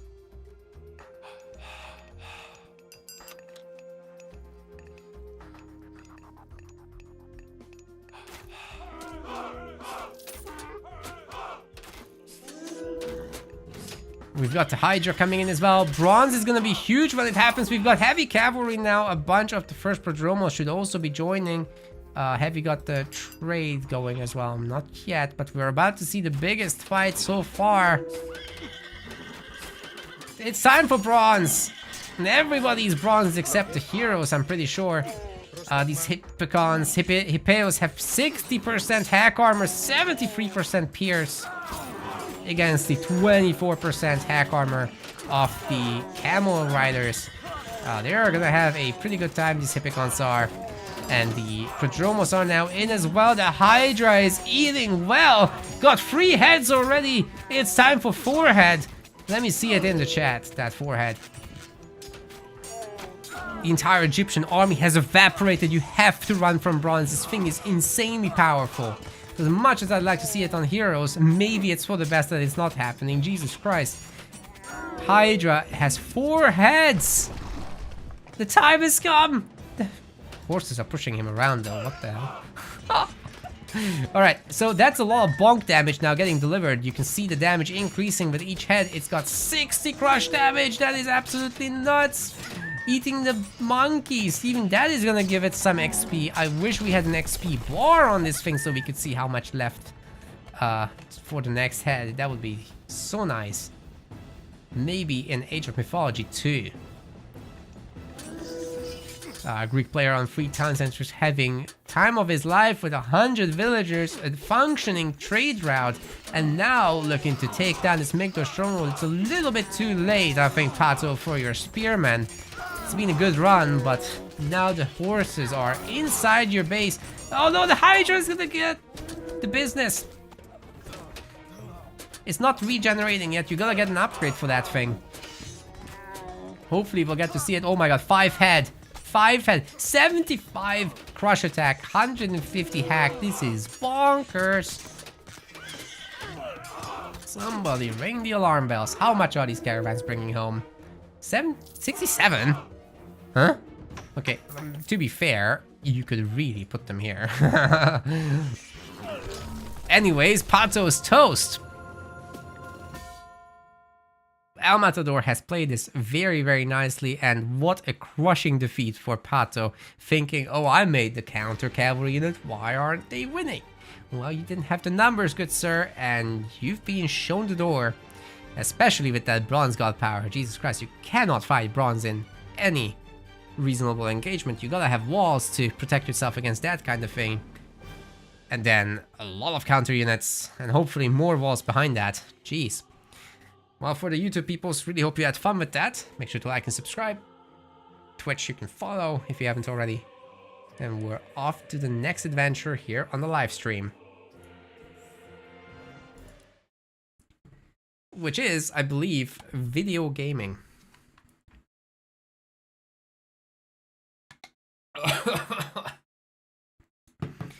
Right, I need a very short break, okay? I'm gonna get some bathroom business done, and then if there's something extremely epic, I'm willing to cast, okay? If it's very epic.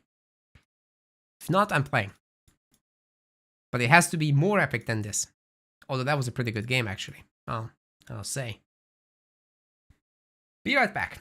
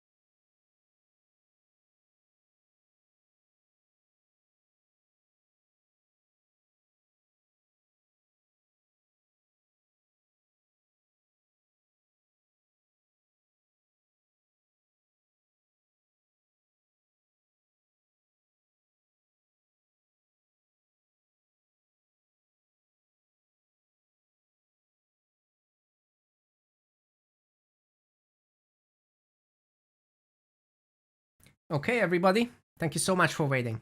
Appreciate you. So, one quick look at what's available in this browser.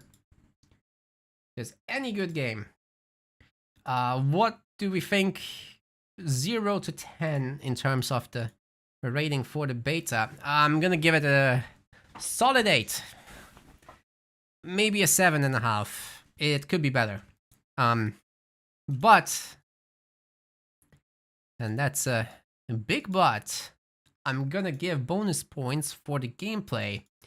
Even though I'm really annoyed with the pathfinding, I'm really annoyed with this shitty spectator mode that is... Really, the only good thing I can say about the spectator mode is it exists for ranked games. That's the only good thing about it. Everything else about it sucks. It barely works, it keeps having performance issues, it shows you the wrong things, it doesn't show you enough information, it basically just exists. The cool part is ranked games can be watched now, which didn't used to be the case. Yeah, performance-wise, the game is okay, I guess. But the pathing, it really triggers me. Oh my god. So bad, the pathing. The villagers keep blocking each other. Armies are too slippery. But they made attack move work, which is great. So I see hope, you know. And large armies path well. So they can have some really solid engagements. If they fix these things, that would be 10 out of 10. Obviously, the balance is going to be all over the place. I expect that. I'm not complaining about balance here. There's balance problems. But as long as they fix that, beta is a 10 out of 10, right? I don't know. It's just these things are kind of not cool.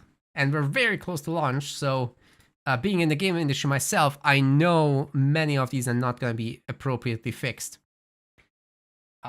So you're going to have a mixed review from me, I think, for the beta and maybe even for the real game. But there's so much I love about it. So don't let me discourage you. I actually am having a really good time playing this. I just think they could have waited longer. That's all I'm trying to say. Alright, so what do we need to do now? We need to play a video game. That's right. We're gonna do it. I'm here. And there's my APM. It's currently hovering at the caster APM level. I'm gonna pump those numbers up later.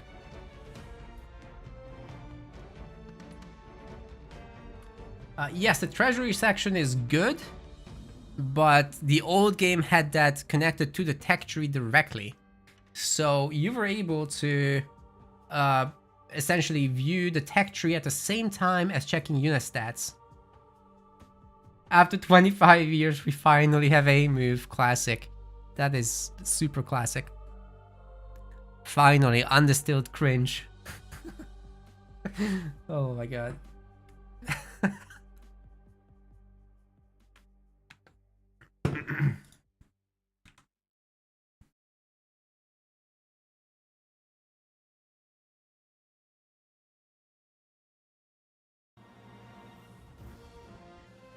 Eventually we will find the game. I want to be around until like 9 PM my time, so that's 2 more hours. So if anybody, any AOM friends, you want to get some streams going in that time, feel free. I'm very happy to look for a raid after.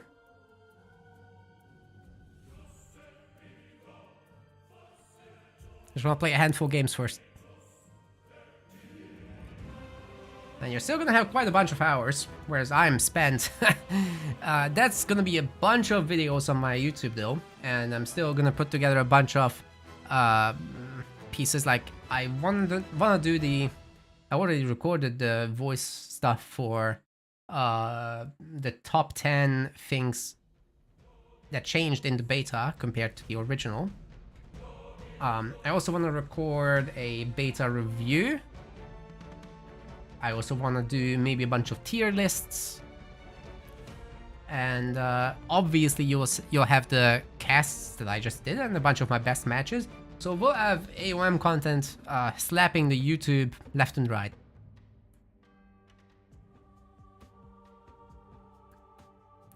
And when the real game comes, I want to do a fundamentals series for AOM. I really want to teach people how to think about RTS games. Because I think the direct guides are a little bit too hardcore. You've got Boyd for that anyway. He'll do a better job than me, I think. I want to play a little bit of Greek now. Although we've seen a lot of Greek. Do you guys want some Norse? I don't want to do Norse mirrors. I don't like them. Maybe I'll sort myself out for them in the future. But I really want to see a little bit of Hades gaming. I really like Hades.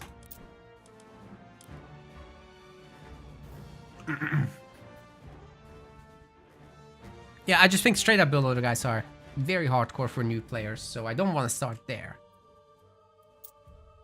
And I think if I rush into it, I'm never that good with build loaders myself, so that's probably not me being the best source. Oh god, I forgot to turn off the right-click drag mouse thing. Ugh. To the Greek. You got it. You got it.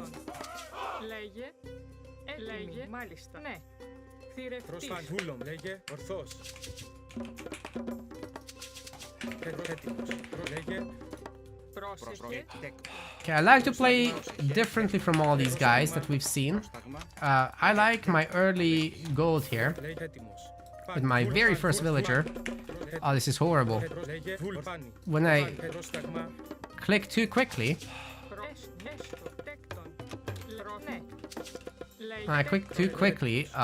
the camera gets dragged. I hate it. Alright, the next guys only go to food anyway, so we have time to change it though. But that thing is important for casting. If it was only middle mouse button, it wouldn't bother me. I don't use my middle mouse button normally while playing. Or if I could change it, but to force it on the right mouse button, which is... This is what I mean! This is not acceptable, dude.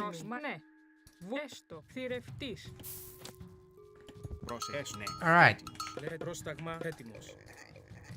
Like, how are you supposed to notice that? The villagers don't go idle. This is how shit pathing is. This is a perfect clip. Somebody clip it for me, please. I want to send this to the devs.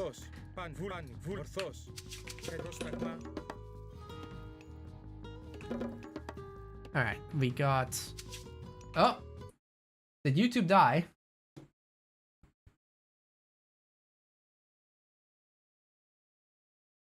I think YouTube might have died. No, it's fine.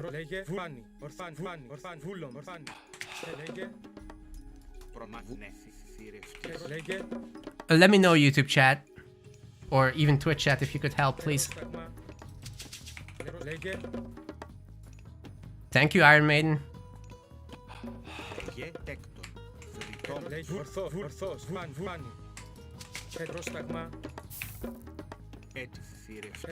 Still here?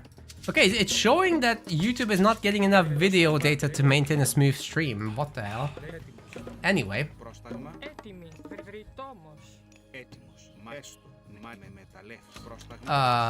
What happened with my housing situation? I think I did a gold villager too early because I was looking at my YouTube situation. Anyway, no worries. Oh, where are you clicking, guys? This is so bad. No worries. We'll figure ourselves out.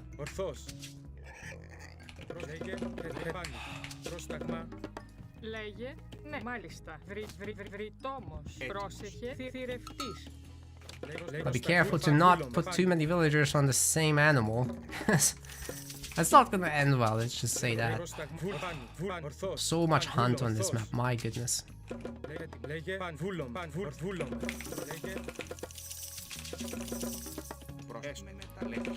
Did they confirm a place for feedback? There is the forums for bug reports. I'm pretty sure about that. Alright, I think we're just gonna use this hero to pick up some relics, right? I think that's what we'll do. I'm not gonna be rushing across this big map to try and do harassment work. I don't think that would work well. Should have moved earlier. But anyway, what we'll do here is put my military buildings right here so that my hunters are protected. I think that would work quite nicely.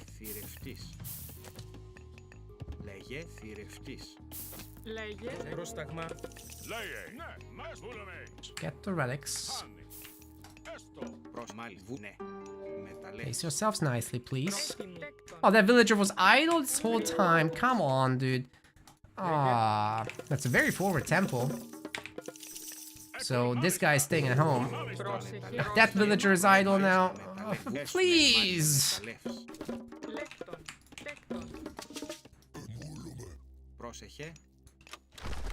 Alright, back to work. Oh my god, these villagers. This is why I'm not gonna give this game a 9 or something like that, you know?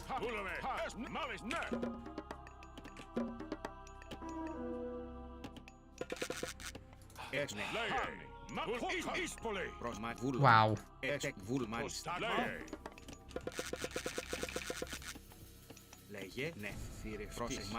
Jesus Christ, man. Are we housed? Oh, we don't have favor. Oh, God. I didn't get favor. Okay, that's a noob mistake. My apologies. I'm making myself look stupid only.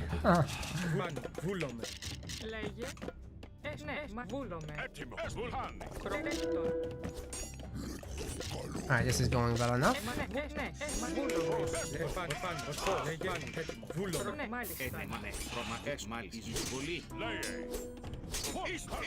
Wow, this text is going over my units.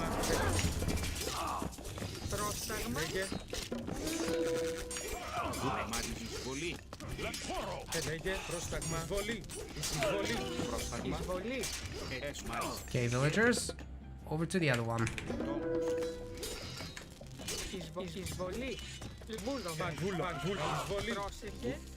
That kind of sucked, but we made it out of there. Barely.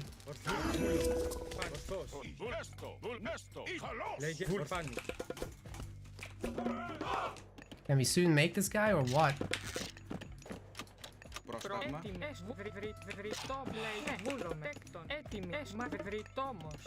We need more food. Go after those chickens.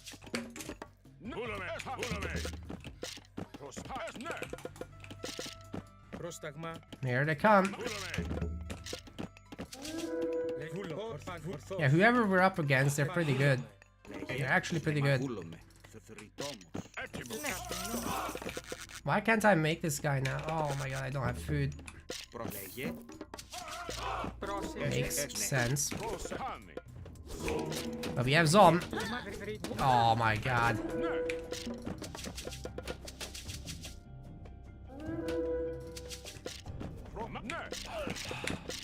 Good double pronged raid. I think we're toast, guys.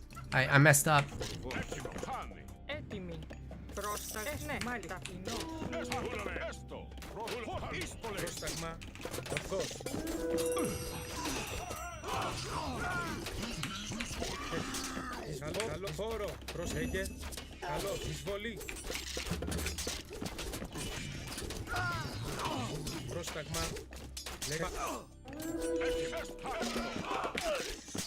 Hero out. Go back into. Oh god. I think we held that alright though. Considering the horrible circumstances of our beginnings, I think that was fine.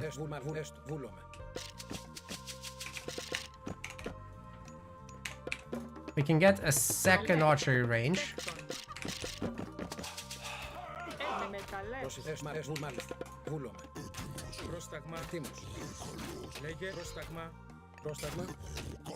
Why wouldn't he use his special attack properly? Oh.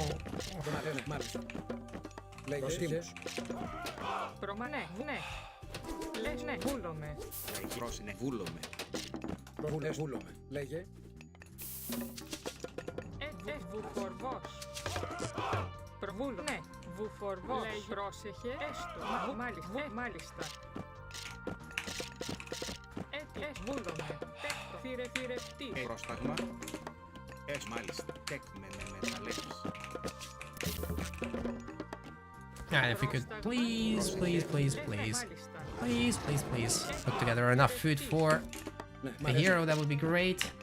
We can maybe even recover from this. Oh. Maybe not. Medium archers, that would be nice.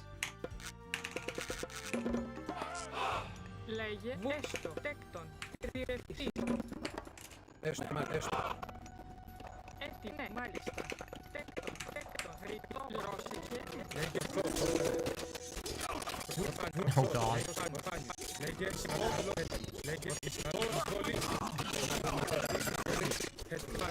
Why did my archer stop attacking?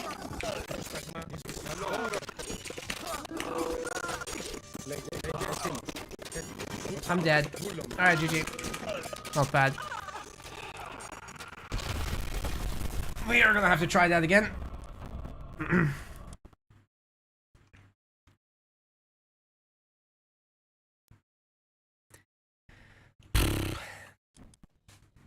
All the Greek heroes can attack flying units now, yes.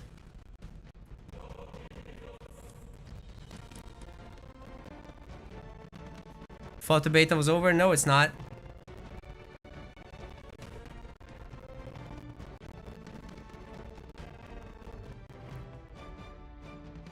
Is Jessica welcome here? I don't know them. They played well though. Yeah, Hades does get an extra town center. Alright, let's hope in this next game I'm gonna get my fundamentals done. Oh my god. I forgot to get favored, then I didn't have the hero. Yeah, that doesn't count. Stop the count.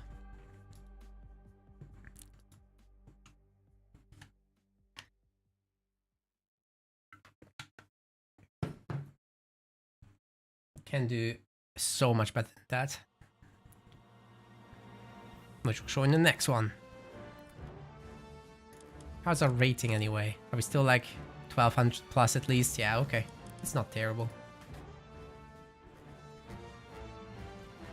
I don't think I'll be able to reach 1300 by the end of this beta, but then again, I'm not sure where others are because we don't have a leaderboard. Also minus point for the beta, by the way. We should really have a leaderboard. But maybe the next stage of it will have that.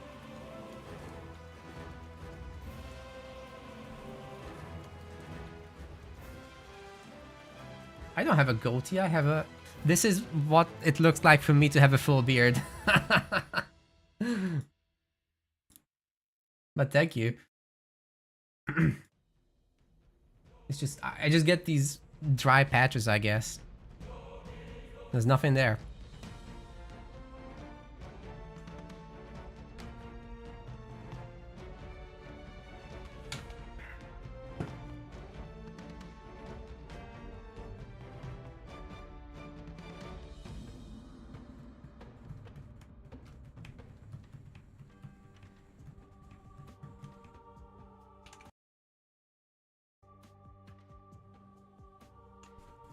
Matchmaking does take pretty long.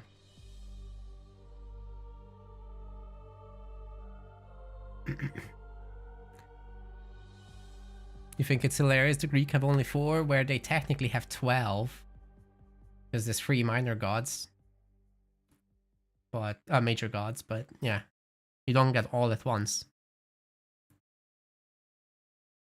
This part of the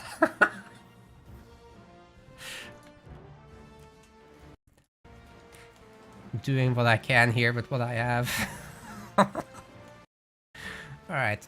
Is it gonna give me a game? I'm really antsy after that previous loss. That's the worst part psychologically for me. When I lose really badly, I super badly want the next game, right? That's what I want. It's hard to get what I want. Alright. Scotty, that's gonna be interesting.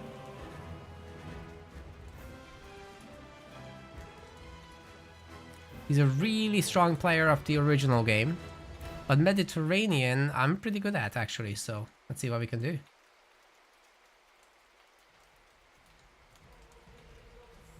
Oh, he's gonna match me for... Oh, I don't like mirror matchups. At least if it had been Zeus, we're a little different.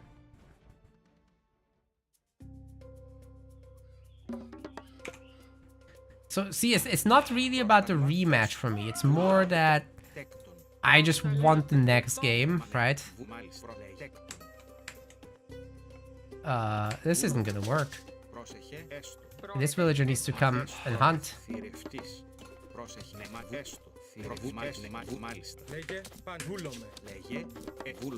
Oh, no, don't do that! Jesus Christ, everything's a disaster about this. Ah, it changed direction. No. We're probably gonna have to build a granary. Is this acceptable? This is not acceptable. Alright, we're gonna build a granary. Screw it. 4 villagers now.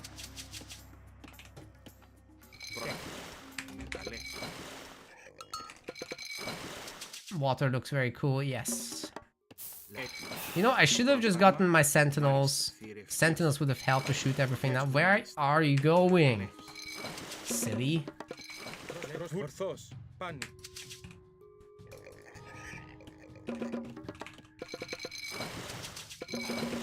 Alright, this does work out in the end. Next villager builds house, and then we're golden.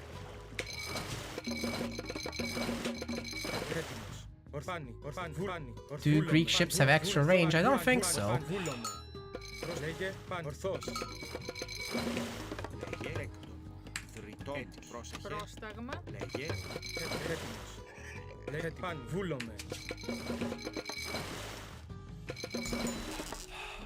Λέγε.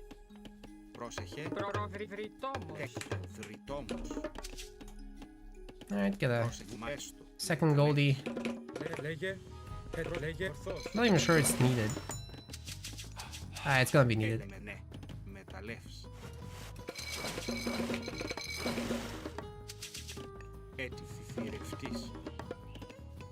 I think we should zom. This kill as quickly as possible. Okay, there were no more piggies. Oh god, we didn't assign them to the ship. Oh, that's bad.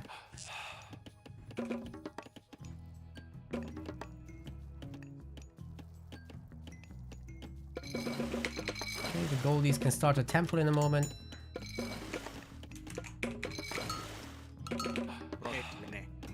Moment is now.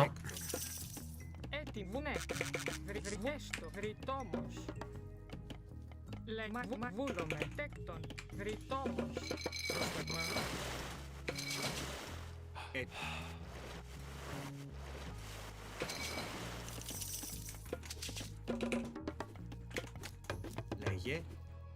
Πρόστα. Λέγε. Πρόσεχε. Μαθέστο. Should be enough. Πρόσεχε. Έτοιμος. Νέστεκτο. Not Ares, Athena, Athena, Athena. Πρόσεχε. Why aren't you going back to work, silly? Λέγε. Ναι. Πρόσταγμα. Με μεταλλεύς. Προσές. Βουλ μεταλλεύς. Πρόσταγμα. Έτοιμος. Okay, the distribution's right. Μεταλλεύς. Second dock. Get to hero. What is going on? Why don't we have food?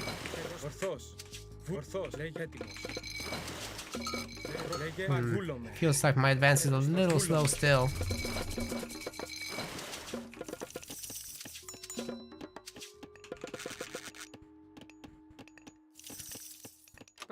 Should get an extra house. And I guess. Oh, there was an idle villager. Alright, we're not gonna get the hero just yet.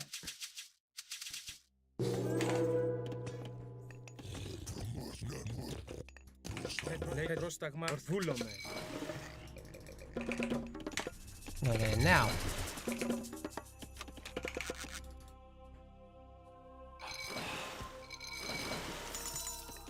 He didn't get my docks. What was he hoping to achieve?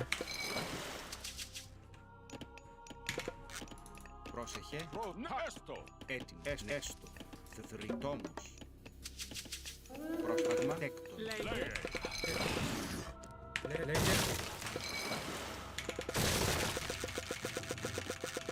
Why don't we have any wood, man?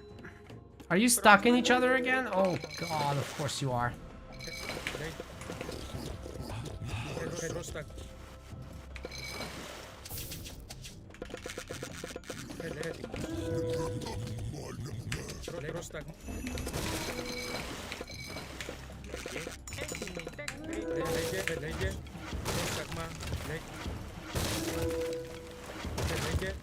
Έτοιμος. Πρόσταγμα. Λέγε. Λέγε. Πρόσταγμα. Πρόσταγμα.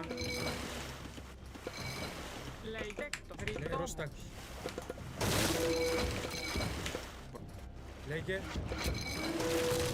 Πρόσταγμα. Λέγε.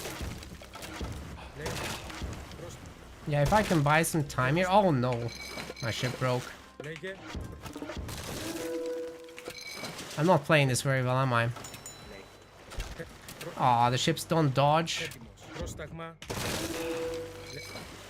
That is greatly annoying indeed. Why don't I have resources? It's insane.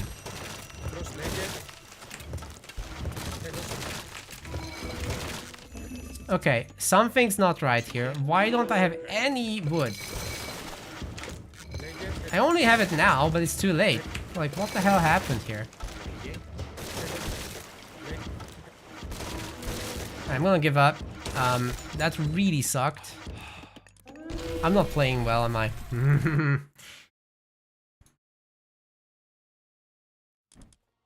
That was really bad.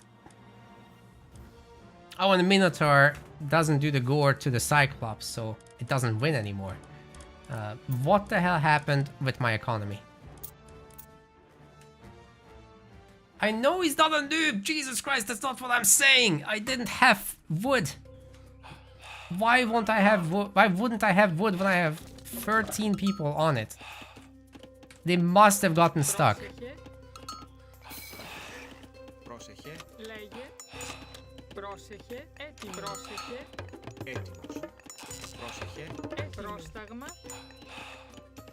So far, so good. I know I was a little late with the food and everything. But it's not like a disaster. I actually have the same villager count as him. Well, he had one more villager, I guess. There's some bumperinos going on. That villager not working for a long time. That one's getting stuck. Yeah, this is exactly what I mean. I just couldn't keep up my production. Sync error. Yep. That's exactly what I thought. So 2 villagers weren't working.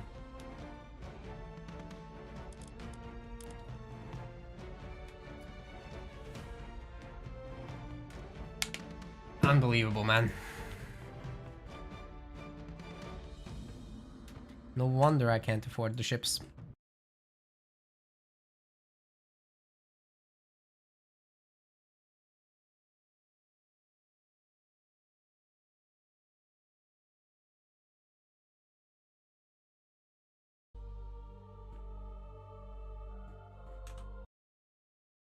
Well, maybe the next game will be better.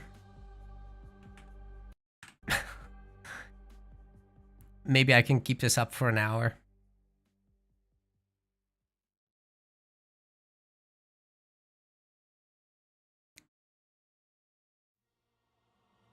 Or maybe we just swap to Norse because this is too annoying.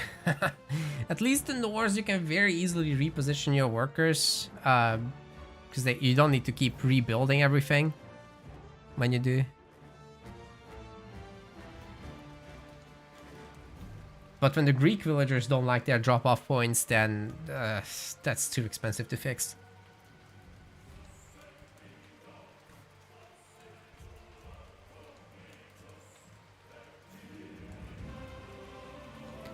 But I will give it one more shot. If it doesn't work still, we're gonna just play horse.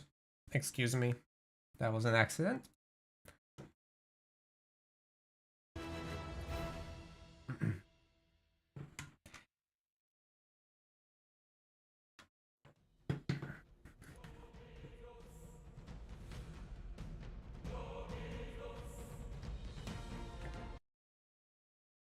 Also, because I didn't keep anybody on food on Mediterranean, I actually didn't have any food left over.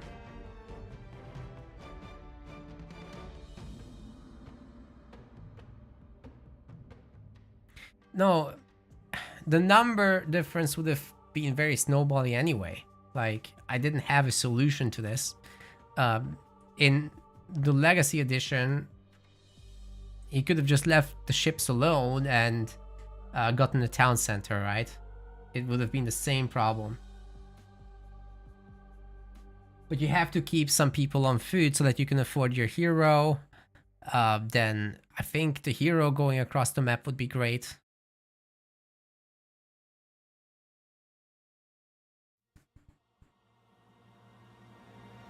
I think it's better to do it that way.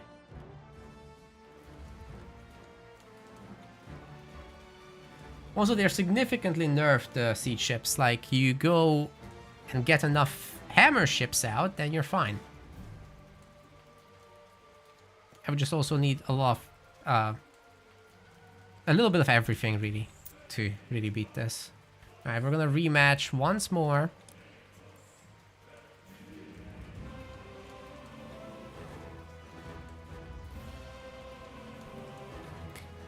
And this time we'll get it.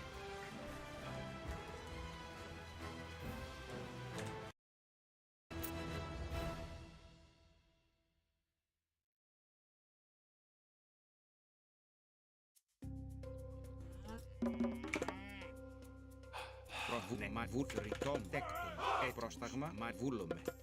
Ναι βούλομε μάλιστα. Προφάνη. Ορφάνη. Προτεκθηρευτής. Λέγε θρητόμος. Πρόσταγμα. Λέγε. Πρόσεχε. Λέγε. Alright. Πρόσταγμα βουνε μα έστω. Ναι βουνε. Λέγε πρόσταγμα. Βούλομε. Προλέγει μα ναι έστω. There's the fish. Very good. Πρόσταγμα. Ορφάνη. Βούλομε. Ορθός. Λέγε. Προλέγε. Λέγε. Need 4 villager. Πρόσεχε. Έτοιμη. Θηρευτής. Then Πρόσταγμα. Λέγε. Λέγε. deploy the Πρόσταγμα. wood. Πρόσταγμα. Πρόσεχε. Πρόσεχε. This is Highland now. Λέγε. Έτοιμος. Λέγε. Πρόσταγμα. Λέγε. Έτοιμος. Παν. Βούλομε. Πρόσεχε. Πρόσταγμα. Δρυτόμος. Έτοιμος. Λέγε. Τεκμεταλλεύς. Λέγε. Oh, come on. He's also here. How annoying is that?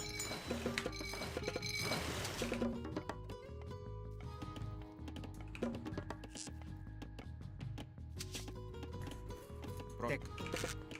Τέκτον.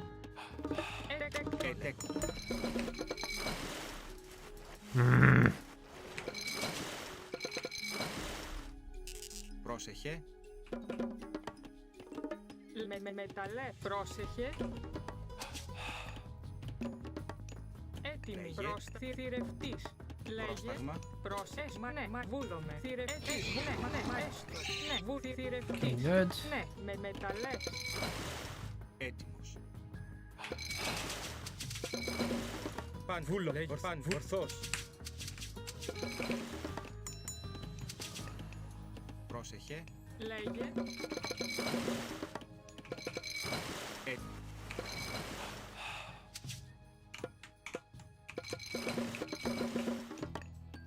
Πρόσταγμα. Oh, we didn't need a third villager on gold.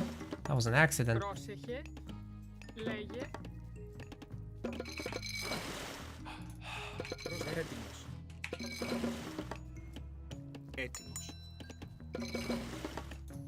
Πρόσταγμα. Μα ναι, βούλομε. Ναι, μα βούλομε μεταλλεύς. Λέγε. Good.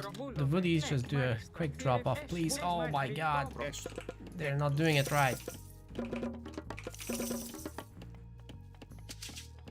Πρόσταγμα. Βούλομε. Δρυτόμος. Ooh, there's more space there.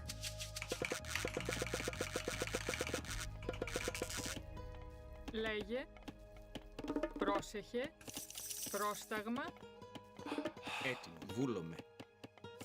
Θηρευτής. Πρόσεχε. Πρόσταγμα. Πρόσεχε. Θηρευτής. Πρόσταγμα. Okay, very good. Λέγε. Λες, μάλιστα. Με μεταλλεύς. Πρόσεχε. Ναι. Βρυτό. Έτοιμη. Μα ναι, μα έστω. Παν, ορθός, παν, βούλομαι, ορθός. Πρόσταγμα. Μάλιστα. I think I could just keep 2 villagers on that job. I need another. And this time we're going hard with the Πρόσεχε. counter-attack thing. Ναι, μάλιστα. Ναι. Λέγε. Τέκτον. Έτοιμος.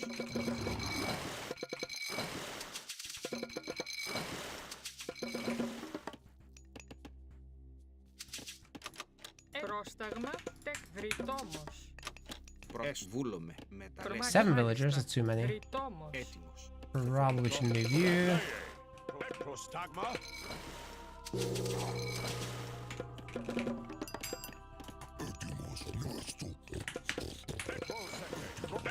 Λέγε. Παν, ορθός. Έστω. Βούλομαι. Βρυτόμος. Προτέκτον.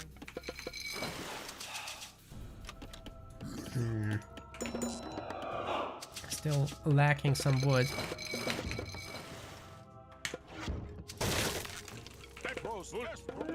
Βούλομαι. Παν. Λέγε.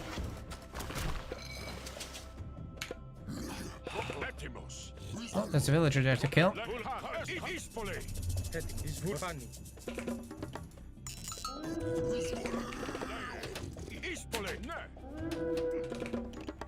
Πρόσεχε, έστω. Μάλιστα. Ναι, βούλομαι. Λέγε, Wow, it ορθός, doesn't kill the βόλι. villager. It doesn't do damage, in fact. And we're housed. My villagers are wiggling. Alright.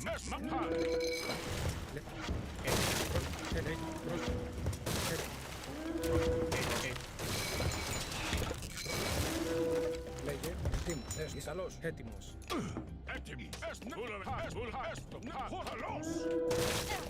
Λέγε.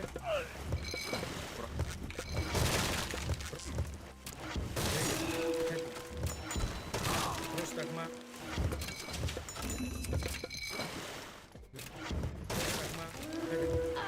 Πρόσταγμα.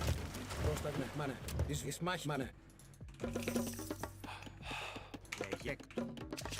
Πρόσεχε. Μεταλλεύς. Λέγε.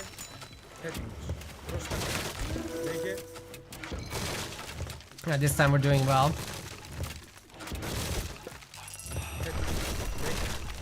Λέγε. Πρόσταγμα. Λέγε. Πρόσταγμα. Έτοιμος. Πρόσεχε. Πρόσταγμα. Έτοιμος. Λέγε. Μαρβούλης εις μάχη. Βούλος, μάνε. Μαρβούλομαι. Έστω. Βούλομαι. Βρυτόμος. Πρόσταγμα. Μεταλλεύς.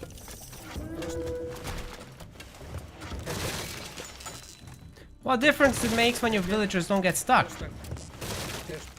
Λέγε. Πρόσταγμα. Λέγε. Έτοιμος. Έτοιμος. Πρόσταγμα. Λέγε. Έτοιμος.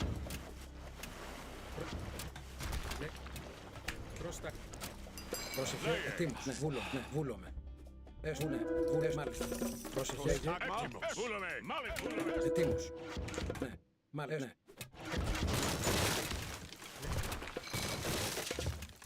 Πρόσταγμα. Έτοιμος. Λέγε. Πρόσταγμα. Πρόσταγμα. Πρόσταγμα. Έτοιμος.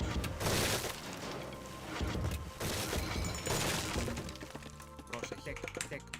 Βρυτόμος. Βούλομαι. Έστω. Λέγε.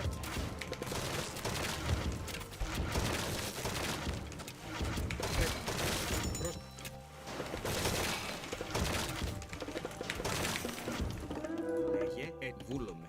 Μάλιστα.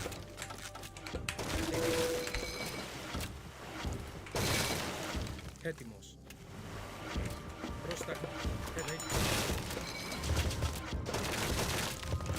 Λέγε. Έτοιμος. Πρόσταγμα. Έτοιμος. Λέγε. Έτοιμος. Ah, what's happening? Πρόσταγμα. Λέγε. Πρόσταγμα. Λέγε. What a mess. Μάλιστα. Put down something I want. Προστέκτη. Λέγε. Πρόσταγμα. Έτοιμος. Λέγε. Έτοιμος. Πρόσταγμα. Λέγε. Πρόσταγμα. Μάλιστα. Τεκ βρυτόμος. Πρόσεχε. Μάλιστα. Βούλο. Λέγε, μάλιστα. Ναι, μάλιστα. Τεκ. Λέγε. Πρόσταγμα. Έτοιμος. Νέστο. Προσέκτον. Πρόσταγμα. Έστω. Εισβολή. Πρόσταγμα. Λέγε. Λέγε. Alright, we got the Zom. The Zom should protect us. Πρόσταγμα.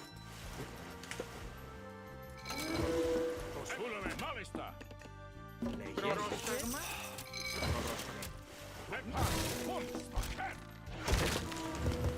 Λέγε.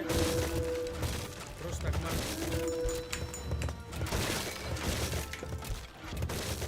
Λέγε. Πρόσταγμα. Λέγε. Πρόσταγμα. Πρόσταγμα. Έτοιμο. Πρόσταγμα. Λέγε. Πρόσταγμα. Έτοιμο. Λέγε. Πρόσταγμα. Λέγε. Έτοιμο. Πρόσταγμα. Λέγε. Έτοιμος. Πρόσταγμα. Έτοιμη. Τέκτον. Τέκτον. Λέγε. Έτοιμος. Λέγε. Μάλιστα. Βούλο. Εις μάχη, ναι. Καλώς. Έτοιμο.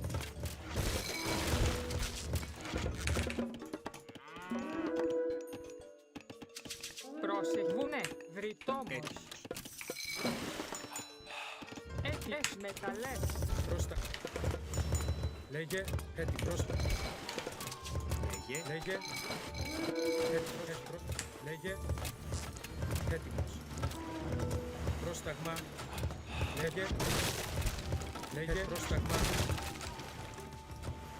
Έτοιμος. Ναι, νέστο. Νέστο. Λέγε. Πρόσταγμα. Is there nothing here? Έτοιμος. Πρόσταγμα. Λέγε. Έτοιμος. Προστάγμα. Έτοιμος. Νέστο. Τέκτο. Διθυρευτής. Λέγε. Τέκτο. Ναι. Βούλομαι. Λέγε. Μάλιστα, έτοιμος. Πρόσταγμα. Έτοιμος.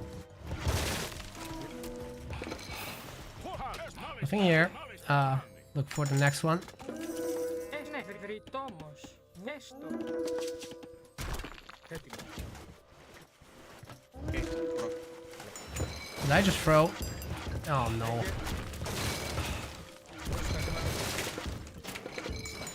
I do have a second TC. That's gonna count for something. Λέγε. Έτοιμος. Πρόσεχε. Guys, come over. Έτοιμος. Τήρες μαγούλο. Ναι. Μάλιστα. It's gonna be a gold mine somewhere, and we're gonna make it hurt. Λέγε.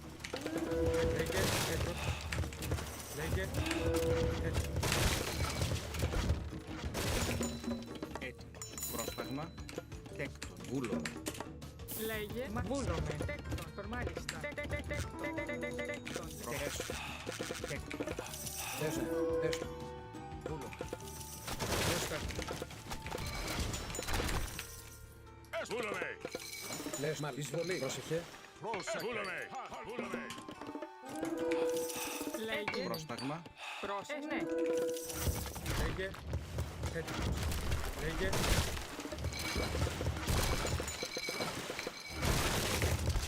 Έτοιμο. Πρόσταγμα. Προστάγμα. Βούλο. Ναι. Τέκτον. Βούλομαι.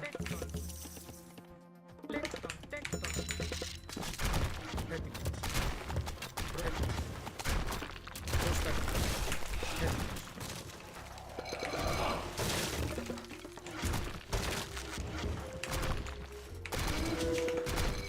Έτοιμο. Ίσπολε. Πρόσταγμα. Τέκτον.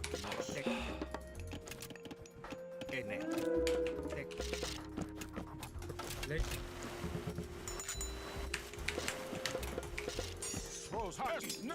Χώρο.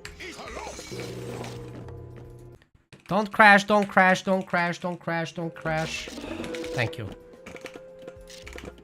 Έτοιμα. Ναι. Τέκτον. Βρυτόμος. Πρόσεχε.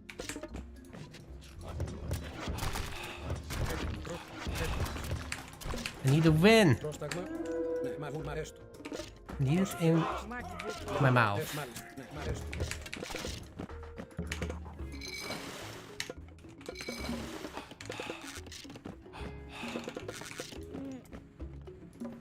Let's hunt. Λέγε. Let's go for the hunt. Θηρευτής. Έτοιμη. Ναι. That's a gold mine. Let's go for that. Ναι. Βρυτόμος. Πρόσταγμα. Έτοιμος. Βούλομαι. Μάλιστα. Έτοιμο.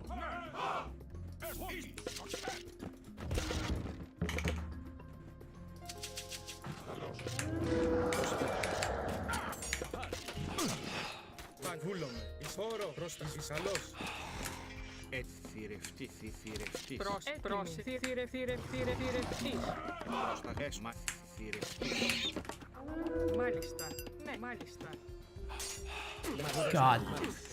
So off stuff. Αθός. Έτοιμος. Λέγε. Ναι. Μάλιστα. Λέγε. Why didn't you guys go gold mining? Oh well, we're gonna bring him forward. Έτοιμος. Πρόσταγμα. Έτοιμος.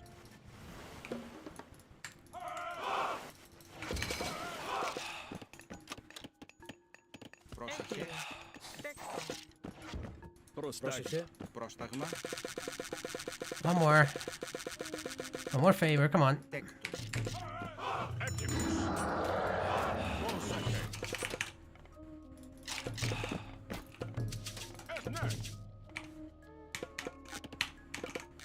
No Pegasus, please. Μάλιστα. Τέκτον. Nope.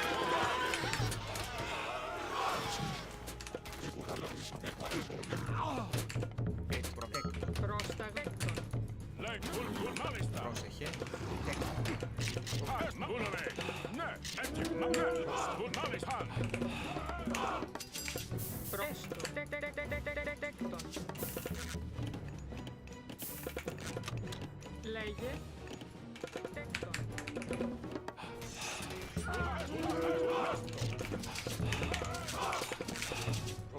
Ναι.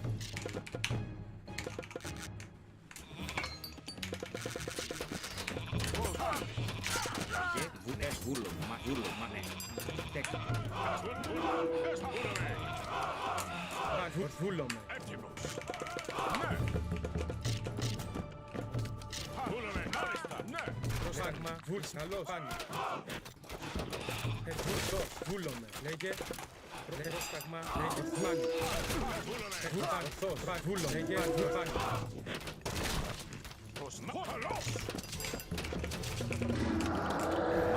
Με μεταλλεύς. Έτσι, ναι. Ναι, μεταλλεύς. Πρόσεχε. Προτέκτον. Μα ναι. Τεκ. No! Why is everyone going the wrong way? Oh no.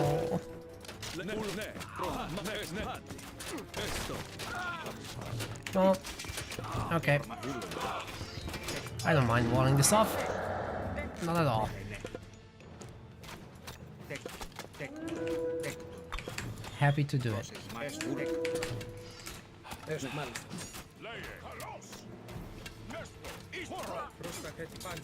Πρόσταγμα, ναι, μάλιστα. Βούλω. Aphrodite. Well, we're gonna go Artemis. Then we're gonna get all our cool upgrades.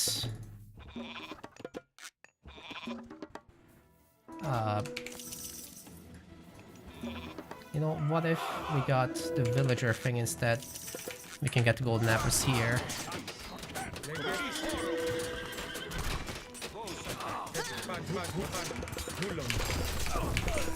I think we've done well there.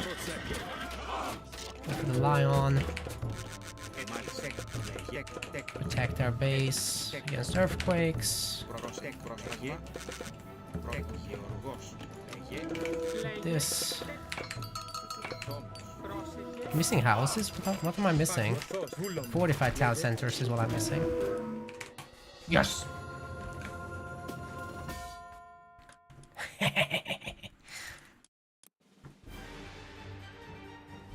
Alright.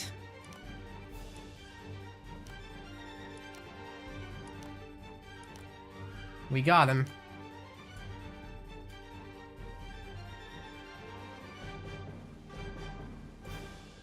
Love the fortress pushes in Age of Mythology. It's so fun.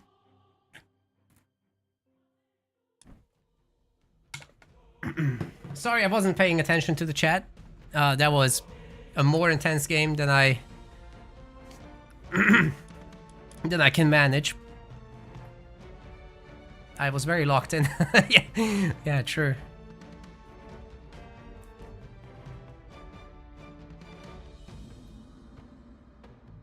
Bring back AQ. I mean, it's available, just not in ranked.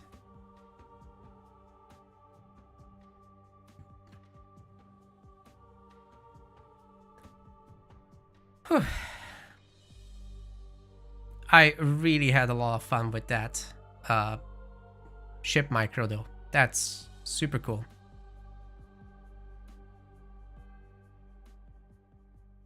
Why did they change Ajax's voice? They changed almost everybody's voice.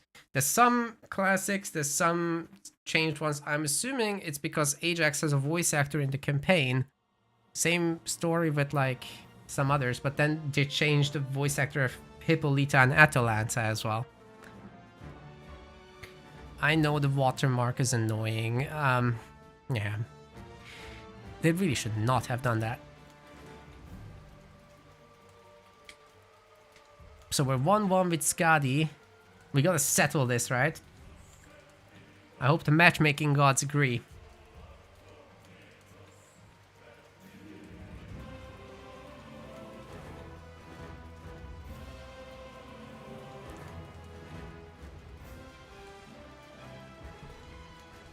However, guys, I like this Aphrodite thing too much. Like, the curse for the fortress push is so satisfying. I don't know.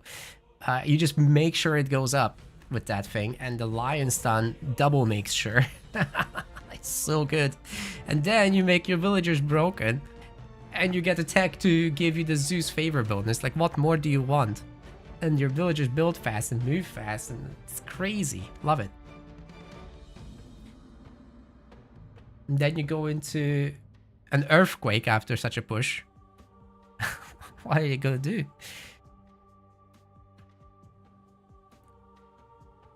Yeah, auto queue is available in lobbies and single player, obviously.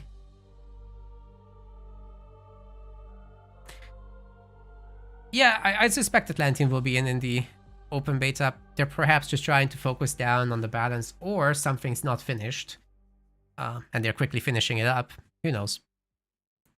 You know, there's still until September for the beta, so Chinese are getting a complete overhaul. Well, they're completely remade apparently, but it's in a DLC, so we don't have it yet.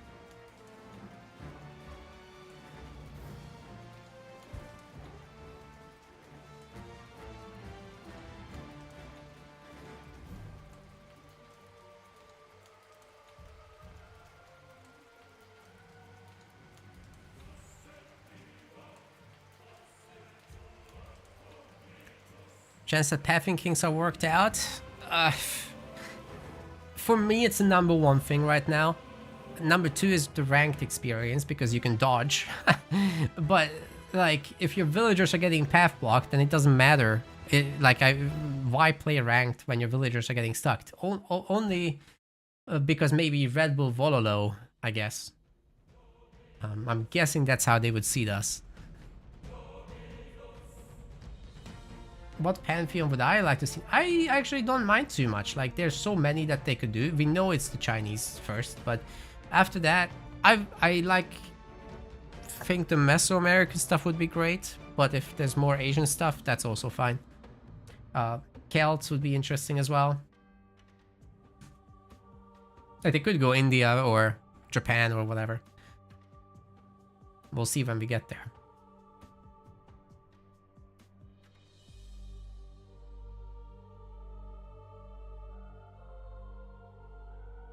How was the beta compared to my expectations? I gave it a 7.5 out of 10 earlier.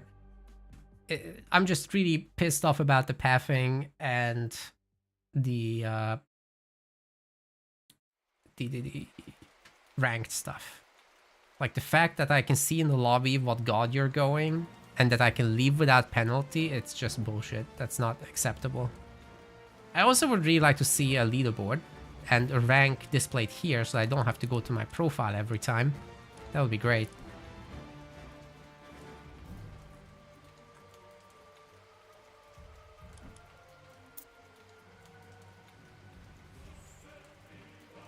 And that's not...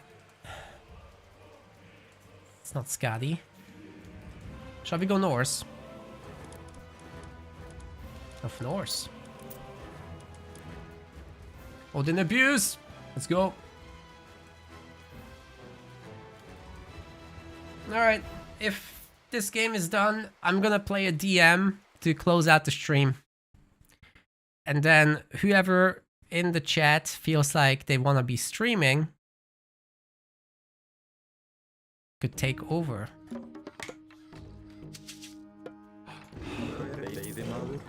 Little Norse to close this out.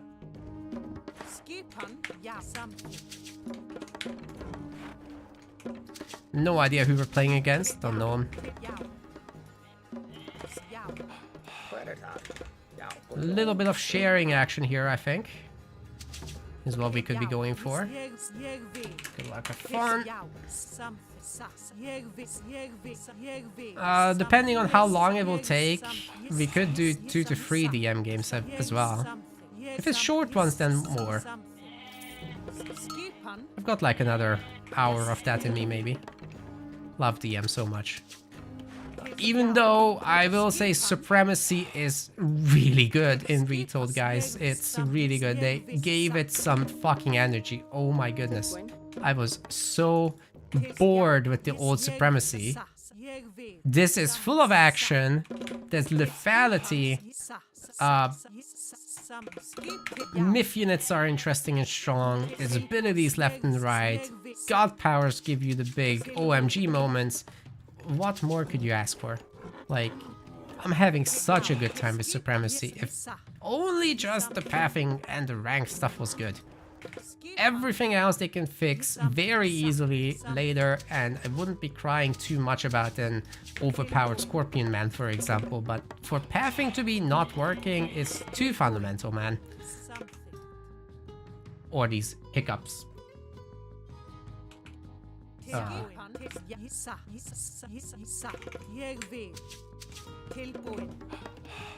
Ja? Veiðimaður. Til skipan.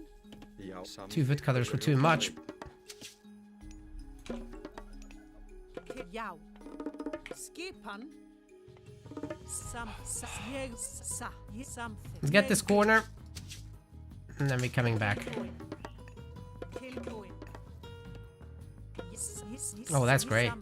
Zebra. Very good. I'm coming straight back. We already have the gold.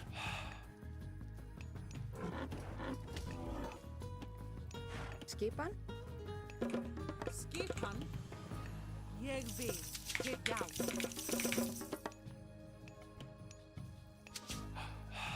Tilbúin. Timbursveit. Yeah, like for the moment, Já, skipan. we can just chill over there. One more villager. Yep. And we do a little scouting after the house. Something.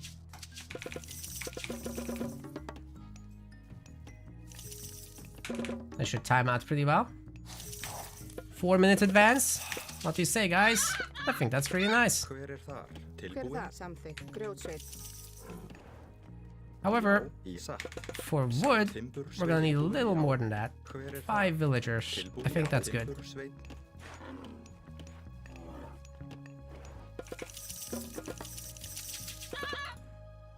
Alright, Burb. Hey! Other Burb. You're silly. Ooh, we're gonna punish this hunt. Nice to know that there's an elephant in the back as well.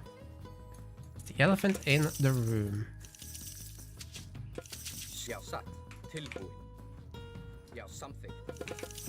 We're gonna punish that so hard. Meanwhile, we're gonna look for the wood, so when we're distracting the hunting people, we're gonna strike so hard.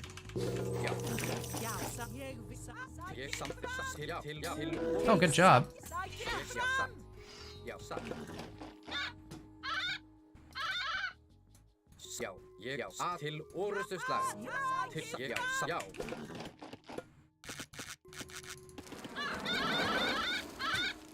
Oh, that's huge damage. You got a kill. Very clean.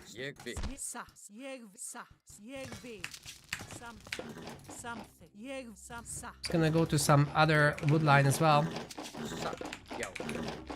Oh god, we forgot to make villagers. That's painful. But we'll recover eventually. That's a kill right there. Some of these are weak. I'm not even sorry.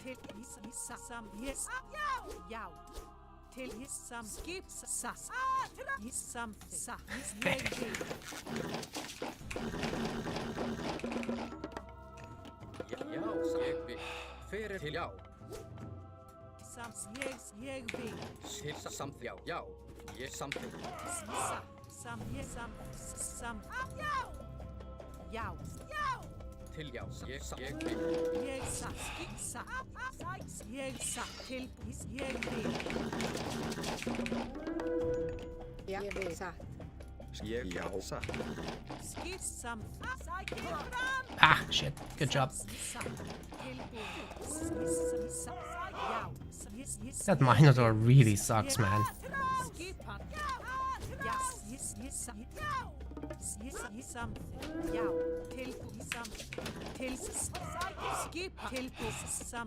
Yeah, we gotta get out of here.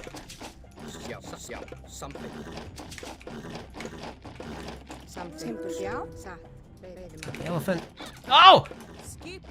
Thought I sent her back.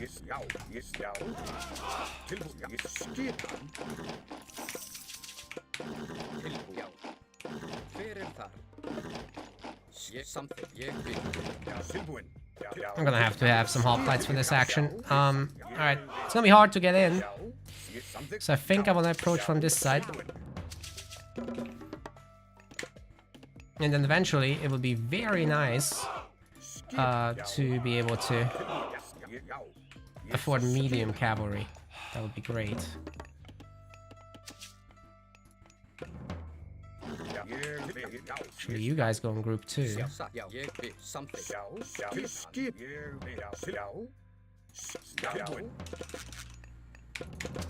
Very nice. Something. Why do you go idle? Nobody told you to do that. Tilbúin. Já, ég vil. Let's split these guys up. Veiðimaður. Tilbúin. Ég vil. Is there a wall here? Oh yeah.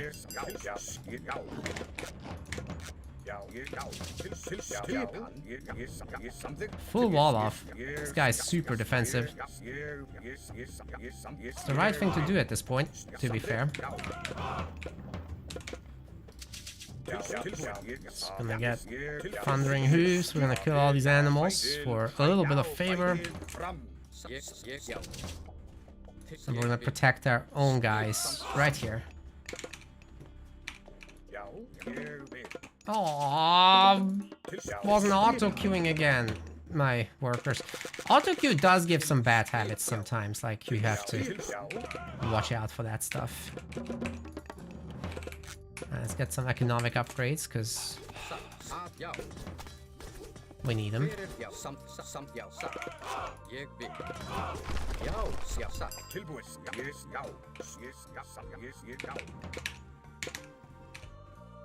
Need a lot more throwing axes.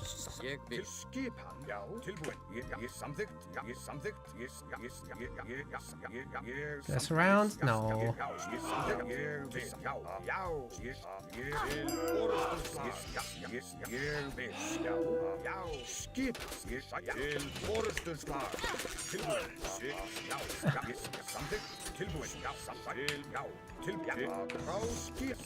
It's hilarious.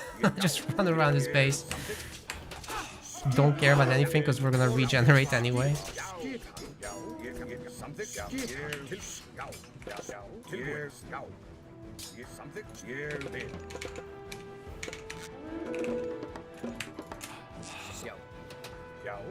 Oh, that's a gap? I'll take it.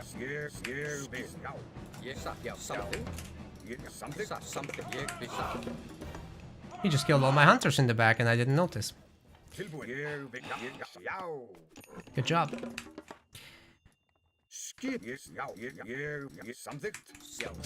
Thought I would have been onto something there, but no.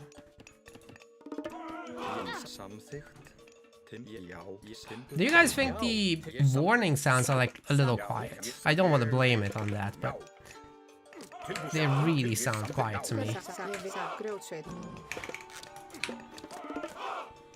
No offense. I'm gonna go and get the surround on those because I'm annoyed now. Oh, my fucking infantry just pulled those enemies. Great.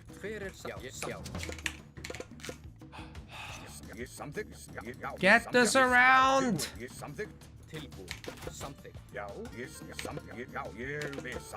Please.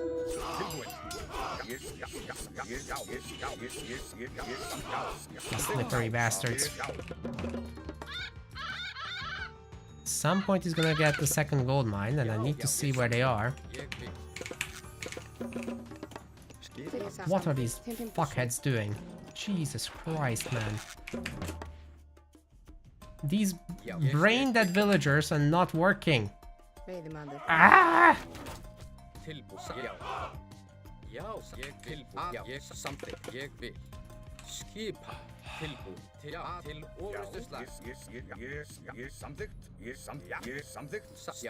Okay, wait for the throwers, and then we're going.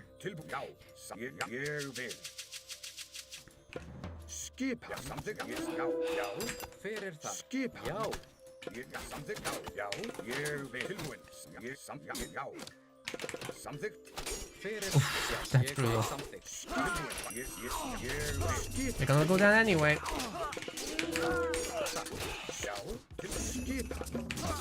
Já, ég vil. Veiðimaður. I just have the numbers at this point. Já. Tilbúin. Já. Ég vil. Hver er það? Já. Já. Can't escape, can't run, can't hide. Orustuslag. Já.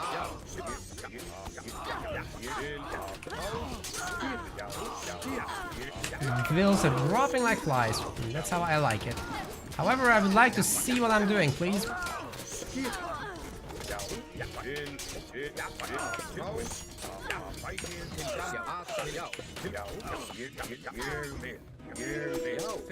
Yeah, those vills are mega toast. Tilbúin. Satt. Veiðimaður. Já. Next gold mine. Timbursveit.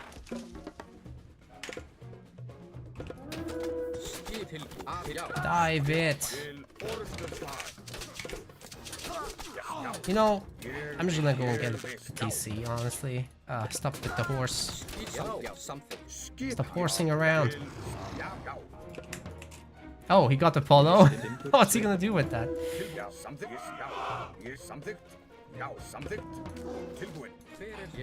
I mean, that was a good cast there, but come on, man.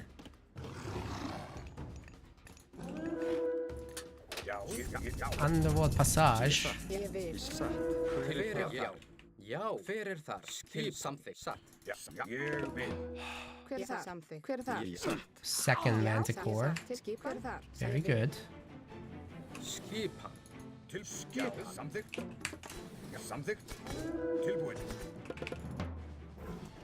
Skipa. Satt. Já, skip. Já. You guys gonna arrive soon? Ég samþykkt. Satt. Tilbúin. Skip. Ég vil. Skip samþykkt. Ég ská. Ég satt. Ég vil. Okay, Já, Grjótsveit. grjótsveit. this is hilarious. Okay, let's get the market. Hver er þar? You are now promoted. Tilbúin. Ég grjótsveit. Skip. Já. Tilbúin. Skipar. You guys get the berries. Ég- Holy shit! Til skip. It's abuse! I just lost everything! Ég satt. Manticore abuse!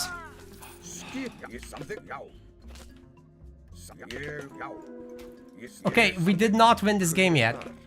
As much as that pains me to say, Grjótsveit. this game might be problematic going forward. He has 3 of those things. Oh my god. I'm gonna sell some wood. Because we're gonna need a lot of these things. Já, satt. Já. Ég something. Stop trolling.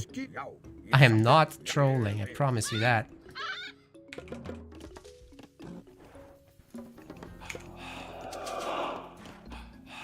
Skip. Já. Ég vil.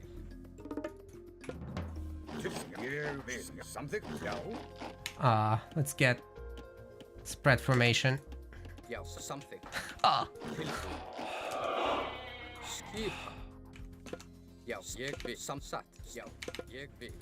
alright. Thankfully, he doesn't have much stuff. And I don't think he has gold. So there is that. I'm gonna find my hunters. Timburs. Satt. Ég We're gonna samþykkt. help him not do that. Til. Já. Já. Hver er þar? And then if we sell a little bit more, just a little bit more. Ég vil. Ég samþykkt. Skip. Já, satt. Ég satt. Ég fjósamaður. Til. Satt. Good god. Já, hver er þar? Til. Atrá. Hver er þar? Til. Orustuslag.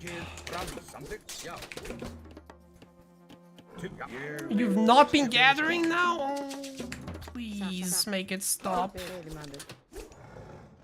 Alright, we killed everything. Now let's get Underworld Passage. And games should be over, I think. Ég fjósamaður. I did not expect to lose every single villager I had, to be honest. That was hilarious, but I've had enough now. So Fyrir það. let's get a nice little forward tempo here. Ég vil. And pray for the end of days to come. Já. Oh, there's some. Look at that. Give something. Tilbúið. Ég There's some of the good stuff.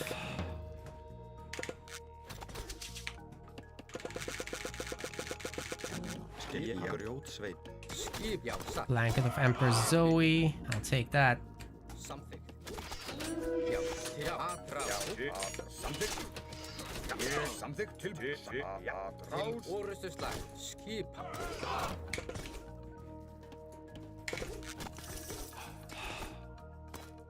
Tilbúið. Oh, just delete that. Já, samþykkt. I'm gonna use this one. You guys done? Já, ég vil skipa. Then let's go. Já, satt. Ég samþykkt. Uh-oh.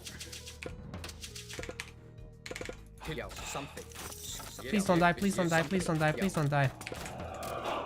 Já, Hurry up. ég samþykkt. Já, til já, satt. Já, Ég samþykkt. ég samþykkt. Já, ég vil samþykkt. Ég Já, vil. satt. Aw. I wasn't allowed to play. Alright, GG. That Manticore Underworld. I've never seen that coming, not gonna lie. After all those losses that he suffered, he freaking got a Manticore Underworld, and then this happened. Just wiped out a quarter of my ego. Alright, dude, that was sick. But yeah, I was just too overconfident, like diving his base. Like, there was no need. That was not. I could have just built 2 TCs, go heroic, win normally, but no. No, that wouldn't be sufficient for Nakamura. DM time! Who wants DM? Wake up, DM crew. That's a wrong game mode hosted. I did, Rich. Barely. Kidding. I was fine, but Jesus Christ. I made that way too close, with just being too aggressive. Alright, I'm gonna try this ISIS cheese thing in DM. Somebody join me.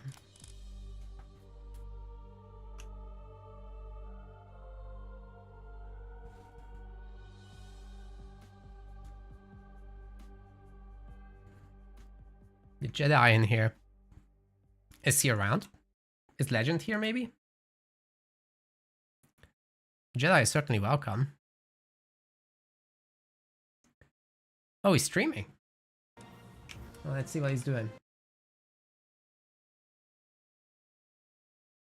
He's currently gaming against someone.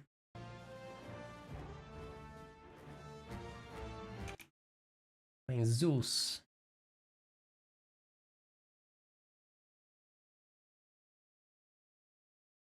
So I guess he's not going to be available for a bit. But I have a lobby. Anyone can join. It says DM.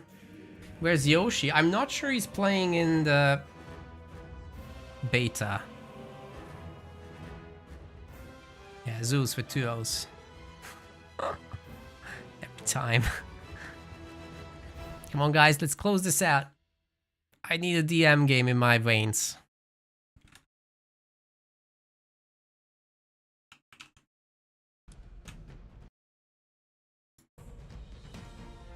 Who's coming?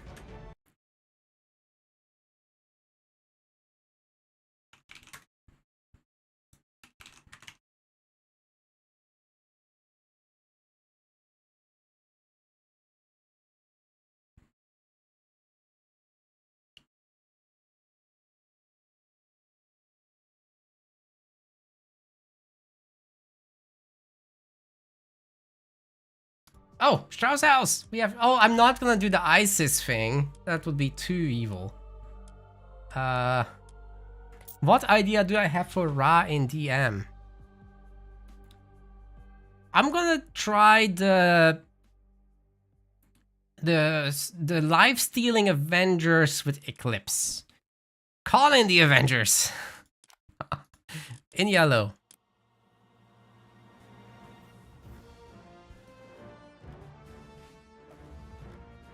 Live stealing Eclipse Avengers. This is gonna be the best. Thanks, Strauss, for joining.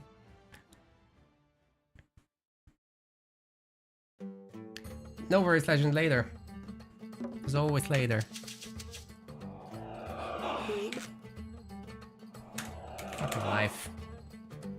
That's a supremacy game.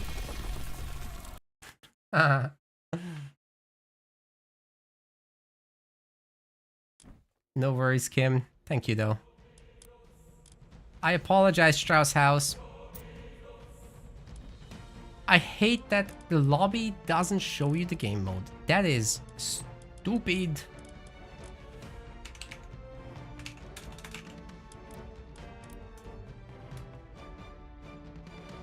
Stealing your strats.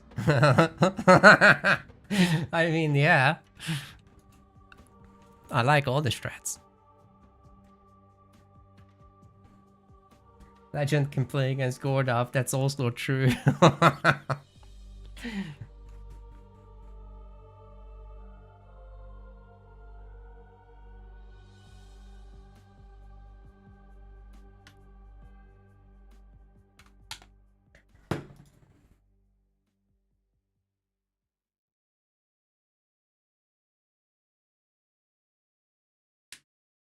Strauss House. Did you get the... Ah.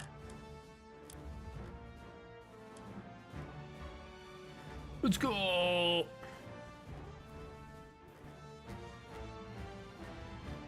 Yeah, where is Gordalf? I haven't even seen him in the chat. Am I just blind? I know there's a lot of messages I'm missing, but I did not see Gordalf, actually. It's a good point.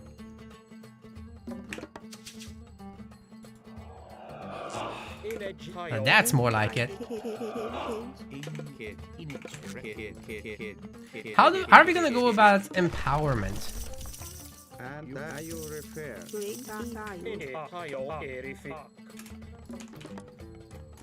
To go bust. I think that's the wrong spot to be in. I'm gonna bring it back.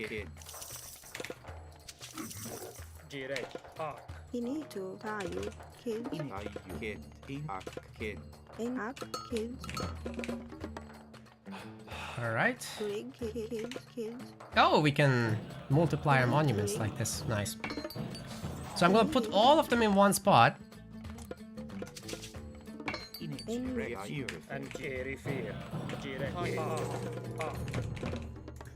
No, don't. These complete lockups are insane, man. This is gonna be enough then for all the monuments as well as gold mining. So I'm excited, to say the least.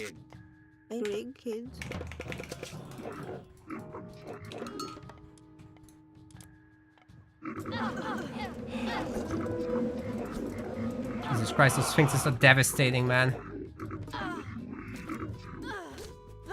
Free sphinx! Free kills with the sphinxes! Jesus, man! And we're just getting started. Ah, I didn't mean to bring the scarab. See if we can get some houses with him.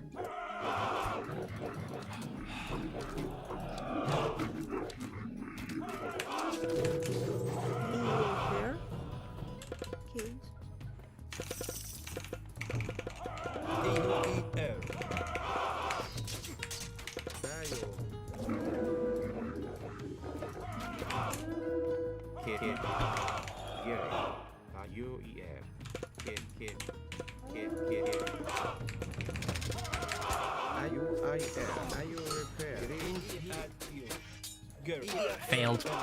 Too much to micro.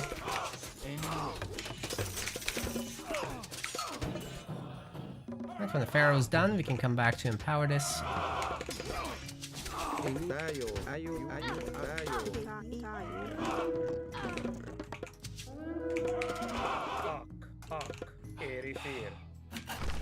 Into you. Come on, guys. Over here. In which? Alright, we'll use this one. Let me get ridiculous favor.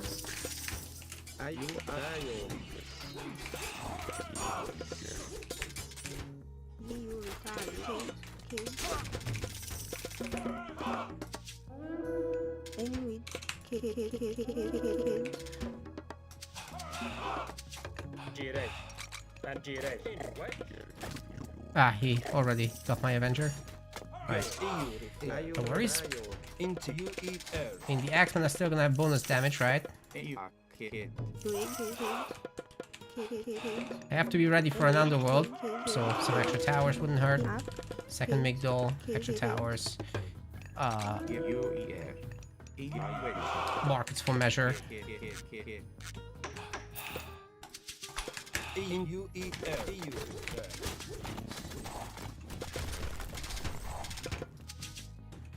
I should put these on a different control group. Into you.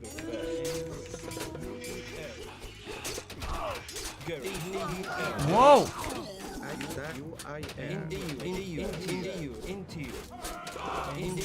Spread formation! Go, go, go, go!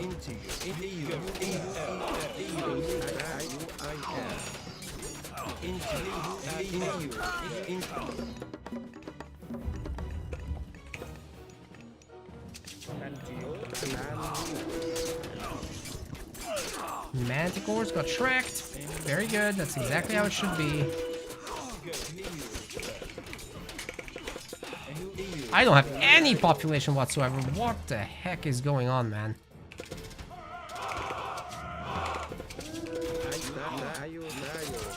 Dude, Zeus is not too bad. Seriously.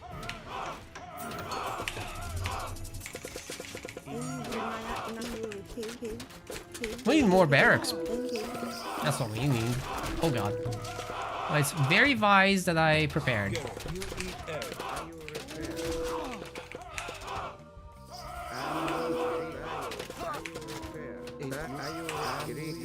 I'm sure he's got that TC now. Oh, go there, go there. Into you.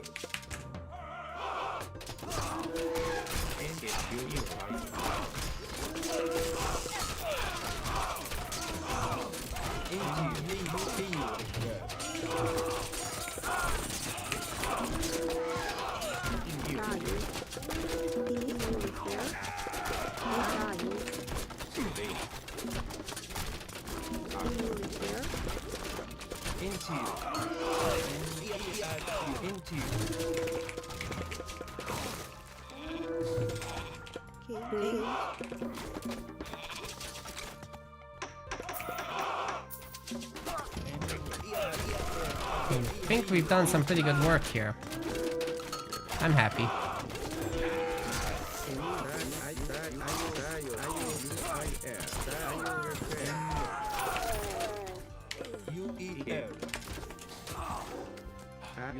You guys don't need to come here anymore.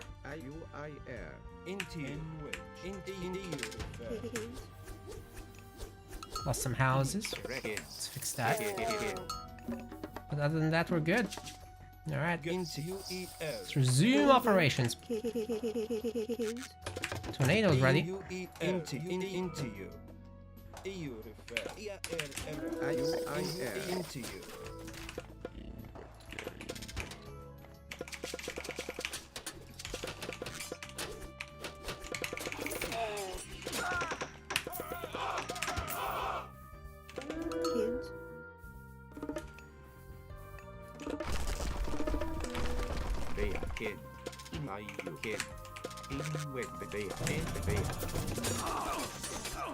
Nice job by him.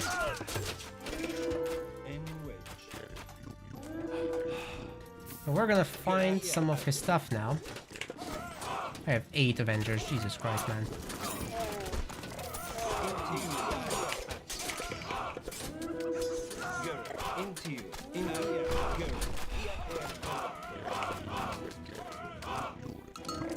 Where are the vills?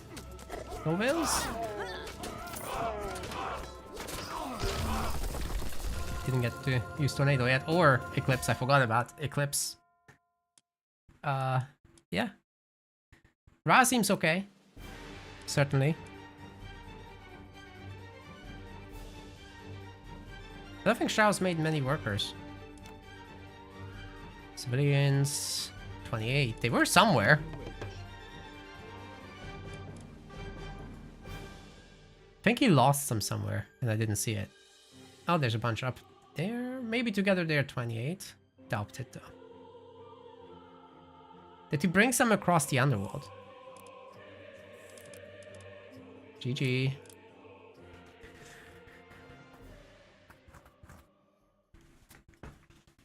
Oh, DM is so good.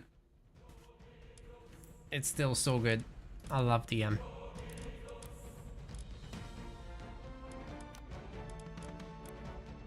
So don't get the wrong signal from me playing so much Supremacy.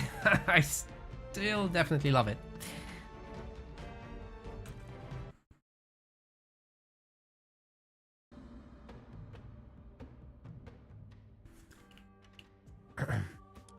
Ready for the next one. This time I will remember that I need to use Eclipse.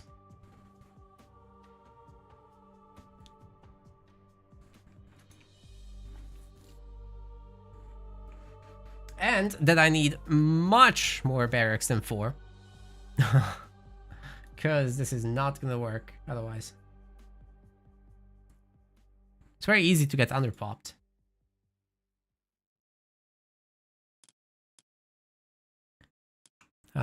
Legend, you want to play as well, right? Just use invites. It's quicker.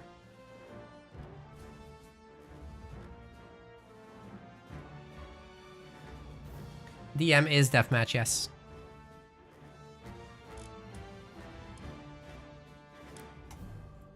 Right, let's try this out. Don't know how good it's going to be against Isis. Especially if he actually plays Isis.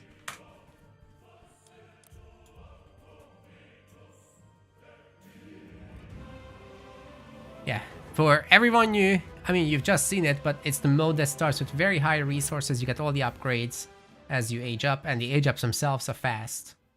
You get a lot of myth units out of this, and you gotta fill up the map and stop the other person from doing so. It's really the gist of it. It's still the same victory conditions like the regular game, just a bit more involved.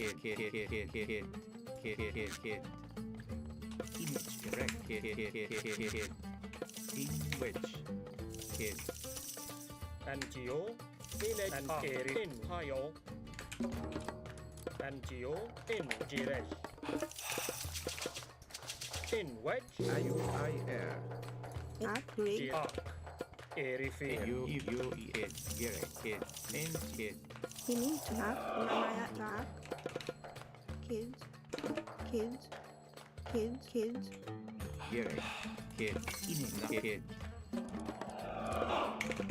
Brig. Jiresh. Hayo. In kid. In Jirek. Erifin. I'm gonna keep my stuff here, I think. Let's pick up some relics real quick.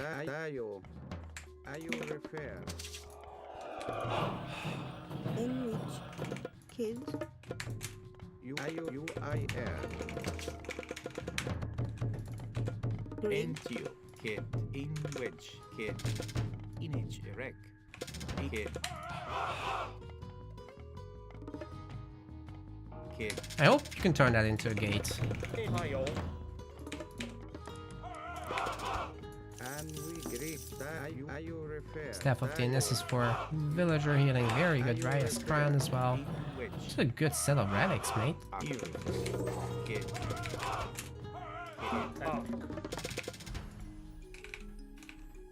This fucking game, man, just keeps lagging.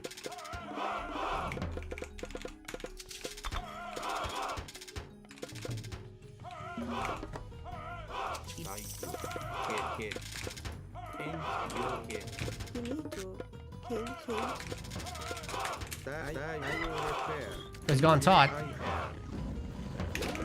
Need much more spears.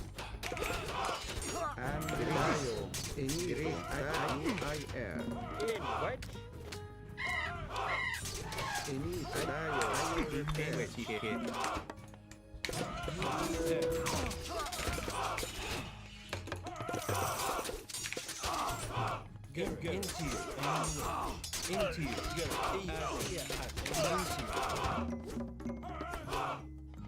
Antio erifir.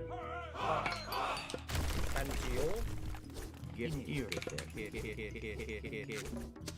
Rig. Kids. inegirec. Okay, we're gonna bring the pharaoh home, and then we're all Gucci.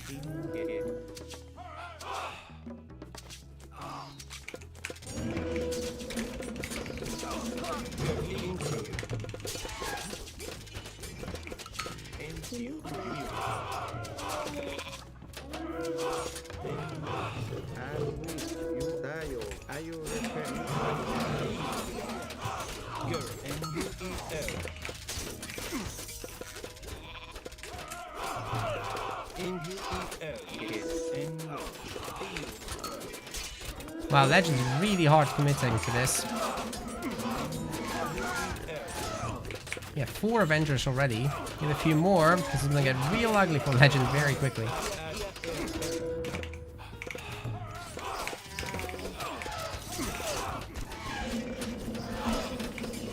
Five Avengers. Numbers can keep climbing. Who said we're done?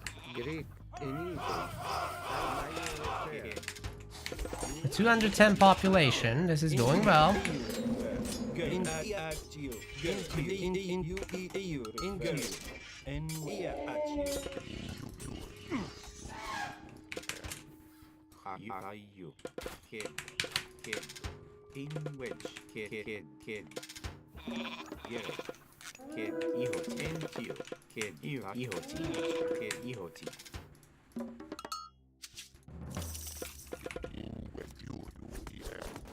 Yep, this is gonna go down.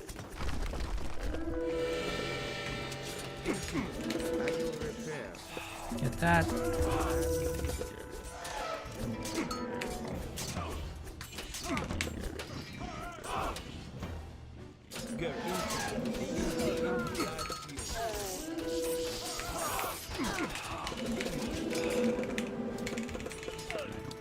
Dude, where's Legend stuff, man? There's no one on gold.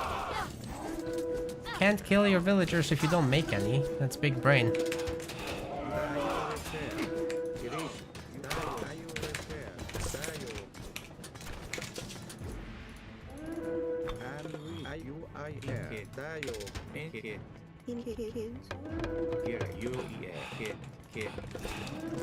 There's none here either. Classic.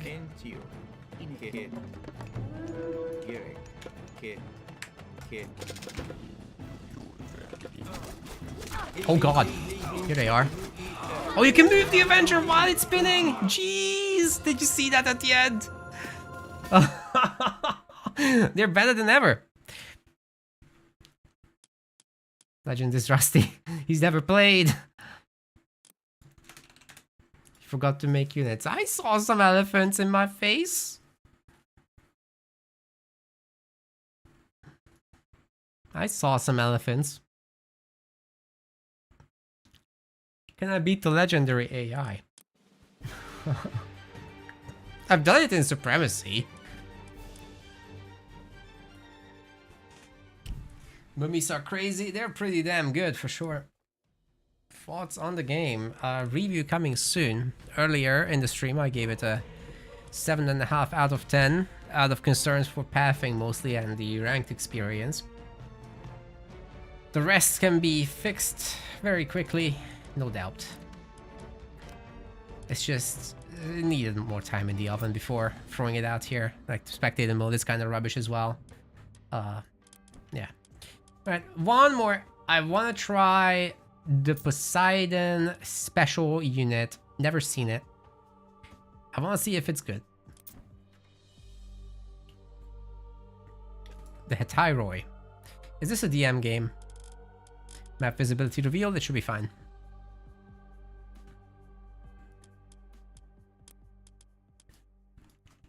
Lag end.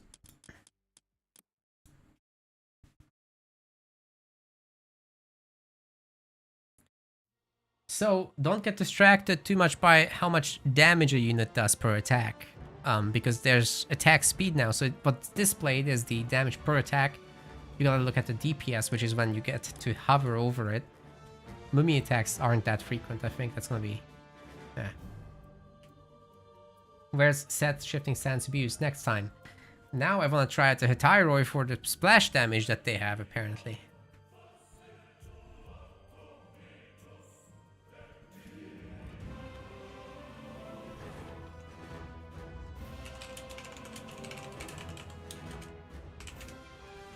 Those elephants are really not that impressive. Like, once you get spears and everything out... Poor legend, he's trying to make Isis work. Please make Isis great again.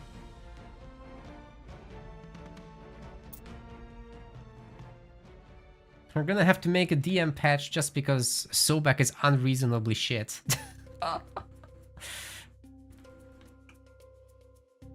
Hetairoi, they're moved into... oh my god, it takes so long for these villagers to spawn. So they're moved into the fortress, and they do splash damage. It's pretty sick. Did you see that insane favor we had last game? I love that. It was so fun.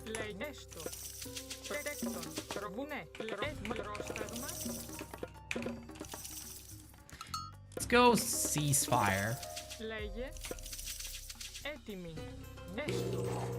Oh, for fuck's sake, man, the game is like lagging up whenever I age up. This is awful.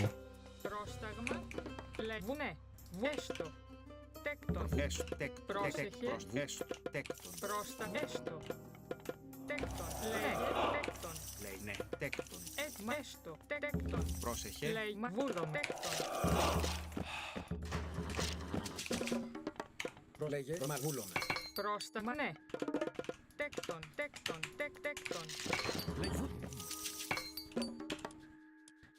I think we're gonna go with the Dionysus.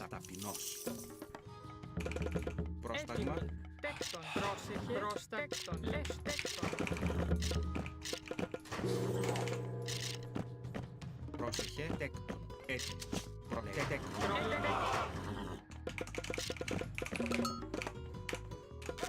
Oh, you can make Hippolyta at the same time now. That's right. Well, the heroes, that is.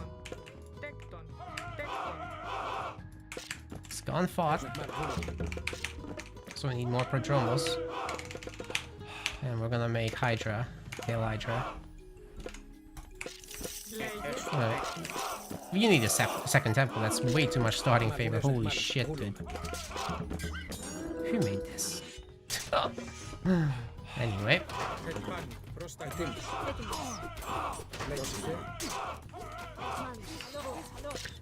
Oh god.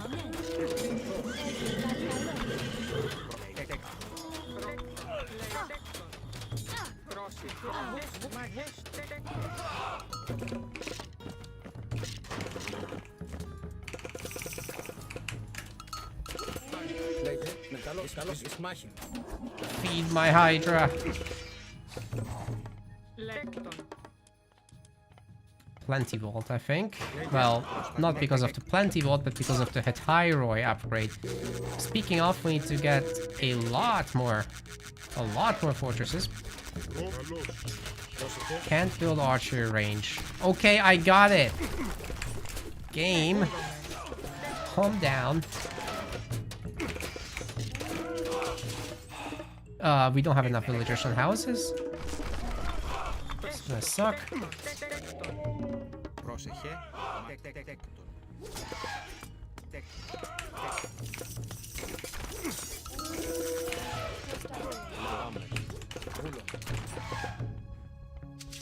Alright, units, get your shit together.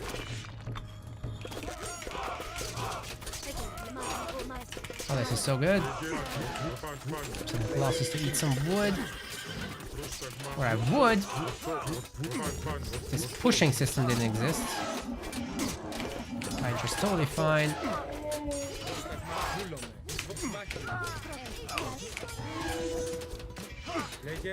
So many Hydras, it's dinosaur warfare. I love it. So good. βουνέ, τέκτον. Legend. This is not gonna work, man. We're spamming a single unit type. I know how to build counters. Έστω. Ναι, μάλιστα, ναι. Μάλιστα. Ορθώς. Λέγε. Τέκτον. Τέκτον. Τέκτον. Τέκτον. Τέκτον. Τέκτον. Τέκτον. Τέκτον. Βούλομαι. Ορθώς, ορθώς. Oh god, I have so much shit here.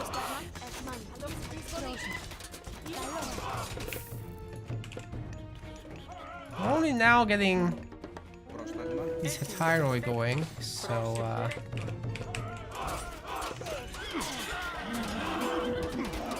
I don't think this is a Hetairoi game, Legend. It's your fault.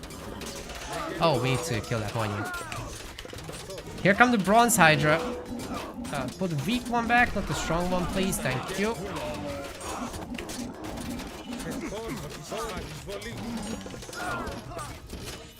Oh, Bronze Hydra, let's go! They have infinite armor. Watch what they do to that Migdal stronghold.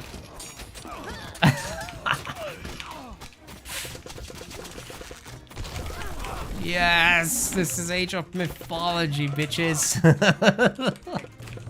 I love this.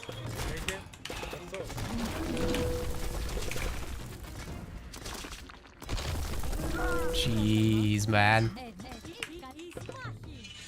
He's got something on the counter.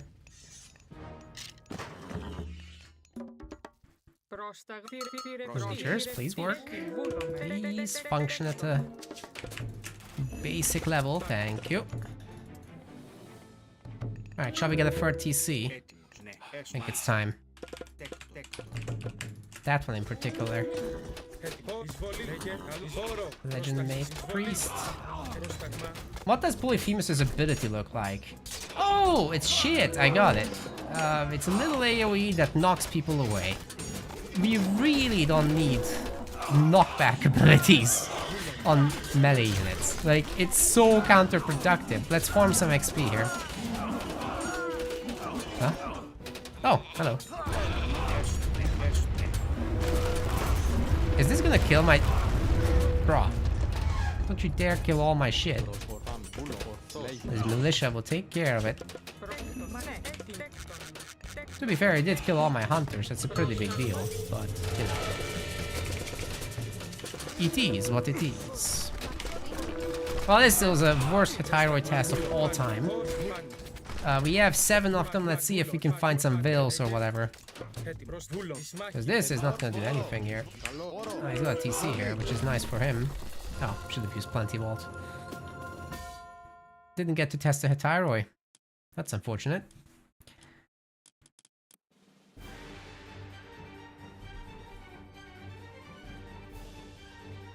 Ryuk loves gold. There is someone in the Discord who would enjoy that a lot. The DM Discord.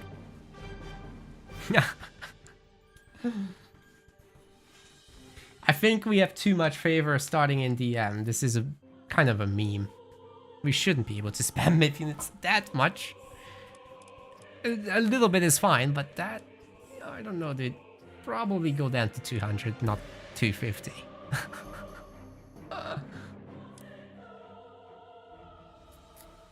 Should be some kind of counter to god abilities, like what?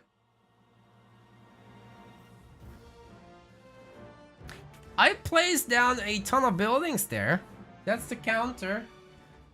Soak up the damage. Oh my god, the main menu is lagging up everything.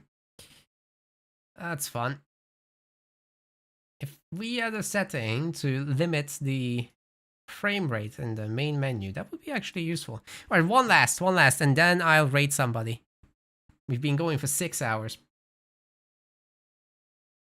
Yeah, I cannot stop Hydra. Need a lot more priests for that.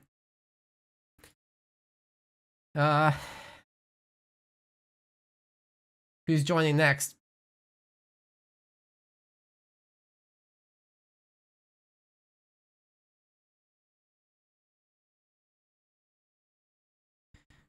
You can't use god ability near Egypt god statues. Yes. Well, Isis only. The others have different bonuses. And then you go and destroy the monument, and then you can. So, you know. I don't think you're cooking, Legend. That's kind of rubbish. I just said during the game that, you know, I know how to make counter units, so this is kind of silly. I think you gotta cook something better. Try a different recipe. Okay, no Hetairoi, but what about double shifting sands drop? Oh, wait, we got someone else joining us. So maybe we do try this Hetairoi thing. Against Norse, might be tough, but we'll try it.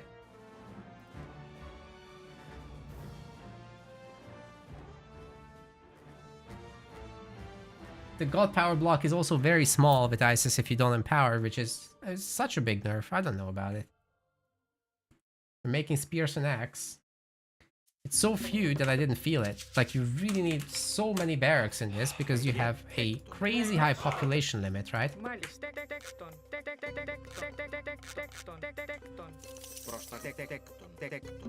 I'm gonna put a second villager on that right away because it's so many houses to make. We're gonna play safe with the back TC. Okay. My game... I just look somewhere else and it freezes up. I hate it so much that that happens. Πρόσεχε, βούλομαι, ναι. Πρόσταγμα, τέκτον. Λεγές του. Oh, the Greek build order is so smooth. You can just make both heroes instantly. It's glorious, even. Not just smooth. That is freaking glorious, dude.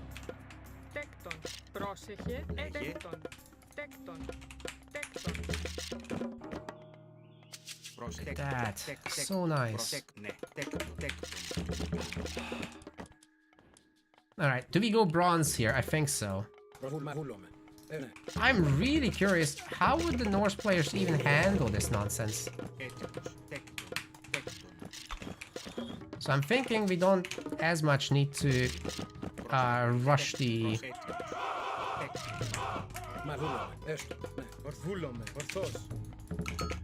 What was I gonna say? The TC.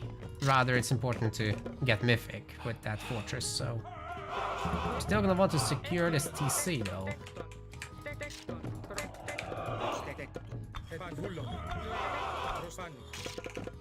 Let's see if there's something on the side. The big patrol. What is this guy doing? Oh, they don't know what DM is, I'm guessing.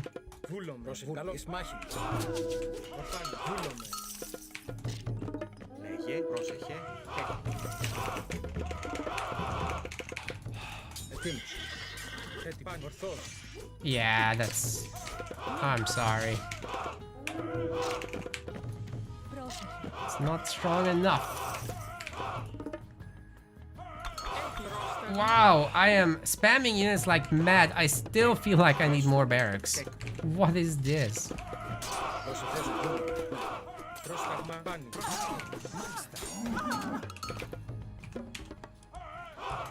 Face this.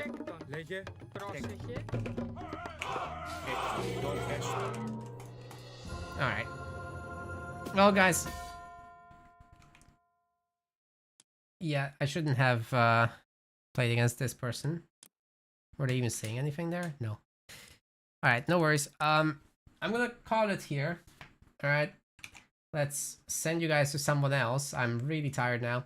I'm gonna go ahead and finish my little video about the big changes that came to AOM. We're gonna find somebody to raid. That was a really good session with good games, both casted and played. And we're gonna do some really cool DM stuff in the future as well. Obviously, in addition to the regular game. Magic streaming, so I'll probably send you guys his way. As everybody's there anyway. 500 people. Let's push him to 600. Not Grubby. Magic's playing Age of Mythology, so it's good for you guys. I'm gonna link him as well to the YouTube chat.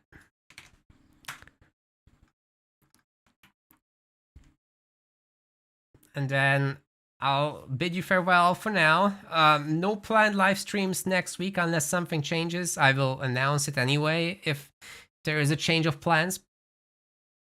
Lots of YouTube videos though, so make sure to subscribe there. Follow the Twitch as well. That's enough support from me. Thanks guys very much for watching. Hope you had fun. Go watch some Magic now. Bye bye.